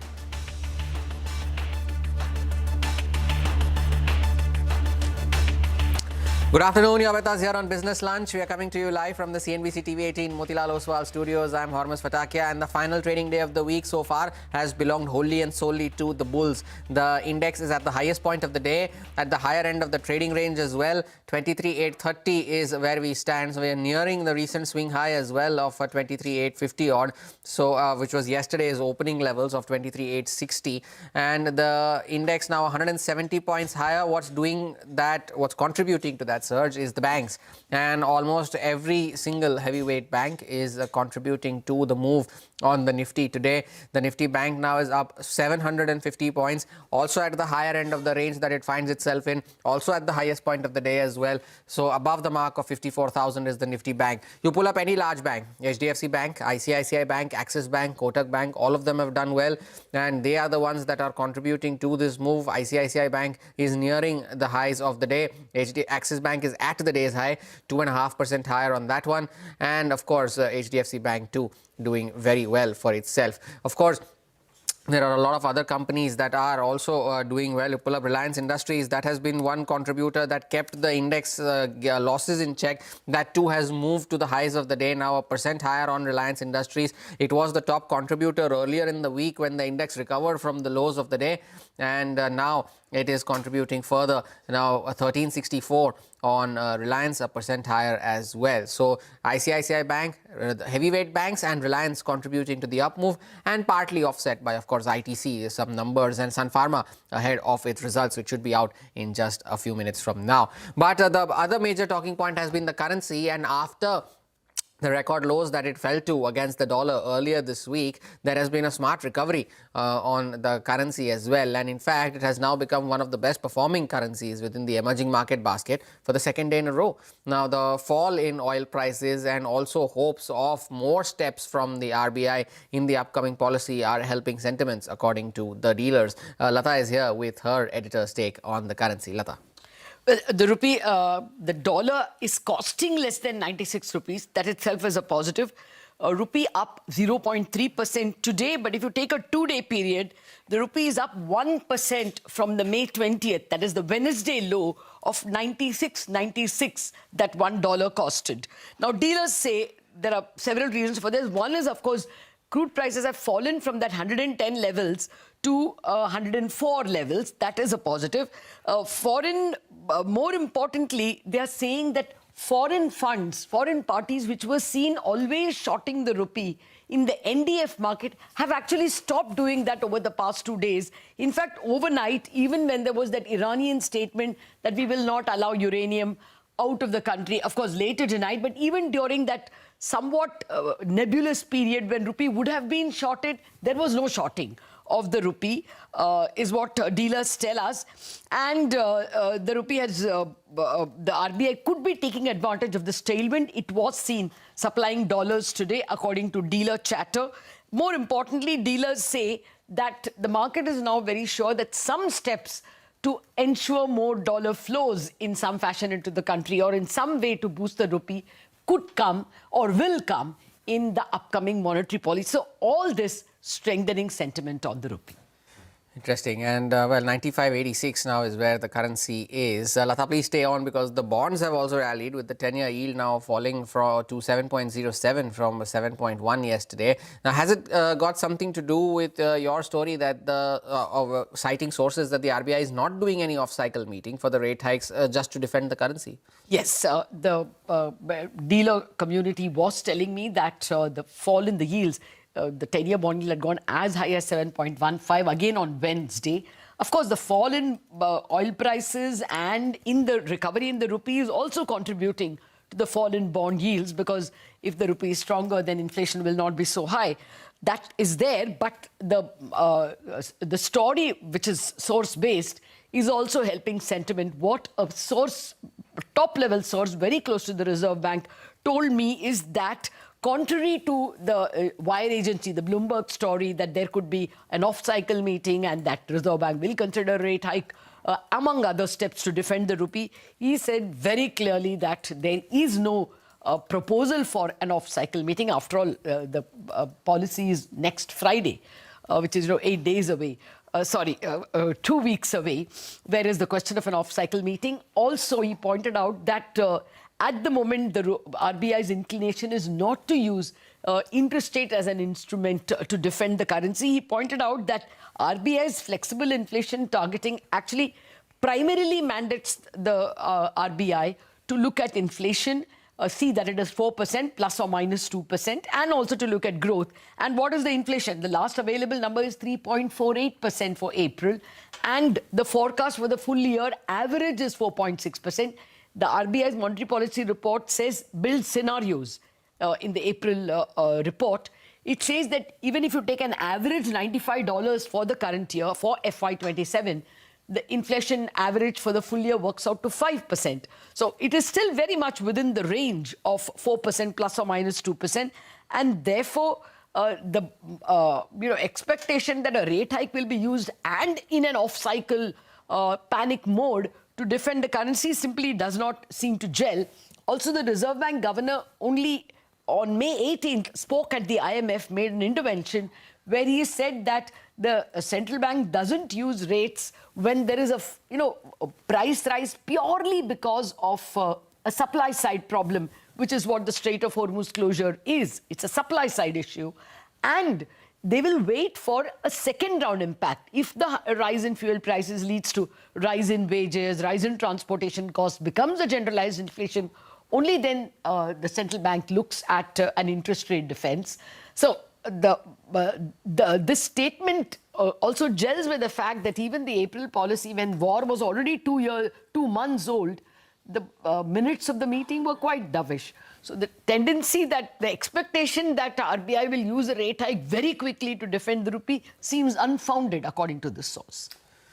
Lata, thank you for that update there on the yields and, of course, the currency that's doing fairly well over the last couple of days. Now, let's also hear out what former SEBI member Ananth Narayan had to say on the currency weakness and the steps that could be taken to halt that decline. To start with, yes, there is overreaction happening in the currency market, but I think it's important to take a deep breath and ensure we don't panic and hyperventilate. The reality is RBI still has $580–590 billion of net reserves, even after counting the forward sales. So there are plenty of buffers available to manage whatever crisis unfolds over the next few months and weeks. I think the rupee has moved far away from its fair value, and one of the big components of that, I think, is sentiment. The reality is the demand for dollars that is emanating right now is not just your traditional balance of payments components like current account deficit or FDI or FPI.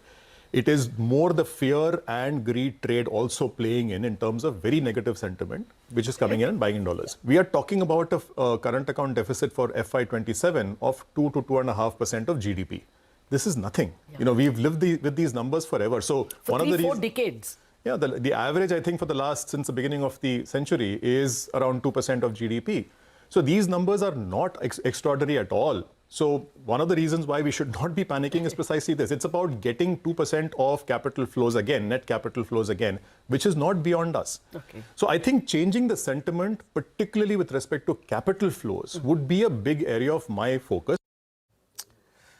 There's Narayan there on the currency, but all eyes, of course, continue to be on the Reserve Bank of India, with the Central Board set to meet today to decide on the transfer of its FY26 surplus to the government after last year's record payout of 2.7 lakh crore rupees. The markets are now bracing for another possibly record or near record transfer this year as well. Ritu is here with an explainer. Well, the street is pegging RBI's FY26 surplus transfer at around 3 lakh crore rupees, with estimates ranging all the way from 2.7 to 3.6 lakh crores. Now, if that happens, it could mark another year of extraordinarily large payouts from the central bank to the government. The trend has already been striking from just over 30,000 crores in FY22. You can see behind me, the surplus transfer each year has increased at a record high 2.68 lakh crores for FY25. So what's likely to drive this massive transfer? Well, RBI's earnings profile has strengthened significantly. The central bank benefited from gains on foreign exchange interventions, as well as the higher returns on its large foreign asset holdings. Of course, the elevated global bond yields through much of FY26 also boosted income on RBI's forex reserves, while higher interest income from government security holdings, all of that added to the surplus. Now, a quick explainer on how the dividend math really works. RBI earns money from forex reserves, government bond holdings, dollar sales, liquidity operations, and from that it deducts the expenses, which is relatively smaller, like, currency printing, operational costs, staff expenses, etc., before transferring the remaining amount to the government. But before it does that, it keeps aside a safety buffer, which is called the contingency risk buffer, or CRB. So in simple terms, RBI surplus equals income minus expenses minus the risk provisions or buffers, and the CRB, that is the key variable that markets will be watching, because RBI's economic capital framework, that sets the CRB between 4.5% to 7.5% of RBI's balance sheet. So the higher the CRB, the lower the payout to the government, and the lower the CRB, the higher the surplus transfer. Last year, RBI had set the CRB at 7.5%, which is at the upper end of the range, and even then it delivered a record payout. So the markets will now see whether RBI continues with that conservative buffer. Now, the payout matters immensely for the government's finances. For FY27, by the way, the government has budgeted around 3.16 lakh crore rupees in dividends combined from RBI, PSU banks and financial institutions. And RBI transfer itself has become a critical source of non-taxed revenues. It improves the cash balances, it helps contain the borrowing pressure, and it creates more fiscal space for capex and for spending. For instance, in FY25, RBI's dividend accounted for about half of the government's total non-tax revenue. So an important number that the markets, the economists and investors, everyone watches very keenly. Keep an eye out on that. Ritu, thank you for that explainer for us. Take a short break. Back with more on the other side.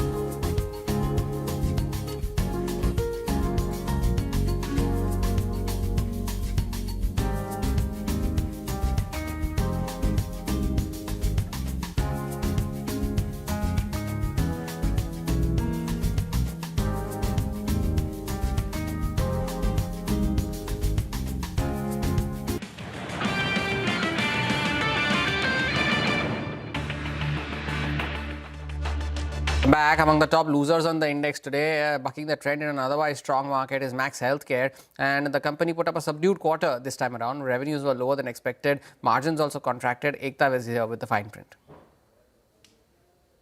Well, yes, a subdued performance coming in for Max Health this quarter. Revenue was up around 10-odd%. The street was anticipating around 14% growth. Margins came in lower on a year-on-year basis, but it was better than at least what the street was anticipating, which was at around 25%.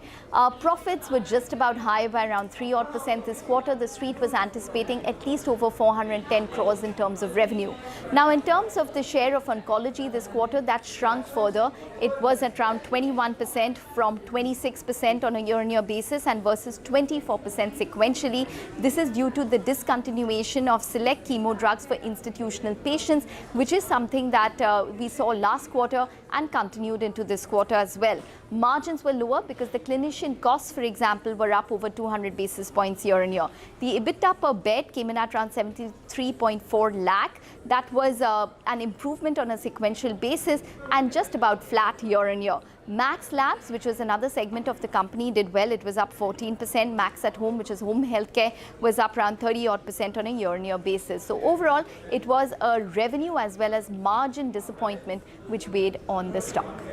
Ekta, thank you for that update. And the stock saw some bit of recovery from the lows of the day, still trading 5% lower. And that is after this story, there's the hospital space, where the Competition Commission of India closed cases against the 12 specialty hospitals in the national capital over allegations that patients were charged excessive prices for tests, room rent, etc. Now, let's bring in Ashmit for more details on this. Ashmit. Well, it's a big relief coming in for as many as 12 multi-speciality hospitals based out of New Delhi. Now, out of these hospitals, what we're given to understand is that 6 of them are from the Max Group, 2 from the Fortis Group and 1 from the Apollo Group. Now, all of this is pertaining to the CCI deciding to close the antitrust investigations that had been launched against these 12 hospitals. Bear in mind that this goes back as many as 10 years. Essentially, it began with the complaint having been filed with the CCI. The CCI at the time had seen it fit to authorize an investigation.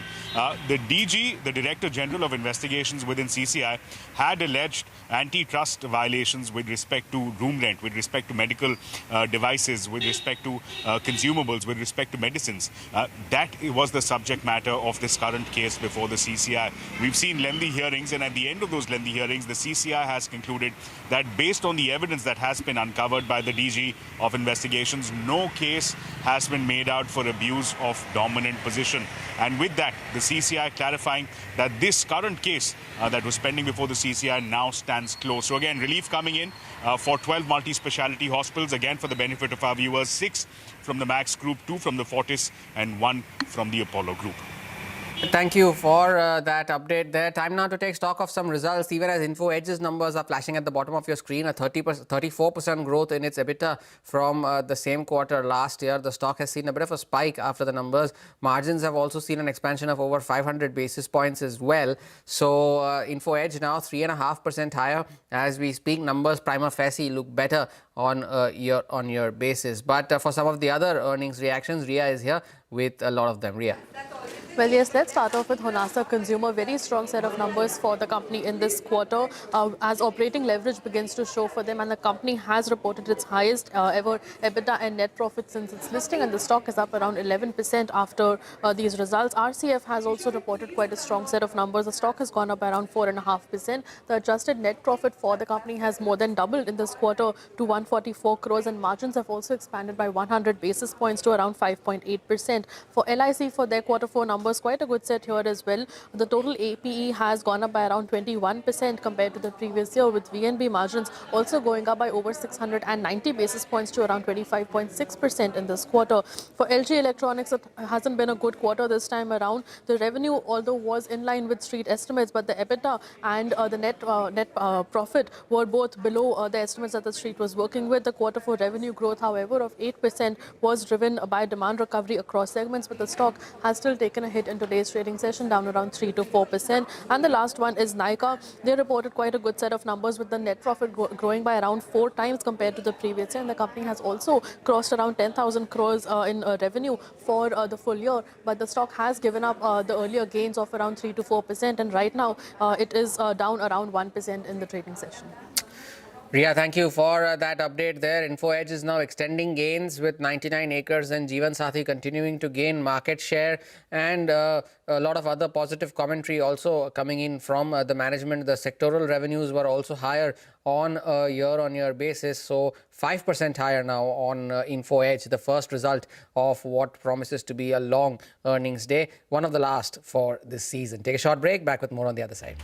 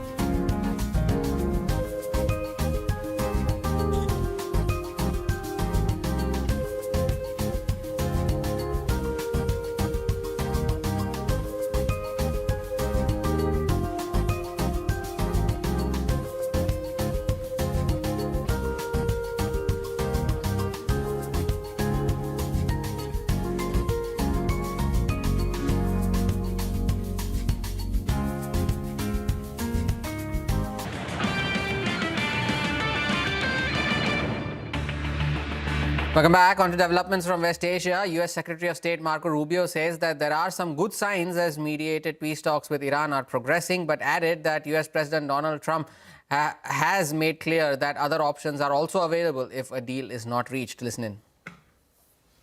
The Pakistanis will be traveling to Tehran today, so hopefully that will advance this further. The president's preference is to do a good deal. That's his preference. It's always been his preference.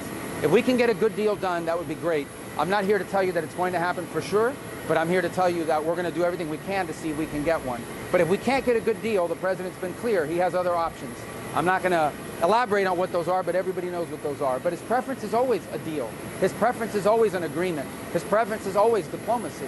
So let's see if we can get there. There's some good signs, but we understand this. I don't want to be overly optimistic as well. So let's see what happens over the next few days.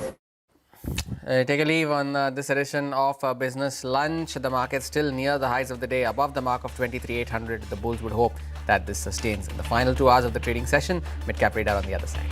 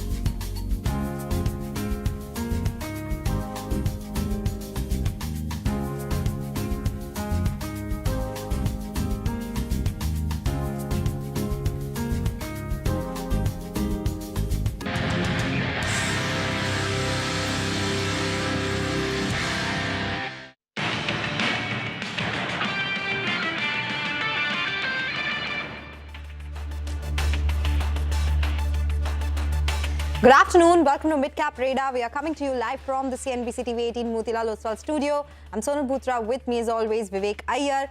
Above the 23,800 mark on the Nifty, we did make that swift recovery from the lows. Let's see whether we sustain above that mark or not. Started on a volatile pace, but again, there has been a recovery from the lows. That's right. The broad end of the market's perking up quite sharply, and as you can see, so many results are hitting your screens the last half hour or so, and stocks reacting quite sharply to those reactions. But a lot lined up on the show, a couple of important corporate conversations as well. So let's start off with the top headlines. Stocks perk up to the day's high, pairing early losses. Mid and small caps in the green, but underperforming larger peers. Pharma and IT stocks downbeat.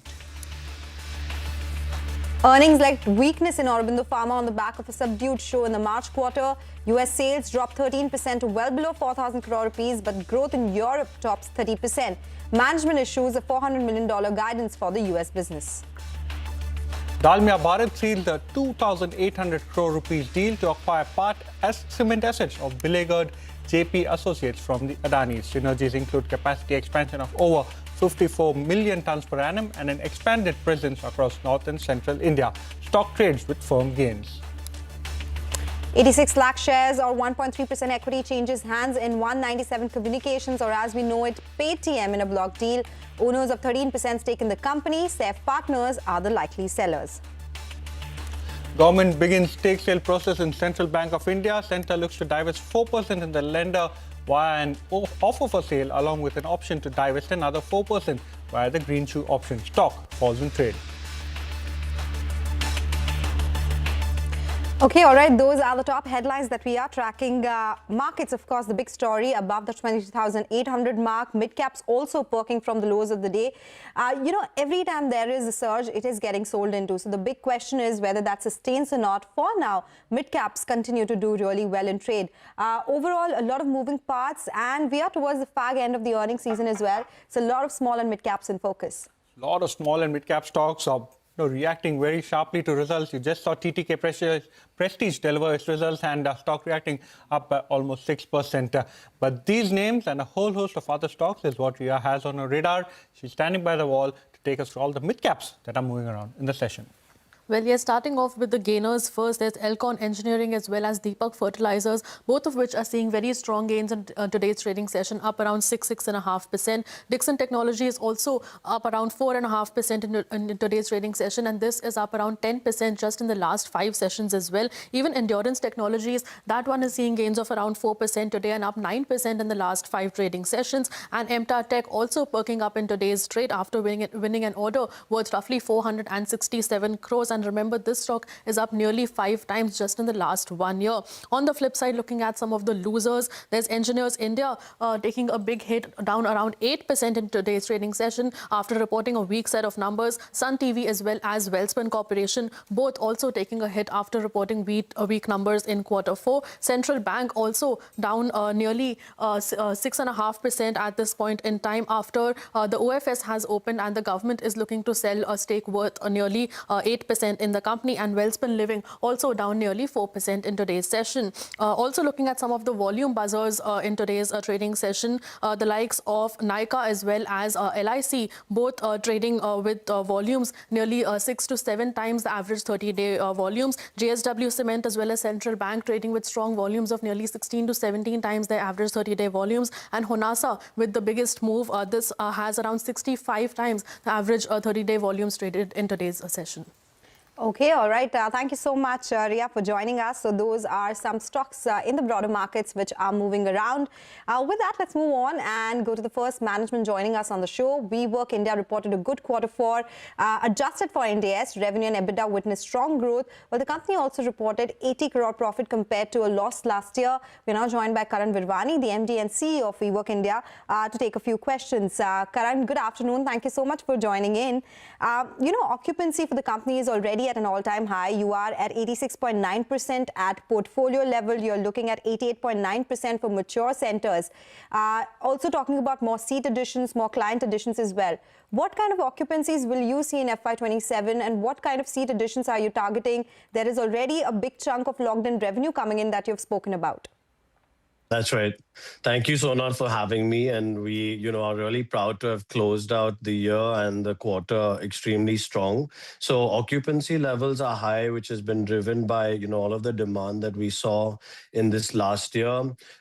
We, have close to about 28,000 seats of expansion coming up in the coming year as well, which we, have nearly 50% of that locked in through some large managed office deals that we, that we've already signed up.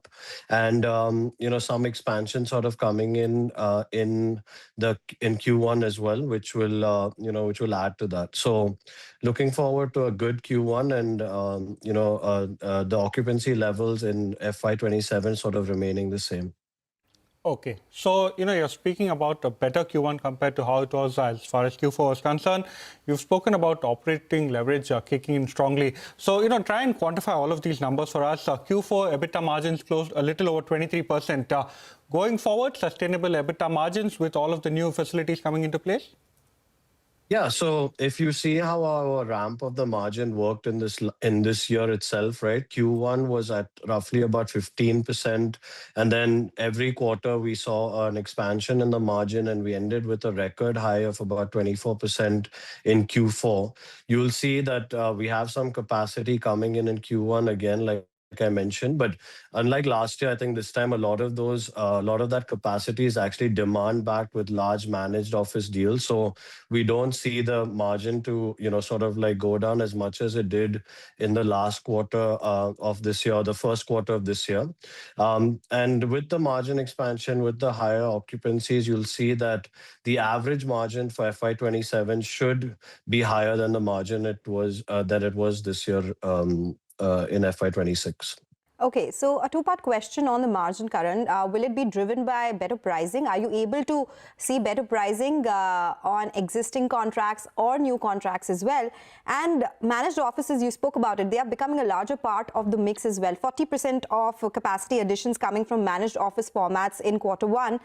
What is the margin profile versus the capacity intensity versus the traditional flex working spaces? Is that a driver for margin improvement in FY27?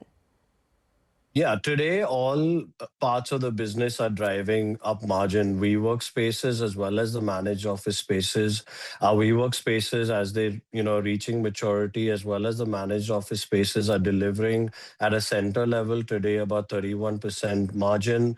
That's coupled with that's because of the occupancy growth that we've seen, but also pricing escalations that we see in some of the key micro markets, and we believe that will continue as long as the demand remains this strong. You'll see that we had record high sales last year, 48,000 seats that we sold, which is about 3.3 million square foot of leasing. We actually added 2x the amount of members to capacity that we added. So the seats are filling up 2 times faster than the capacity that we've been able to add, and almost 50% of that is coming from existing members themselves growing, and GCCs obviously being another big part of the segment. So we think that this will continue for at least for the next few years. The underlying demand, is really strong, and the adoption just continues to increase. And it's honestly surprising us, even the size and scale and the spend of some of the deals that we're seeing coming in. Okay. Karan, we have spoken about it earlier as well. Flex spaces are now 20% of the total commercial market overall, and commercial market is seeing a big absorption. 80 million square feet is something that we saw in the calendar year gone by. Now that we are seeing demand outpacing supply in a lot of ways, do you think companies like yourself have some space to increase rentals? Do you think that could be absorbed considering there is high demand? Yeah, I mean, I think, the commercial office market for the last 3 years has, hit record highs every single year. And if you look at some of the, earnings from maybe like REITs and things like that, you're seeing that, market rentals are moving up. A lot of it has to do with the fact that there is such a shortage of supply, and the demand is so pent up that it's creating this tension, and which is sort of why we are seeing also a lot of demand come in, because we're able to capture that supply before end users and end occupiers are able to do it. So we think that will help keep pushing prices up in markets, especially where there are low vacancies. And today, when we are sitting with an occupancy of about 88 or 89% in mature buildings and about 87%, that gives us some ability to make sure that we're not dropping price too much to try to fill centers up, and that will give us some advantage going into next year as well. And hoping to push you to quantify some more numbers. Revenue to rent multiple has now improved to 3 times. How much further can this improve? FY27, if you could give us, what is the expected occupancy? What kind of margins? You said it'll be better compared to FY26, and what kind of bottom line are we working with? Yeah. So I'll try to give you as much of those numbers as I can. I think the 3x number is, something that we will maintain over the next year as well. About 2.6 comes from our seat revenue, and the other additional that you get, the 0.4 on top of it, is really from other services, VAS, and all of these other revenue streams that we've been able to, generate over and above the seat revenue that we get. I think that we're already 30 to 40% better than the market in terms of total realization. We don't want to stretch that further because we always want to balance price, velocity, and commitment term. And if you see that, over the last year, velocity has increased and our commitment terms have also increased while holding this pricing advantage. So we will maintain a similar 3x number. In terms of occupancy, we will try to maintain obviously at, this above 85% occupancy as much as possible. A lot of it matters in terms of how much capacity is coming in that quarter and then the ramp up. But the endeavor will be to exit at these high occupancies again in the coming year. And by doing that, we'll actually be able to not only maintain the margin of, above 20%, we'll definitely try to push for some margin expansion over 20% in this coming year as well. Okay, all right. So strong numbers, strong commentary coming in from WeWork. The stock surged 14% yesterday, seeing some profit booking today. Well, thank you, Karan, for joining us today and giving us a sense of the numbers gone by. Most importantly, the outlook going forward on the business. With that, we'll slip into a short break. On the other side, we'll connect with the management of LTM. The company has inked €160 million Randstad acquisition. We'll speak with the management.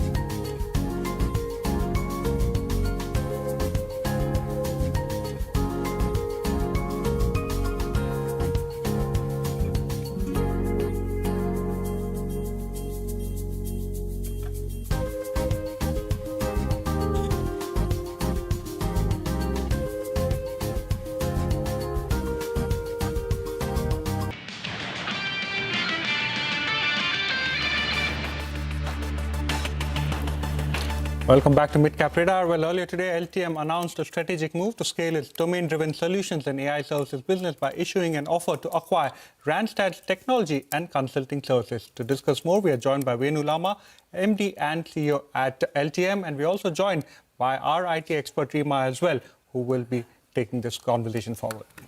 Venu, hi. Thank you very much for joining in. So let me begin with this acquisition. The acquired company's revenues have fallen by 23% in the last 2 years.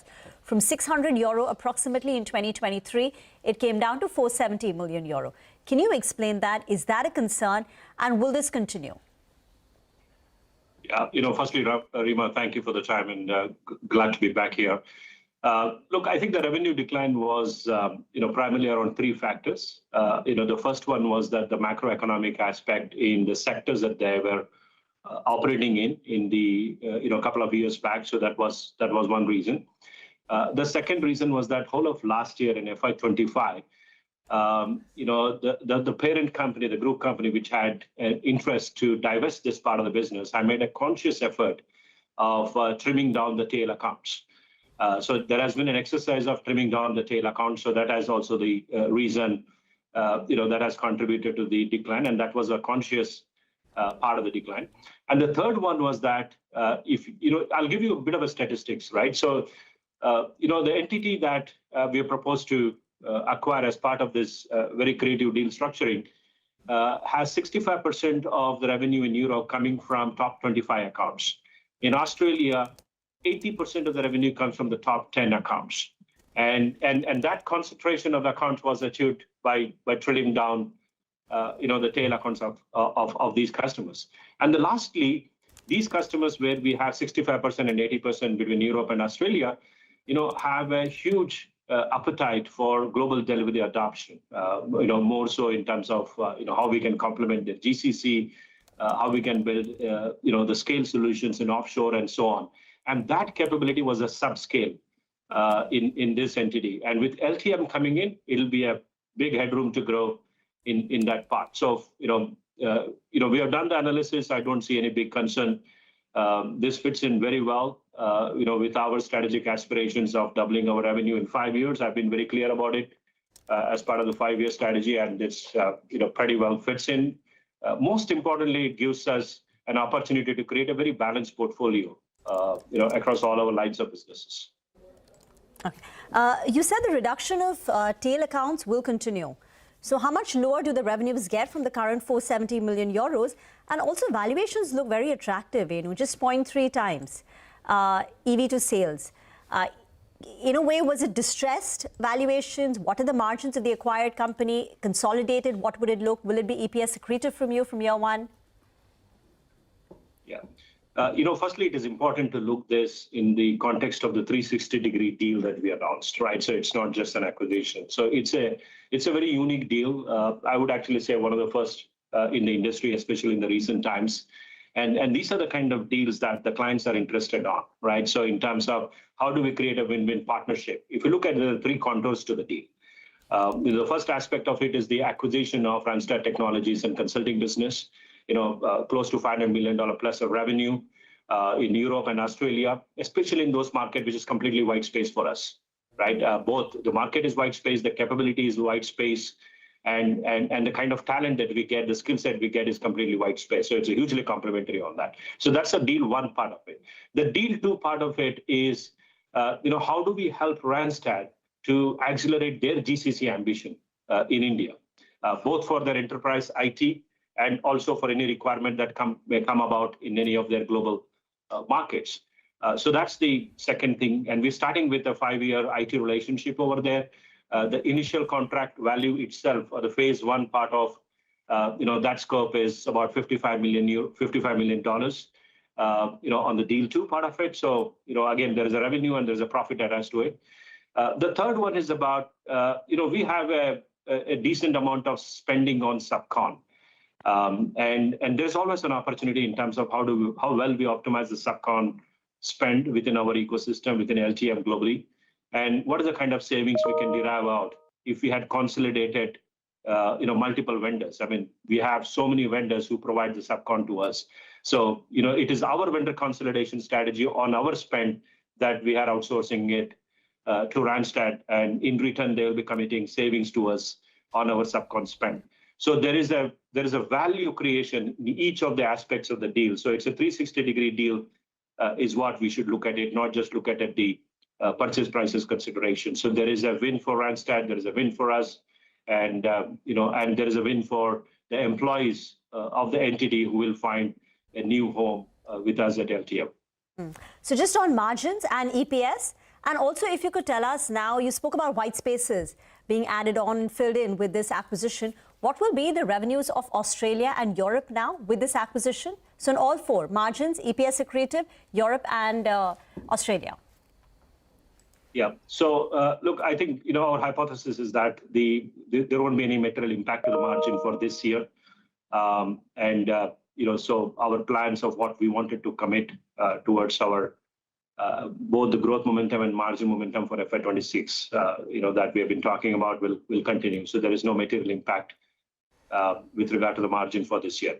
And for the next year, we have the New Horizon program that's going in. So whatever is the minimal impact that will come in as part of the transaction, especially if I just look at only the deal one aspect of it, we have enough levers to make sure that both growth levers in those accounts that will negate any margin headwinds that may come. So at the moment, we're not calling out any material impact on the margins, and thereby, it'll be an EPS neutral to start with. But the fact that we are buying at a very competitive consideration price for the revenue and for the kind of accounts, I spoke about the concentration of these accounts. So the value accretive is huge over there, and the way forward on EPS has to be very positive. Secondly, with regard to the Europe revenue, Europe will be more than $1 billion revenue for us. It'll be revenue which offers a significant scale muscle to work on large deals, and most importantly, be a preferred partner for the AI transformation in that market. And in Australia, we'll be close to $150 million. Venu, more questions, but out of time right now, and we appreciate you taking the time out and speaking to CNBC TV 18. Many congratulations on this deal. Thank you very much. Thank you, Rima. Thank you. Okay, all right, Rima and Venu, thank you so much for joining us and taking us through that conversation. That's about LTM. The stock is lower by 1.5%, but a big acquisition is what the company's announced. Slip into a short break now. We'll get you more on the markets and stock-specific action on the other side. Stay tuned.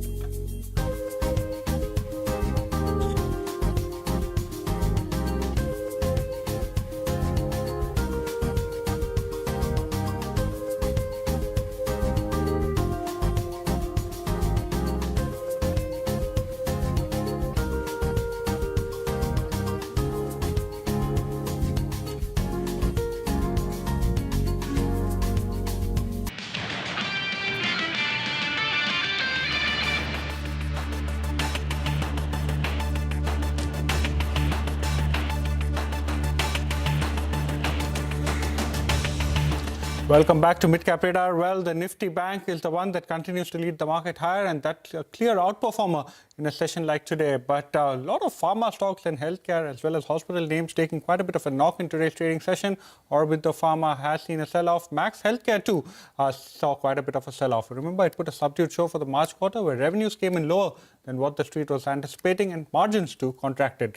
Ekta joins in with a fine print of the key details of this particular name. Well, yes, a subdued performance coming in for Max Health this quarter. Revenue was up around 10%. The street was anticipating around 14% growth. Margins came in lower on a year-on-year basis, but it was better than at least what the street was anticipating, which was at around 25%. Profits were just about higher by around 3% this quarter. The street was anticipating at least over 410 crores in terms of revenue. Now, in terms of the share of oncology this quarter, that shrunk further. It was at around 21% from 26% on a year-on-year basis and versus 24% sequentially. This is due to the discontinuation of select chemo drugs for institutional patients, which is something that we saw last quarter and continued into this quarter as well. Margins were lower because the clinician costs, for example, were up over 200 basis points year-on-year. The EBITDA per bed came in at around 73.4 lakh. That was an improvement on a sequential basis and just about flat year-on-year. Max Labs, which was another segment of the company, did well. It was up 14%. Max at Home, which is home healthcare, was up around 30% on a year-on-year basis. So overall, it was a revenue as well as margin disappointment which weighed on the stock. 5.5% lower on that one. Thank you so much, Ekta, for joining us with all those details. By the way, the broader markets, again, there is some fall from the highs for the mid-cap index. It is up. It is in the green, but there is some selling coming in from the top as well. As far as individual names are concerned, Spark, that is one stock which has surged to the day's high, 17.5% higher on that one. While some of the stocks from the pharma hospital space is not doing so well, look at that one. It has seen a sharp surge in last couple of minutes itself. We do have Deepak Fertilizers, which is doing really well in trade, 6.5% higher on that one. RCF reported good set of numbers, 4.5% higher there. But do remember, for fertilizer space, gas is a big input. Their costs have risen there. So we might see the impact coming by in quarter1 for these companies. So keep an eye out on that one. We do have some of these chemical names which have made a comeback. Sudarshan Chemicals is up 3.5%. We have Finiotex Chemicals, which is doing really well, 3.5% there. And post numbers, that stock has continued to do well. So the chemical space, that is something that you should be tracking very closely. Some of these companies have reported excellent set of numbers in quarter1. So we'll keep tracking that for you. But for now, we'll slip into a quick break. When we come back, we'll discuss more on stock-specific action and a lot more.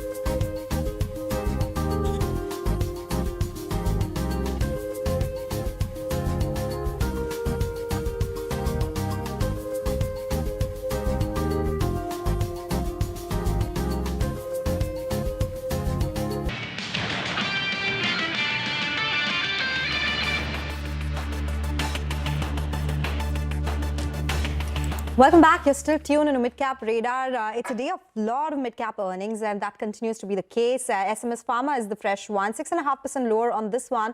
But the net profit seems to be higher, 61% on that one, but revenues are lower. So it looks like there could be an element of other income which could have led to higher profits, something that we'll check. But yes, the EBITDA is lower by 1.7%. It has come in at 40 crore rupees. We will check the margins as well, which is at 16.7%. So I think muted revenue growth is something that the street doesn't seem to like at a time when some of these pharma names have seen decent growth, and despite that net profit surging, which of course is an adjustment that we need to look at carefully. For the markets, we continue to see some fall from the highs, and that continues to be our talking point. But the other thing that we'll be talking about are consumption trends.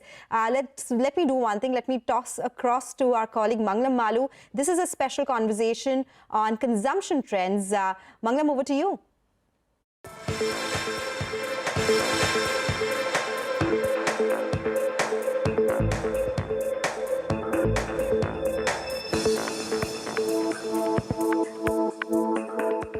You're watching us here on this very special show, India's Consumption Trends 2026 with Nilesh Shah. We're discussing a transformation that's quietly reshaping India. Because if you really want to understand a country, and India in particular, look at what it spends on and where that has changed. So let me quickly set this conversation up with some very fascinating data points. For years, food dominated India's household budget. Nearly half of what India spent went into food. But the share of that in urban spending has fallen from 48% all the way down to 39%. That's a complete rewriting of the Indian wallet. Where has this money gone instead?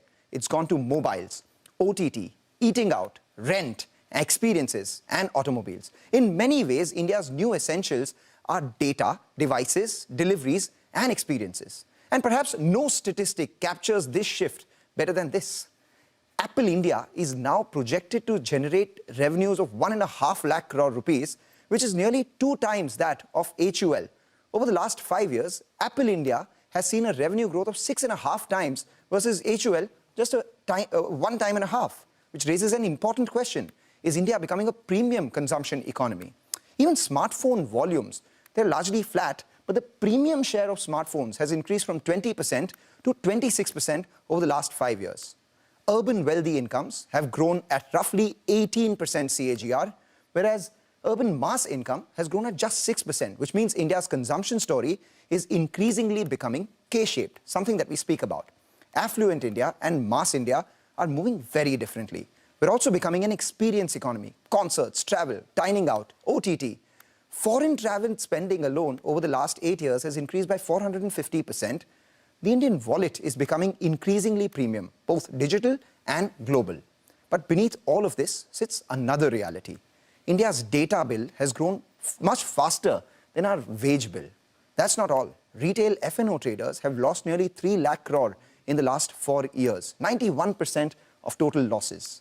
Digital fraud losses have exploded from 8.5 crore to nearly 23,000 crores as we speak. So while India is consuming more and aspiring more, the pressure on household balance sheets is also rising. Which brings us to the big question. Is this broad-based prosperity, or is India's consumption boom increasingly getting concentrated at the top? To take this discussion forward, we have a very interesting panel lined up for you. Nilesh Shah, the Managing Director at Kotak Mahindra AMC, Archit Varsne, who is the Research Analyst at Kotak Mahindra AMC. Along with him, we have Manish Khilnani from Bizom, and Arjun Vaidya, who is the co-founder and managing partner at V3 Ventures, known very well to be the D2C face of the country as well. Thanks a lot, gentlemen, for joining in. And, we've seen all the data. India's moving from just being a regular consuming economy to being an experience economy. Nileshji, I have to ask you this. From a listed company standpoint, what are the themes that you're looking at when you're looking to play this shift, and how much of that is already played out?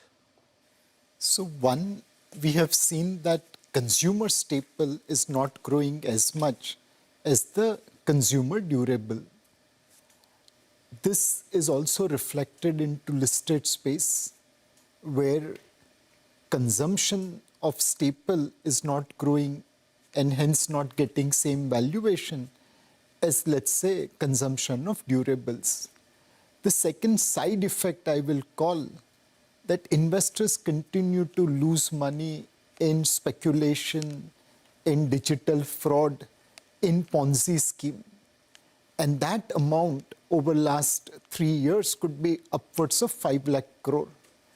That is more than what you spend in a year on buying of consumer staple, from detergents to soaps to shampoos to perfume.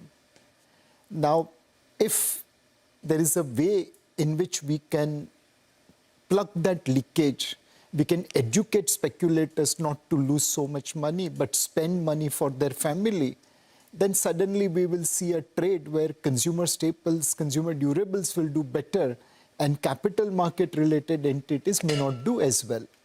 Right. So, I just have to ask you this question as well. When we speak about consumption in India, the new age consumption, there are various listed plays here. You do have the platform players, you do have beauty and personal care specialists, you do have travel and tourism players, etc. as well. But oftentimes the growth, the potential is overestimated in the stock market. Do you think that is the case? Or maybe these guys will still continue to surprise positively? No, I think these guys will continue to surprise positively, because you can see on the companies which are driving the premiumization trend, whether it's within the Alcobev, you have seen a few companies who are doing very well on premiumization trends, or whether it's a footwear sector where you are seeing multiple premiumization play, where your ASPs or the footwear's ASP has been growing much faster. But on the other hand, the mass players are struggling. So I think this trend will continue, and possibly you will look forward that the premiumization plays will continue to do better, and mass segment may continue to impact. And just to put that into perspective also, right, if you look at the last 5 years data of urban wealthy income growth, it has grown at 18% CAGR versus the urban mass people have grown at only a 5% CAGR. Similar trend is also witnessed in the rural India as well. Rural, if you look at rural wealthy people, they have grown at roughly 11 to 12% CAGR, and the rural labor class has grown at 5% CAGR.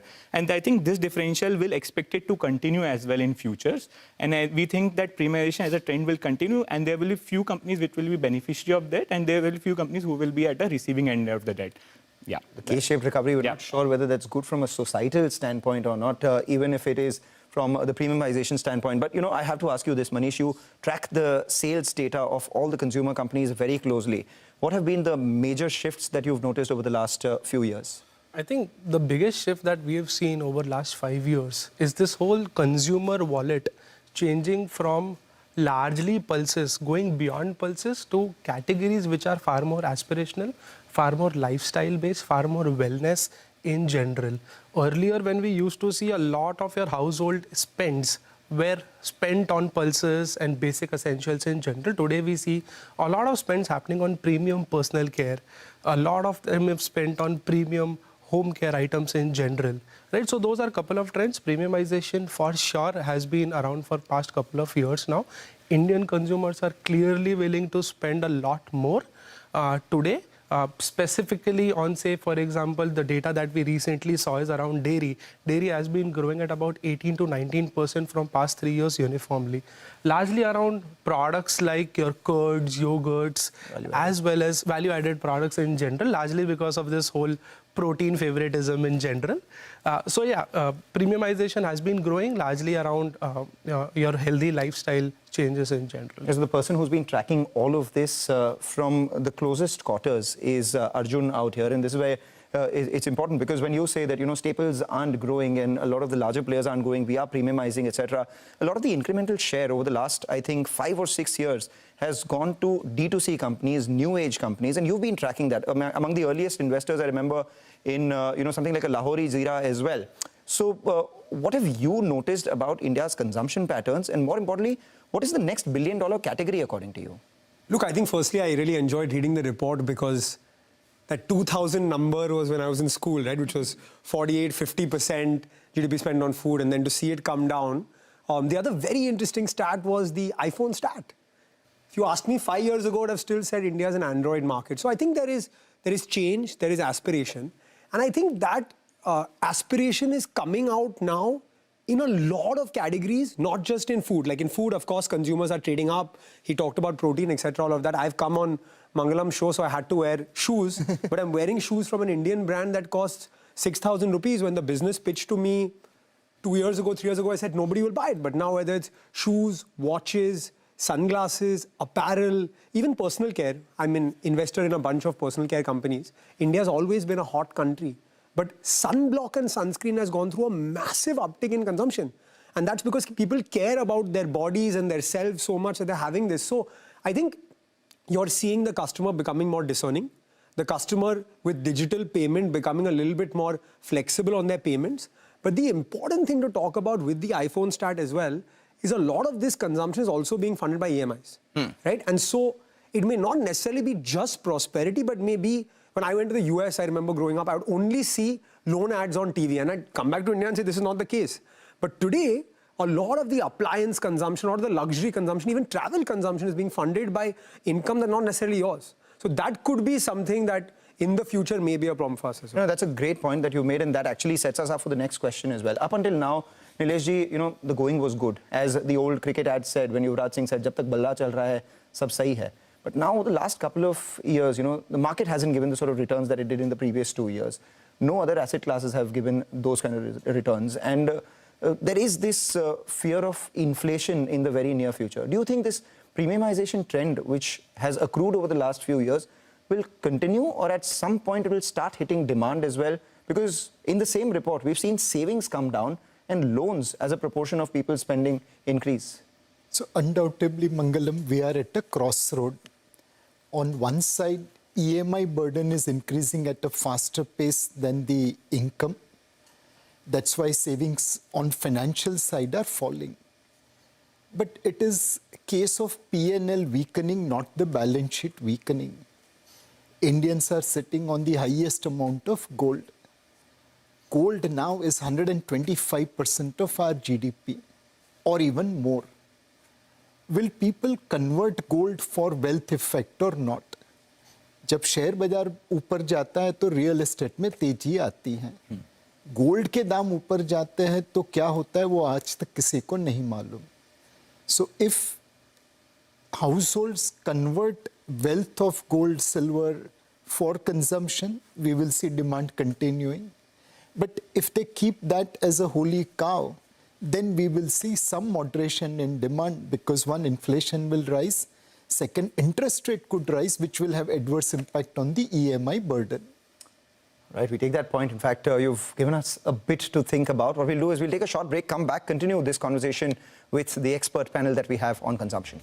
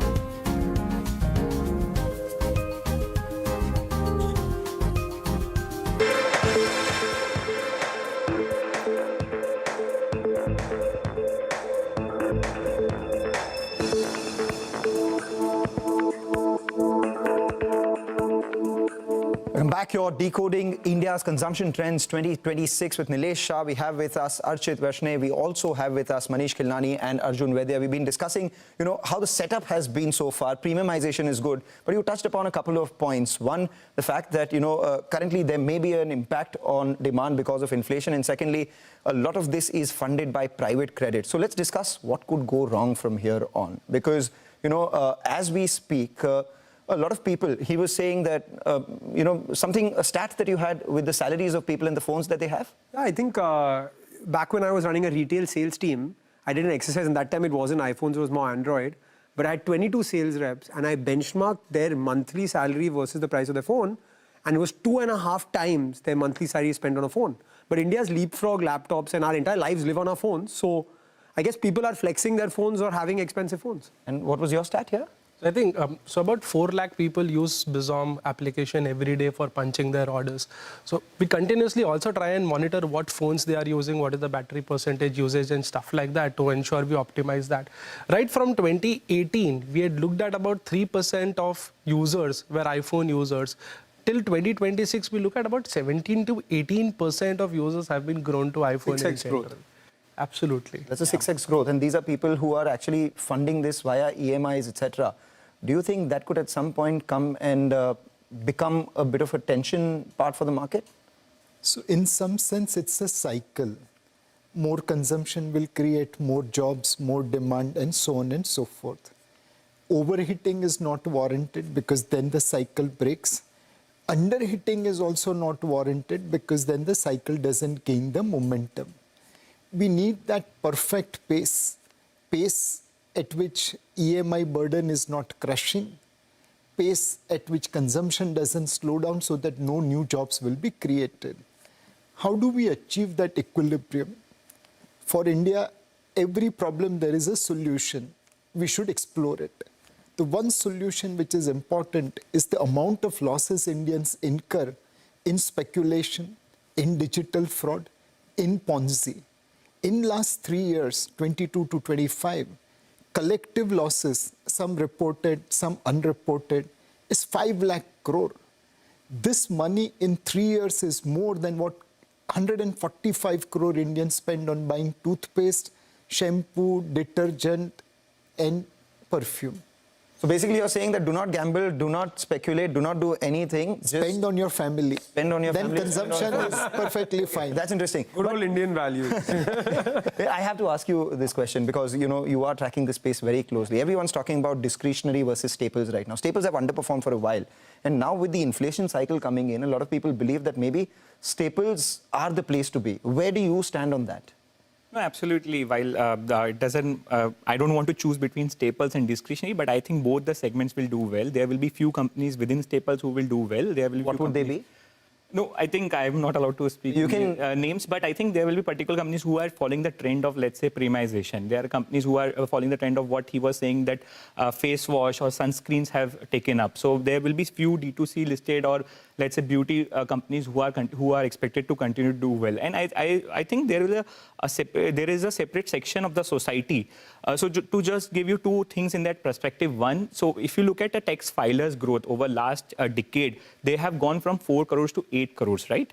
But if you look at the taxpayer growth, the people who have paid tax more than 0 has been hovering around somewhere around 2.5 to 3 crores. So that means that same people are earning more, they are spending more, they are paying more taxes, and that also shows the trend that income growth is deepening rather than, let's say, widening or broad-based widening. The second important trend is also, just to put in perspective here, is that India's foreign travel spends over last 11 months have been 1.4 lakh crores. This is similar to the amount the whole building material industry in India have. So think about it. So don't take a holiday now, instead paint your house is what you're saying. No, I'm saying that take holiday in India and paint your house. It's not that Indian holidays are cheap either. But, I have to ask you this, since you're talking about premiumization, a lot of these new age companies, we've seen, beyond a certain point, beyond say 100, 200, some even 300 crores, they struggle for scale. And eventually they end up selling to some of these larger, incumbent players who then also struggle to scale that company up. How do you navigate through that?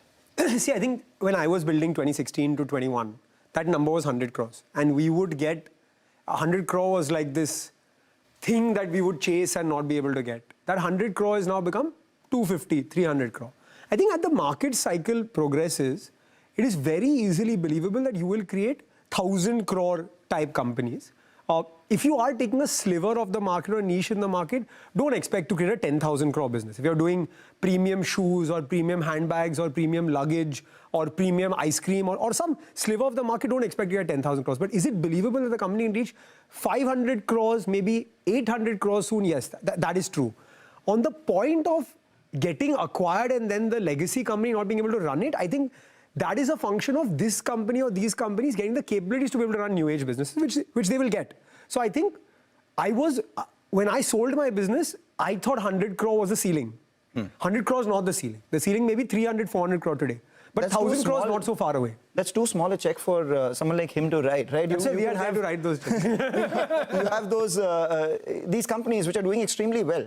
But they're well in their own right. The incremental share is what they're taking away from the legacy companies. But now a lot of these legacy companies are also getting into the same categories. You have Horlicks protein, you have Glucon-D, which has come up with a sports drink, and you have Amul, which has gotten into protein, etc. as well. Do you think they will be able to now beat the new age companies? I don't think so. It's new age versus old age company. It is smart entrepreneur versus dumb entrepreneur. They could be present in both the sides. Point is, how will you communicate with consumer? There was a time when having your product across shops was the cutting edge. Now the world is moving to digital, especially in newer product. Will you have communication to talk to millennials, to Gen Z, or will you treat them as your old customer? Product innovation, communication, digital, all those things will decide whether new age company wins or old age company So if you had to bet on a couple of themes from this space, because he's not giving me any names, you can give me some direction. I'm not asking you for names. So essentially one play is that which are the companies which old age company will be interested in buying out. A strategic buyout will always be at a much higher than the market valuation.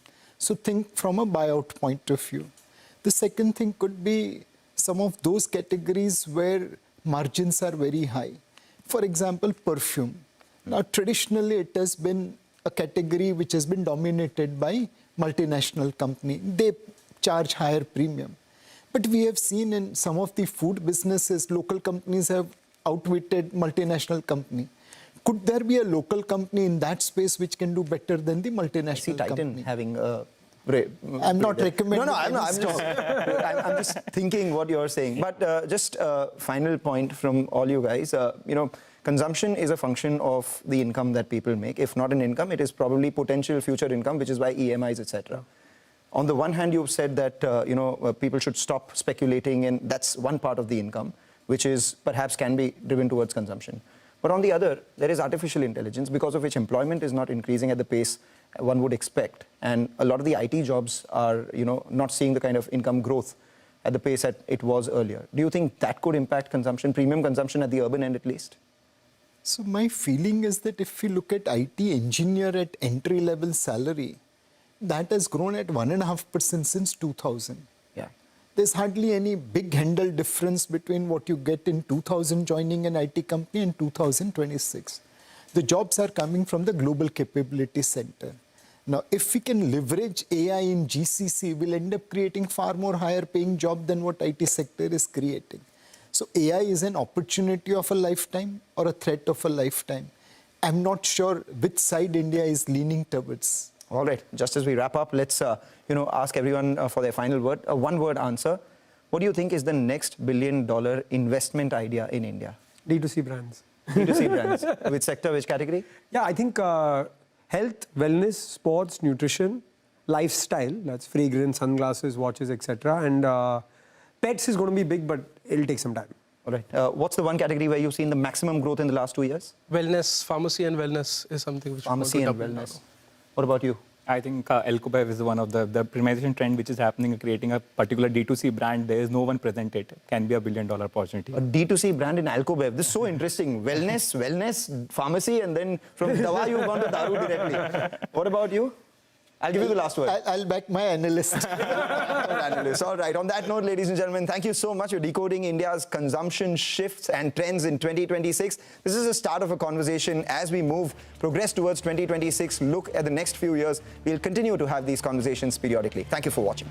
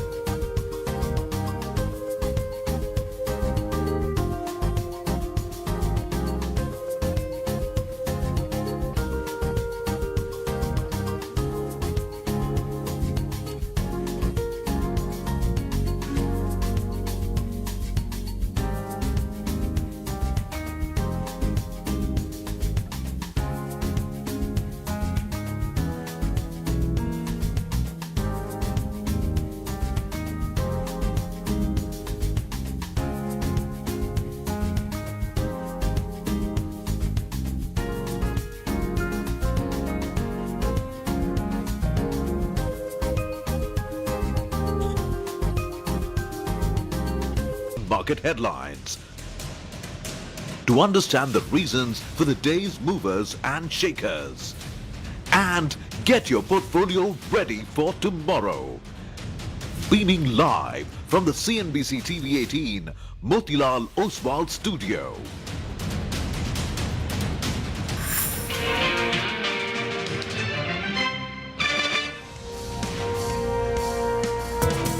A bit of a positive start is what we've seen coming in from the Asian market. No ship is going to or out of Iran without our approval. Oil's at $105 odd dollars a barrel, 104, 105, 23,700 on the Nifty. After 18 months of, a problem with regards to their go-to-market strategy in the offline space, etc., the net profit has grown 4 times. It's crossed the 10,000 crore revenue milestone for the full year. If the crisis persists for long, it can certainly have impact. RBI's inclination is not to use interest rate as an instrument to defend the currency. It could mark another year of extraordinarily large payouts from the central bank to the government. Above the 23,800 mark on the Nifty, we did make that swift recovery from the lows.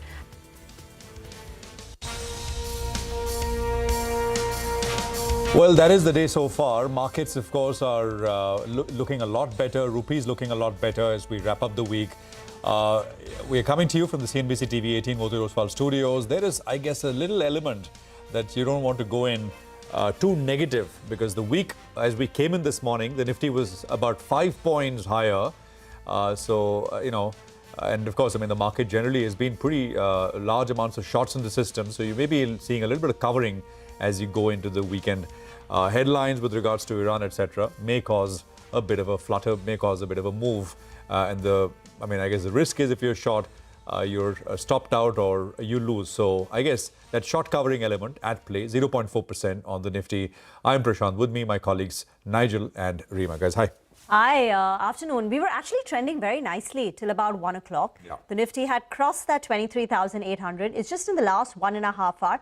We've given up a little bit from the top. There you have it. That's the slide in the last 1.5 hours, but still holding comfortably with a gain of about 0.4%. The Nifty at that 23,750. And all of the week's gains that you are seeing, that's 0.5% on the Nifty, 1.5% on the mid-cap index, is courtesy today's gain. But what's heartening is the move in the financials today. The Nifty, particularly the private sector banks, so whether it's Axis Bank, ICICI, Kotak Mahindra Bank, that's the leadership pocket for the day. So that's good. Well, that's right. I'm personally hoping that there were no shorts that were covered today. The reason I say that is because you want some big bang news to come in there, and then the shorts get caught on the wrong side if there's something that's going to come over the weekend. So I don't want those shorts to get wasted, and this 23,800 mark has become a bit of a resistance zone because yet again, we're not able to cross that mark. So we'll have to keep an eye on that. But the positive is, in April, number of stocks advancing outweigh the number of stocks declining. And in May, that trend is continued as well. And the Indian rupee, everyone was throwing in the towel, 97 odd. That hasn't happened. So that's good. It's actually sub that 96 odd mark. The question is, how do you position yourself in the final hour of trade? Mitesh Thakur joins us on the show. Hi, Mitesh. Good afternoon. Good to see you in. This market is net short. We're holding at around 90 points higher. We've come off the top, though. What is your trade at around this 23,740? At this mark, what would you do? Yeah. So, I think, like many other days, I have advocated, selling around 23,800 plus level for the stock, about 23,900, and that being the upper range. And we expect, we might go back to 23,400, 23,350 zone, which is the support area. That's where you kind of remove your shorts and try to see if you can take some block trades. And on the index, it's a very narrow range, and we don't have a sign of the index as if yet, giving directional move. So I think this range trade kind of keeps on playing. On the stock side, I have a sell on ITC with a stop at about 307 quarter, 307 half for a target of 295, while Indigo is a buy with a stop below 4,400 for targets of 4,560. Got that. Let's talk about the many earnings that we've got through the day. Stocks are reacting majorly to those. Upasana is now standing by with details on those. Upasana? Well, first up, let me start with TTK Prestige. The company reported a strong revenue growth of 12% this time around in Q4. This was mainly fueled by the company's heightened sales seen due to induction cooktop because of the LPG crisis. Now, historically, if we see the trend, the induction cooktop performs nearly 12 to 13% of the sales, and it's a high margin product. If we talk about the gross margins, they have also seen a jump up of nearly about 300 basis points at 44.6%, and EBITDA margins are under pressure at 130 bips at 10.5%. If you look at the full year revenue trend, that has also been quite encouraging. As FY24, the revenue was just about 2%. FY25, there was a revenue decline of 3%. And now if you look at FY26, there's a revenue jump up of nearly about 10% on year-on-year basis. Next up is InfoEdge, reported a strong growth of 17% in Q4. Margins, company has managed to remain above 40% level at 43.2%. The key drivers this time around was the company's recruitment business and even 99 Acres, which reported a double-digit growth throughout. Now, 99 Acres also turned EBIT positive in Q4. Next up is LIC. Overall, it's been a good result. APE growth stands at 22% on year-on-year basis, and VNB margins on the back of the product mix have also expanded by nearly about 692 basis points. Next up is RCF. The stock continued to see gains since the start of the session. Adjusted net profit has nearly doubled, and company's margins have also seen a sharp jump up of 100 basis points at 5.8%. And lastly, coming to LG Electronics, revenue was largely in line with the street estimates, while margins and PAT was much below. Now, Q4 revenue growth stood at 8%, which was driven by the demand recovery seen across the segments. Margins, though, remained under pressure, which is why the stock also remained under pressure. Margins down about 230 basis points at 11.7% versus the 13% is what the street was working with. And the margins were majorly impacted because of the elevated prices and even rupee depreciation. So all in all, these are the stocks that remain in focus today on the back of earnings. Thank you very much for that. Gurmeet Chadha is now joining in. Gurmeet, LG Electronics, there was a big valuation arbitrage which happened when the IPO was listed. But since then, we've not seen the stock do too much.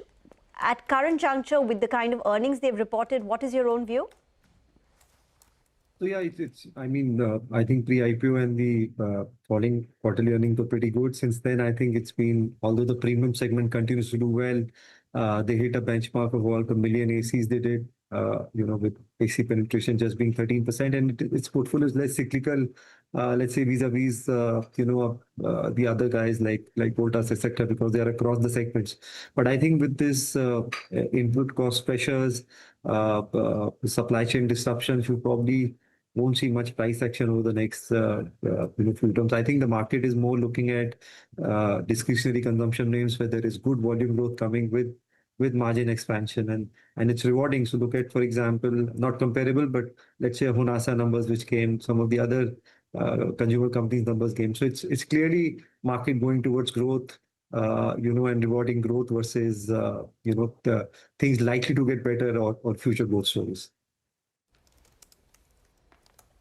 Got it. Okay. All right. Gurmeet, anything stands out besides, these names from the broader markets? Lots of earnings coming in there. Any standout result for this week? So, Nigel, a couple of names. I think the power equipment and transmission space, I think results were fantastic. I think GE Vernova continued a very good run. I think the earnings were stellar. I think now, so yesterday again, we crossed almost 260 gigawatts. So I think energy and electrification in terms of demand due to data centers, AI disruption, I think seems to be very secular. And I think, I've been speaking to a lot of genset guys, oil engine guys, transformer names. I think the order books are full for next 2-3 years. So I think this is one space one can start looking at some of the other names which haven't rallied as much, and probably there's some valuation comfort. And I think defense earnings, I think the reaction to Bharat Electronic earnings has been very muted. I think it's done very well. I think the order books looks very, very good. And the turnaround time on order is pretty good. At 80,000 crore order book with 27-28% EBIT margins, I think you have very good visibility for next, at least 5-6 quarters. So I think that's another name which stood out for me. I thought even Ganesha Ecosphere numbers were good. I think the commentary on the textile part, which is a legacy business, I think dampened the sentiment. The rPET, which is the recycled plastics, I think with the government notification of 40% mixing, looks very good. Because I think the legacy business seems to be offsetting the rPET, but I think that there also seems to be coming back, margins coming back, rPET utilization going up. This is a good story on recycling space.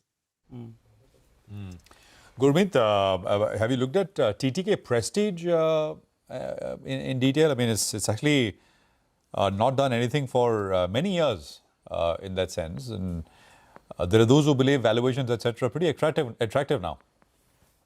So, Prashad, I think it did well largely because of these electric inductions, I think, which is about 12-14% of the sales. We like Stockcraft more. The capex is behind. So other than that, they have a very good export book. 25% of top line is export, largely to Walmart and now IKEA. Then, the range in terms of cookware and appliances, this election, the electric induction would be very sporadic in terms of volume, right? What you may want to project it over the next 2 years. Sometimes, let's say suddenly the war is over and LPG supply improves, these numbers might not optically play out the way you want it to be. So you want to have a more integrated, comprehensive player and not just, or that portfolio is still about 10-12%. So I think we like Screwcraft. Valuation is good, 1,800 to 2,000 crore kind of a market cap. And as I said, the capex is behind, so some bit of operating leverage hopefully should play out. Info Edge earlier was seen as a whole play on jobs. Now jobs are being questioned on account of AI, but it gives you that optionality because they own other companies in terms of platforms. So what's the call now on Info Edge? And now increasingly they also have that GCC presence, which is helping. Not sure, Rima. I think with this, probably we are staring at a phenomena where we'll probably have a white collar slowdown and a blue collar boom. I don't know how it plays out. I think I remember Prashant also talking about how the blue collar jobs like a gym trainer or an electrician or nurses, etc., are now probably getting more than entry level pay jobs in banks and IT services. And I think how it plays out, we have to see. So I'm better off betting on the new age names directly rather than a proxy play on it as of now. Yeah. No, point taken. By the way, the market's given up, right? It's fizzled out completely. And just about 50 points left now on the index. So I'll just tell you, it's come off pretty sharp. I mean, 23,750 when we started, and 50 points gone from the time that we started, which is just 15 minutes back. In any case, it was not sustaining, and it's all kind of flatlined. In that sense. Sun Pharma numbers have come through. So let's just stick with the Sun numbers for a bit. So I think revenues are largely in line. About 2,700 crores was the profit number, that is, largely in line. Revenues, yeah, there you go. So, and I think revenues are also in line from what I could see. 2,714, 2,742 profits, and 14,600 and 14,530. So this is also largely in line on both the top line and the bottom line as well. Margins, etc., will start to flow in. EBITDA 3955 compared to about 43 odd crores in terms of the EBITDA line. So there's about 100 crore miss there. But otherwise, I mean, all told, this is a decent set in-line kind of number. I think stock after that $12 billion acquisition has done quite well from the time that the deal was announced. Deal was announced at about 1,600 odd in terms of price, and it's at about 1,850, 1,860 or so. So typically large deals lead to some bit of hand-wringing anxiety, but I guess that generally the deal was seen as very positive in terms of valuations, etc. Although there are skeptics as well. Gurmeet, any thoughts? Sun Pharma? So Prashant, we don't own it in the portfolio, but I've not seen the breakup. Would want to see the specialty portfolio, which is where they are trying to make a difference, and also some more color on, although they've clarified on the large acquisition they are doing, but maybe a little more color from the commentary. Numbers optically look in line. I mean, that doesn't seem to be way off from what the estimates are, and stock hasn't, if you see, hasn't done too much for a very long time. So I think in that sense there could be some margin of safety, but we don't own it, and I probably have to see the breakup. Anything? What do you own in pharma? So Prashant, we largely have CDMO names. So we have Laurus, Newland, and Divi's. That's where I've been overweight now for a while now, a little more than 4 or 5 years now. And in branded generics, we have Mankind Pharma. So these are the 4 stocks we have in the portfolio. And Mankind numbers are very good. And I think CDMO anyways, I think is in a very, very And were good. Newland were great as well, right?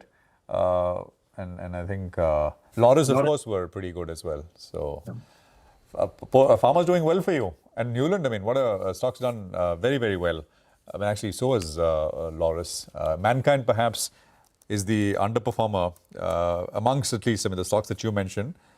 But it's making up, Prashant, for some bit of flack you're getting on, let's say, the HDFC banks and the Reliance and others of the world, So law of averages. So are private banks a large part of the? I mean, because they're completely, there's no interest. No one. I mean, I'm not saying no one owns them, but ownership levels are very low. Yeah, I mean, if you see MSCI EM index, Prashant, I think HDFC weightage has gone down by what, 4%. I think pre-merger, the combined market cap was 14.7, 14.8 lakh crores. Now, even if you adjust for cancellations, That's almost like 3-4 lakh crores of wealth erosion. I think same has happened with a lot of other names. I think somewhere there, I feel the intensity is less. The ability to drive credit growth higher than the industry, the leadership on CASA, the leadership on names. I think somewhere it's gone soft and probably it's been taken over by some of the maybe the mid-tier banks which have got good capital infusion and growth capital and then maybe with a lower base. I think somewhere probably the management needs to reflect on what they used to do and what they're doing now. I think somewhere there's a bit of a issue. Also, just give you, because I'm an ex-employee and long-term stakeholder in HDFC, I think somewhere the mid-management is also seeing a lot of attrition. Happens when you are used to seeing so much wealth creation through ESOPs and suddenly nothing happens for 4 or 5 years. So I think something needs to be reset there, to get the mojo back. All right, it's part of the portfolio, or no? HDFC Bank, you still own it, right? HDFC, yeah, we still have it. I mean, I'm just saying that it's been this kind of valuation I've not seen for like 2 decades now. Yeah. So yeah, it's probably at a decade low in terms of valuation. Actually, all three: Axis, ICICI, HDFC Bank. When they'll perform, we don't know. But typically, when no one wants to look at something, is when slowly it starts. Hopefully, we don't know when. Sun has moved down a tad bit, right? 27.1 compared to about 27.8. Gurmeet, there's I know you own Solar Industries, right? Yeah. There's a company called Nibe. It's based out of Maharashtra. I think it used to be, again, in the defense and missile space. I think some overlap in terms of products compared to what Solar does, etc. Have you looked at it? We have looked at it. Also, we keep taking feedback from the existing defense names which we own, courtesy our relationship. It's very done well. It's just that it's too small. One thought process I have is that in a B2G business, which is largely government or export, the volumes are chunky, and you can have a bit of a periods where you can have balance sheet stress on supply chain disruptions and raw material prices, something as basic as, let's say, ammonium nitrate. So if you're taking a long-term view, and that's my learning, because I've done some small cap names also in defense, is that in periods of underperformance, the balance sheet needs to be strong, and bigger orders would come to larger and stronger balance sheets. So I think the game changer would come, Prashant, when you'll see more missile orders. I think we probably need a 5,000, 6,000 kind of a missile inventory, ballistic missile inventory, and our number is quite low. And the entire ecosystem probably can make 100, 120, 150 a year. Also, the indigenous content is moving. So BrahMos, for example, Indian content was only 15%. Now it is 70%. Right. So I think this is one area. Second, I think Mr. Nawal mentioned about the anti-drone system. The Bhargavastra, which can fire about 70, 80 drones, let's say, in a minute. Now, India needs to, roughly cover at about 200 odd sensitive sites, which are important sites like PM House or a parliament or, let's say, a Taj Mahal or religious monuments. I think, and that product, if once it gets approval and gets commercialized, would be actually much bigger than, the Pinaka rocket or some of the other names we have seen. So I think it's a long growth. You have to see the R&D pipeline. And you have to see the product potential there. And I still think, despite the run-up, I think that BEL and Solar has a lot of legs. That's my view over the long term. And I could be right or wrong. No, the Solar management, when they were with us 2 days back, they said, well, this Bhagavastra opportunity could be larger than Pinaka. So prima facie, that's what they said. So you're absolutely right there. Well, Sun, let's just go back to it. Vivek is here with a little bit more here. Vivek, take it away. Well, that's right. It appears to be a bit of a miss as far as Sun Pharma's Q4 FY26 numbers are concerned. A poll conducted by our colleague Ekta Batra, when you're comparing it to that particular poll, looking at the revenue slightly about, you could say, in line to what, we were anticipating, coming in at 14,610 crore rupees. But, the EBITDA is where the key disappointment is lying. EBITDA close to 3,950 crore versus our poll of a little over 4,040 crore, indicating a little over 7% miss as far as the core EBITDA is concerned. Now, that EBITDA miss has actually translated to a margin miss as well, close to 60 basis points miss against what we were anticipating in terms of EBITDA margins. On the back of that, when we're talking about the net profitability too has missed our poll by close to 30 crore rupees. Now, coming about the US sales has actually seen a little bit of a downtick, down 1.1% on a year-on-year basis. The street was anticipating a mild uptick. Now, key to watch out for in terms of Sun, very two very important points that we will be watching out for in terms of the management commentary. The first one, of course, will be any incremental commentary coming in as far as the Argonine acquisition is concerned. The street is wanting to know about how exactly that particular deal will be financed and the contours of the financing of that particular deal. And number two, of course, will be an update as far as the halal inspection is concerned. It's been a long overdue inspection, and that is also something that the street will be waiting out for. But on the back of the mild miss, you're seeing a bit of a downtick and a sell-off as far as Sun Pharma is concerned. Thank you very much for that. Gurmeet, we leave the conversation here. Thank you very much for joining in. Enjoy your weekend. We will get into a break on the other side. Jitendra Gohil of Bajaj Alternate will join in on the other side as our Alpha Manager.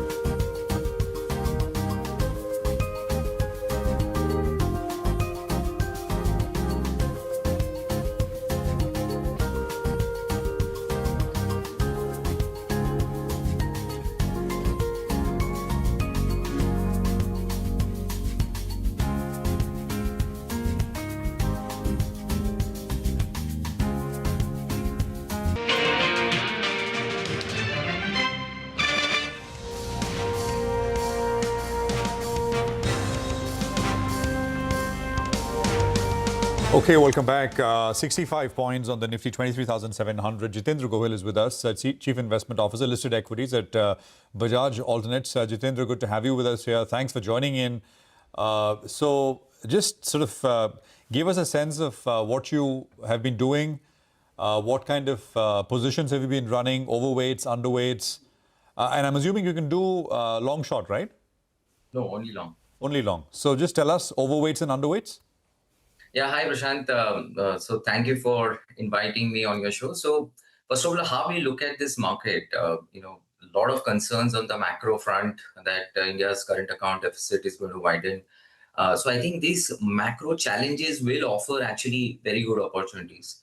And when we look at the entire, the situation globally, it's not only India which is suffering. For example, in US, which is the best performing market, but on the ground, if you see the consumer sentiment in US is all-time low. Even the sentiment is lower than during COVID or financial crisis, but the market is all-time high.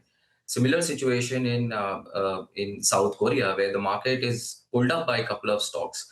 But in India, it's a different story. We think that, look, India is a very, very broad-based market. You have consumption, pharma, IT, and as we see that this war is getting prolonged, we are seeing this kind of concerns are emerging.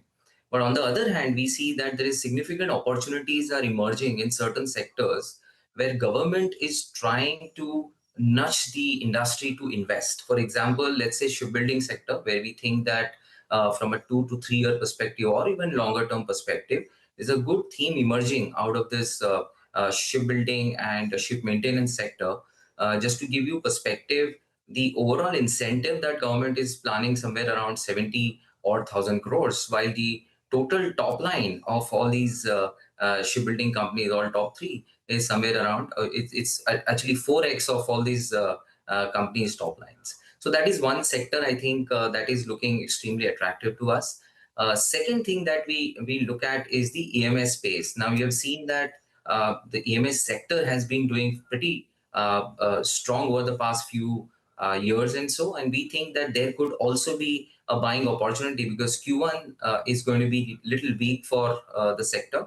Probably the June quarter will see more margin correction, and there you can see certain opportunities might come in. And lastly, we are also looking at, let's say, UP election and an 8th pay commission, some consumption play related to the UP and Bihar side. So I think there are pockets of opportunity where we think there is good opportunity to make alpha in this kind of market. But Jitendra, at the index level, you think this year is going to be a washout? Hard to see meaningful returns from here on? Yeah, Rimasi, like last 2 years, we have seen Nifty giving flattish return, Nifty mid-cap, almost 8-9% return over the past 2 years. But I think, look, India has been the best performing equity market for several years now, for decades, I would say.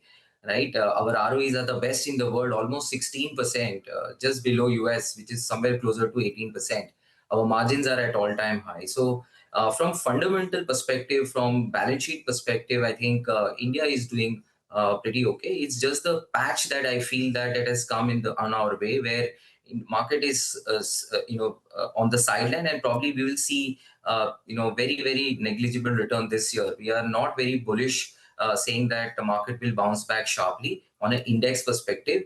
But I think one should stay invested, because if you look at next couple of years, I feel all these headwinds that India is facing probably might cool down. And there you see a very sharp recovery happening probably next year or so. So this is the year where we are very, very cautious. We wrote this beginning of the year that this year is going to be a little bit damp squib. And that view is playing out. It's not a very exciting year to be, but slowly, gradually, as this headwind abates, I think market will bounce back sharply. All right. Hi, Jitendra, and congratulations on the new role, new avatar. Wishing you, your team, all the very best as you take guard in the new organization. That said, I think just to sum what you said is that this year is going to be a year of consolidation with individual stocks and sectors doing well, while next year you're seeing a bit of a bounce back. Now, let me ask you about one of the most debatable sectors, which Rima, my colleague, tracks very, very closely, tech. You didn't mention that, so I'm asking you. You mentioned EMS and a couple of other sectors. What's the view on tech? Time to get in? See, Nigel, first is that the rupee has depreciated. Yeah. And for tech companies, this is certainly a kind of a tailwind.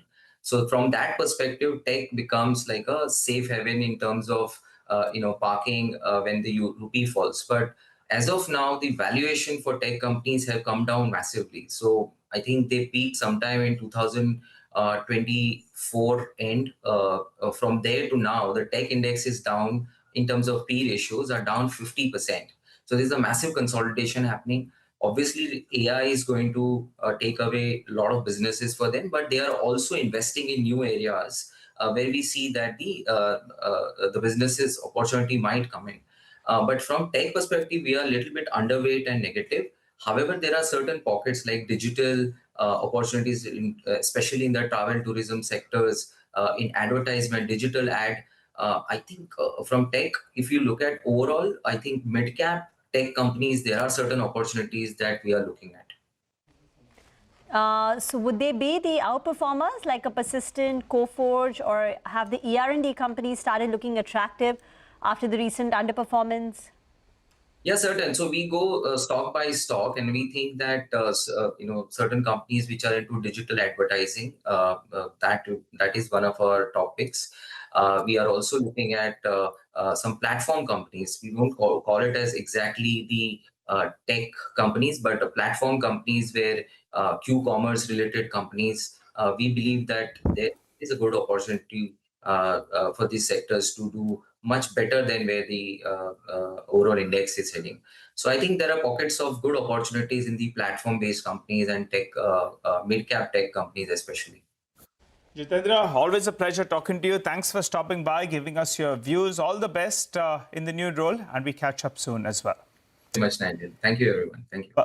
Keep an eye out on the bottom of your screen. We have Minda Corp. The stock has seen already a big run in the last few years. I think from around 200 rupees that it spent a lot of time in. That's moved to around 550 rupees or thereabouts. But those numbers look pretty okay. Explains why Minda Corp has moved actually to the high point of the day. As we speak, a bit of a spike. A spike is what we're seeing. I think there was revenue growth. There was a little bit of margin expansion. The profit number as well looked quite good. So that one pops up in trade. But let's tell you what's going on in the FNO market. Well, in today's trading session, the Nifty Bank after a while, that's actually doing a relative outperformance. So that's headed closer to on the 20 and the 50 DMA, around 700 points away from current levels. That's going to be an extremely crucial resistance mark, ballpark around 54,700 dollars. So we'll keep an eye out on that. And next up, the Nifty is higher, not convincingly so, because we got rejected from higher levels. And the India VIX is not cooling off yet again. Remember, for the week on the whole, it's actually lower. So, that's another data point you should keep in mind. As of now, not really worrying. You don't want the VIX to get past the 20-odd mark. Individual strikes should come up for you. 23,800 call. The premium out there has come down to around 101 rupees or thereabouts. As of now, actually, it's at around 135 rupees as we speak.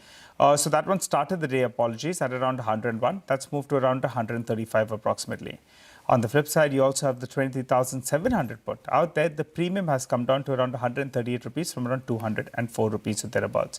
So in the near term, we're in a bit of a range. First support level on the downside, 23,500. The next level you're looking at is around 23,250. That's the level from where we have bounced numerous times. But where does the Nifty face resistance? Bang on, where we are right now at. We are at the 50 DMA. The 20 DMA is in sight. So the bulls will want to put in a bit of a fight and get closer to around the 24,000, which means that we would have crossed this near-term hump that we're looking at. Individual stocks, two of them have come in for short covering on decent volume, so I'm pointing them out. You have Suzlon, short covering bounce being seen out there. From the tech space, Wipro is another stock that's actually been a big underperformer. That as well has come in for a bit of a short covering bounce. And Bandhan Bank, that's holding on to its own. Remember, it corrected from around the 210 rupees or to around 190 rupees. Today, we're seeing a good amount of delivery-based buying, and we're also seeing some long build-up. So I think the zone that it's seeing a lot of buying is that 185 to around 190 rupees. But on the upside, 210 rupees appears a bit of a resistance mark. We'll slip into a short break, come back. Nimish is waiting for us. He'll tell us what's all going on in the dealing room, and it'll be dish to chatter with a bit of a mix. Stay with us.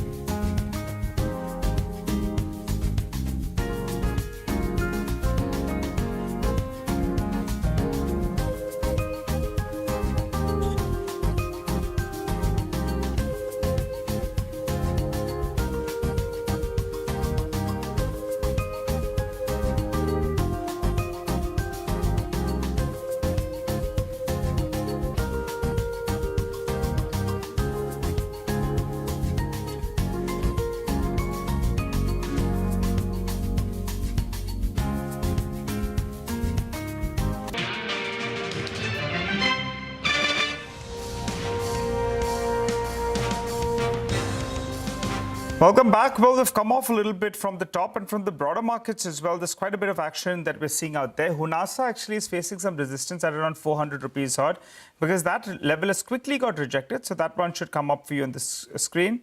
On the flip side, I think Travenues Tech, that stock spikes up. And as Mangalam told us earlier today as well, Varun Beverages, favorable numbers coming in there for the company. So the stock has spiked up. But let's go across to Mitesh. He's joining us to tell us what are his fresh trades. And Mitesh, I wanted a call on the Nifty Bank. That's headed towards the 2050 DMA, so we'll have to keep an eye out on that. Is it looking good for more? Really, Nigel, I think it's still like the Nifty. I think the back Nifty is also. If you look at the last 7 days of data, it has failed to sustain about 54,300, 400 area, which was also gapped down on the 12th of May. And on the downside, 53,000 has, at least on 2 or 3 occasions, come out as a very good score. So it's 54,300 to about 53,000 kind of a range for the back. So not much happening there. Both the indices, in fact, look like, getting into or continuing this sideways choppy kind of range. Okay. In terms of, trades, Mitesh, what do you have? I have LIC as a BTST.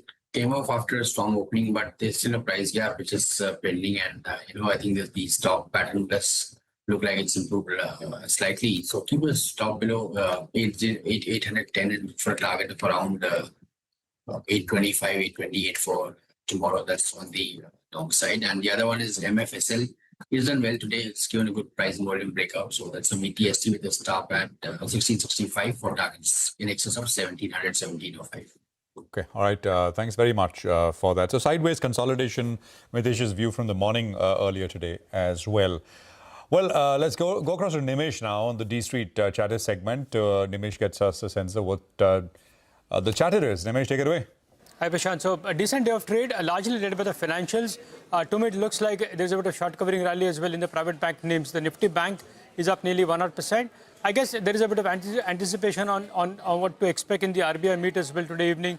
Apart from the RBI dividend, there could be a couple of other measures as well. So that can have an impact on the Nifty Bank on Monday trade. So that's something to watch out for what comes up in the RBI meet. From a flow perspective, again, a mixed day of trade. Remember, there were multiple large blocks, so that will have an impact on the institutional data today. But outside of that, my sense is there is a small MOC sell basket at a couple of FI desks. So a bit of selling towards the end in some of those large cap names by large institutions. Technically, 23,300 and 23,900 is a range in which the Nifty has been for the last couple of weeks. So that's a level to watch on either side. But any big announcements over the weekend, either by the RBI or from the government, could see a big, big upside on the Monday. So that's something to watch. But today, I guess it's largely led by the financials on short covering. But the FI number will look large because of those large blocks. Okay, all right, Nimish, got that. What about individual stocks? So the first stock on my list is Premier Energy as well as KNR Heat. Both the stocks have been consolidating with a positive bias, but my sense is there could be large blocks coming in both those names very soon. So that's something to track there. The second name is Meesho. For the second day running, that's been buzzing. The delivery volumes have picked up in the last couple of days. There is buying from large institutions and expect high delivery volumes today as well in Meesho. There are a couple of names where there is a small MOC sell, which is Infosys and Bharti Airtel.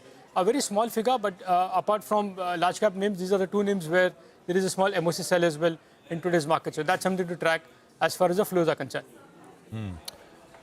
Got that. Lots of blocks, right, Nimish? Sellers galore. Oh yeah, absolutely. So it was anticipated that towards the end of the earnings season, you'll see that block sales emerging. So 4 large blocks in today's trade. The first one is Paytm. We reported yesterday that the private equity investor was a seller. They sold 1.3%, which is Safe Partners. They sold 1.3% in the block today. So that was one large block, close to 1,000 crores. 960 crore was the deal size. So that's one big block. The second was Pine Labs. Again, there we saw a very large block. It was anticipated for almost a week now that after the 6-month lockup, the P investor will sell. They sold almost 2.5 crore shares by a block deal. It was the size was worth more than 350 crores. So that again will add to the institutional side. The third one is JSW Cement. This is interesting. My sense is that the Apollo PE was a seller in today's block deal, and some large domestic mutual funds were buyer in today's block. So again, that was block close to 530 crores. So again, a large block there. And the last one was Adani Energy Solutions. We've been seeing a lot of blocks in the Adani group names in the last couple of weeks. And in most of the cases, one of the large FI is a seller. It's a kind of a clean out trade there. And on the buy side, it's largely SBI Mutual Fund or Capital International. They've been big buyers into the Adani Group names in block deal. So I need to see whether there could be any disclosures. But from a flow perspective, that clean out trade has happened in Adani Energy Solutions with a 45-50 lakh shares of block in the morning trade.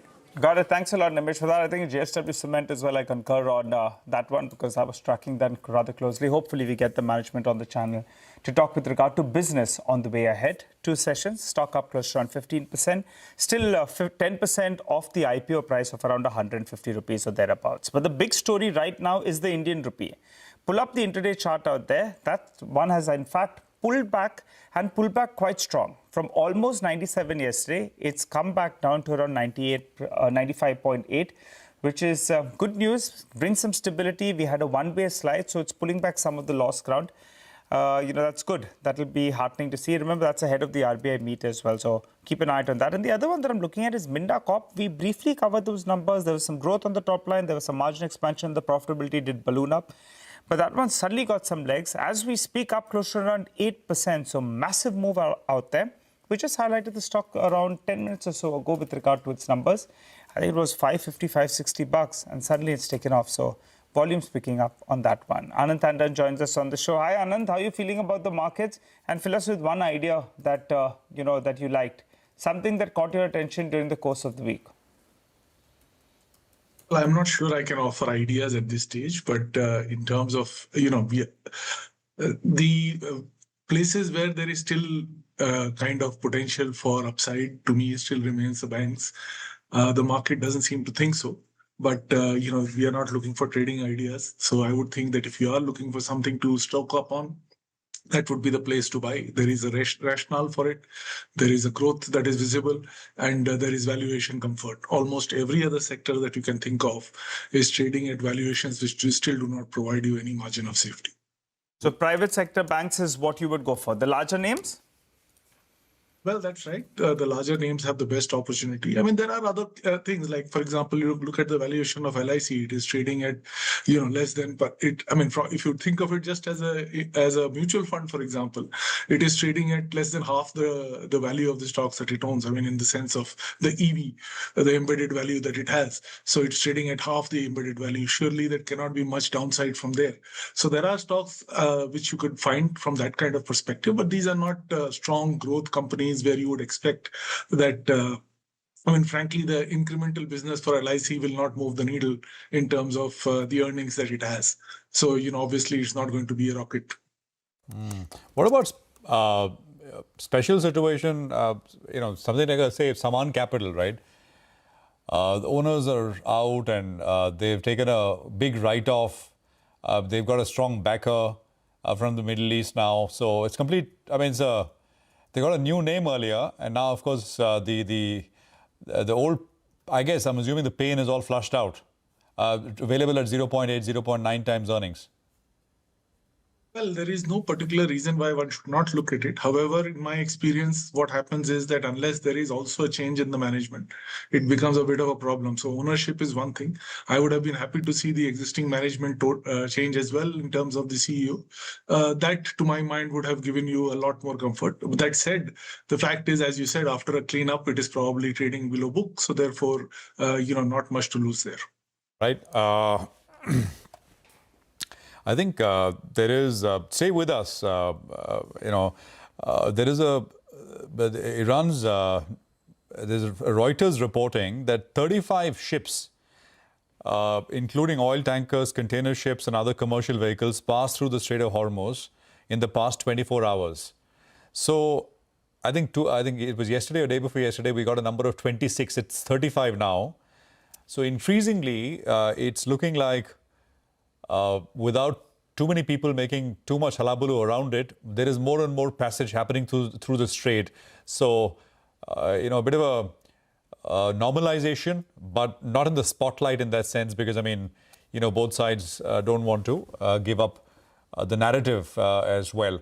Well, we'll track this one, but it's important because at the end of the day, what matters is if the strait is open or not. And compared to no ships, 26 ships, I think, yesterday and 35 today. So that's not bad. Well, let's go back to Nimish. Bernstein has initiated, or rather has coverage on a bunch of stocks. I think they have coverage on 4 stocks. So after the recent clearances with regards to US investigative agencies, Bernstein has updated their view on these companies. Nimish, take it away. That's right, Prashant. So it's an interesting report coming in from Bernstein on the Adani Group stocks. They do cover a couple of names, but largely they've evaluated all the developments that has happened over the last couple of years and where the group stands right now and what their view is on the individual names. The reason I thought I'll highlight this largely because the institutional interest has gone up in the Adani Group names, right? The SBI Mutual Fund is in a big buyer that's been disclosed in public block deals. So is Capital International, who's been a big buyer of Adani names of late. So first and foremost is Adani Ports. They have so Bernstein has an outperform rating on Adani Ports with a target price of 1880. They believe that despite the rally in the recent months, the stock continues to trade in line with peers, and actually it's a cheaper large cap name in the India context compared to the other large cap companies with a similar growth. So that's the reason why they still have an overweight rating or outperforming rating on Adani Port with a target price of 1880. So that's the first name that they cover extensively. The second name is Ambuja Cements. Now, on that, they have a market perform rating with a target price of 450 to potential further upside from here as well. They believe that the stock is trading at a discount to the major peers, but the stock has struggled because of performance in terms of growth. So that's the hope that maybe over the next few quarters you'll see the growth coming back in Ambuja Cement. So they still have a market performance rating on Ambuja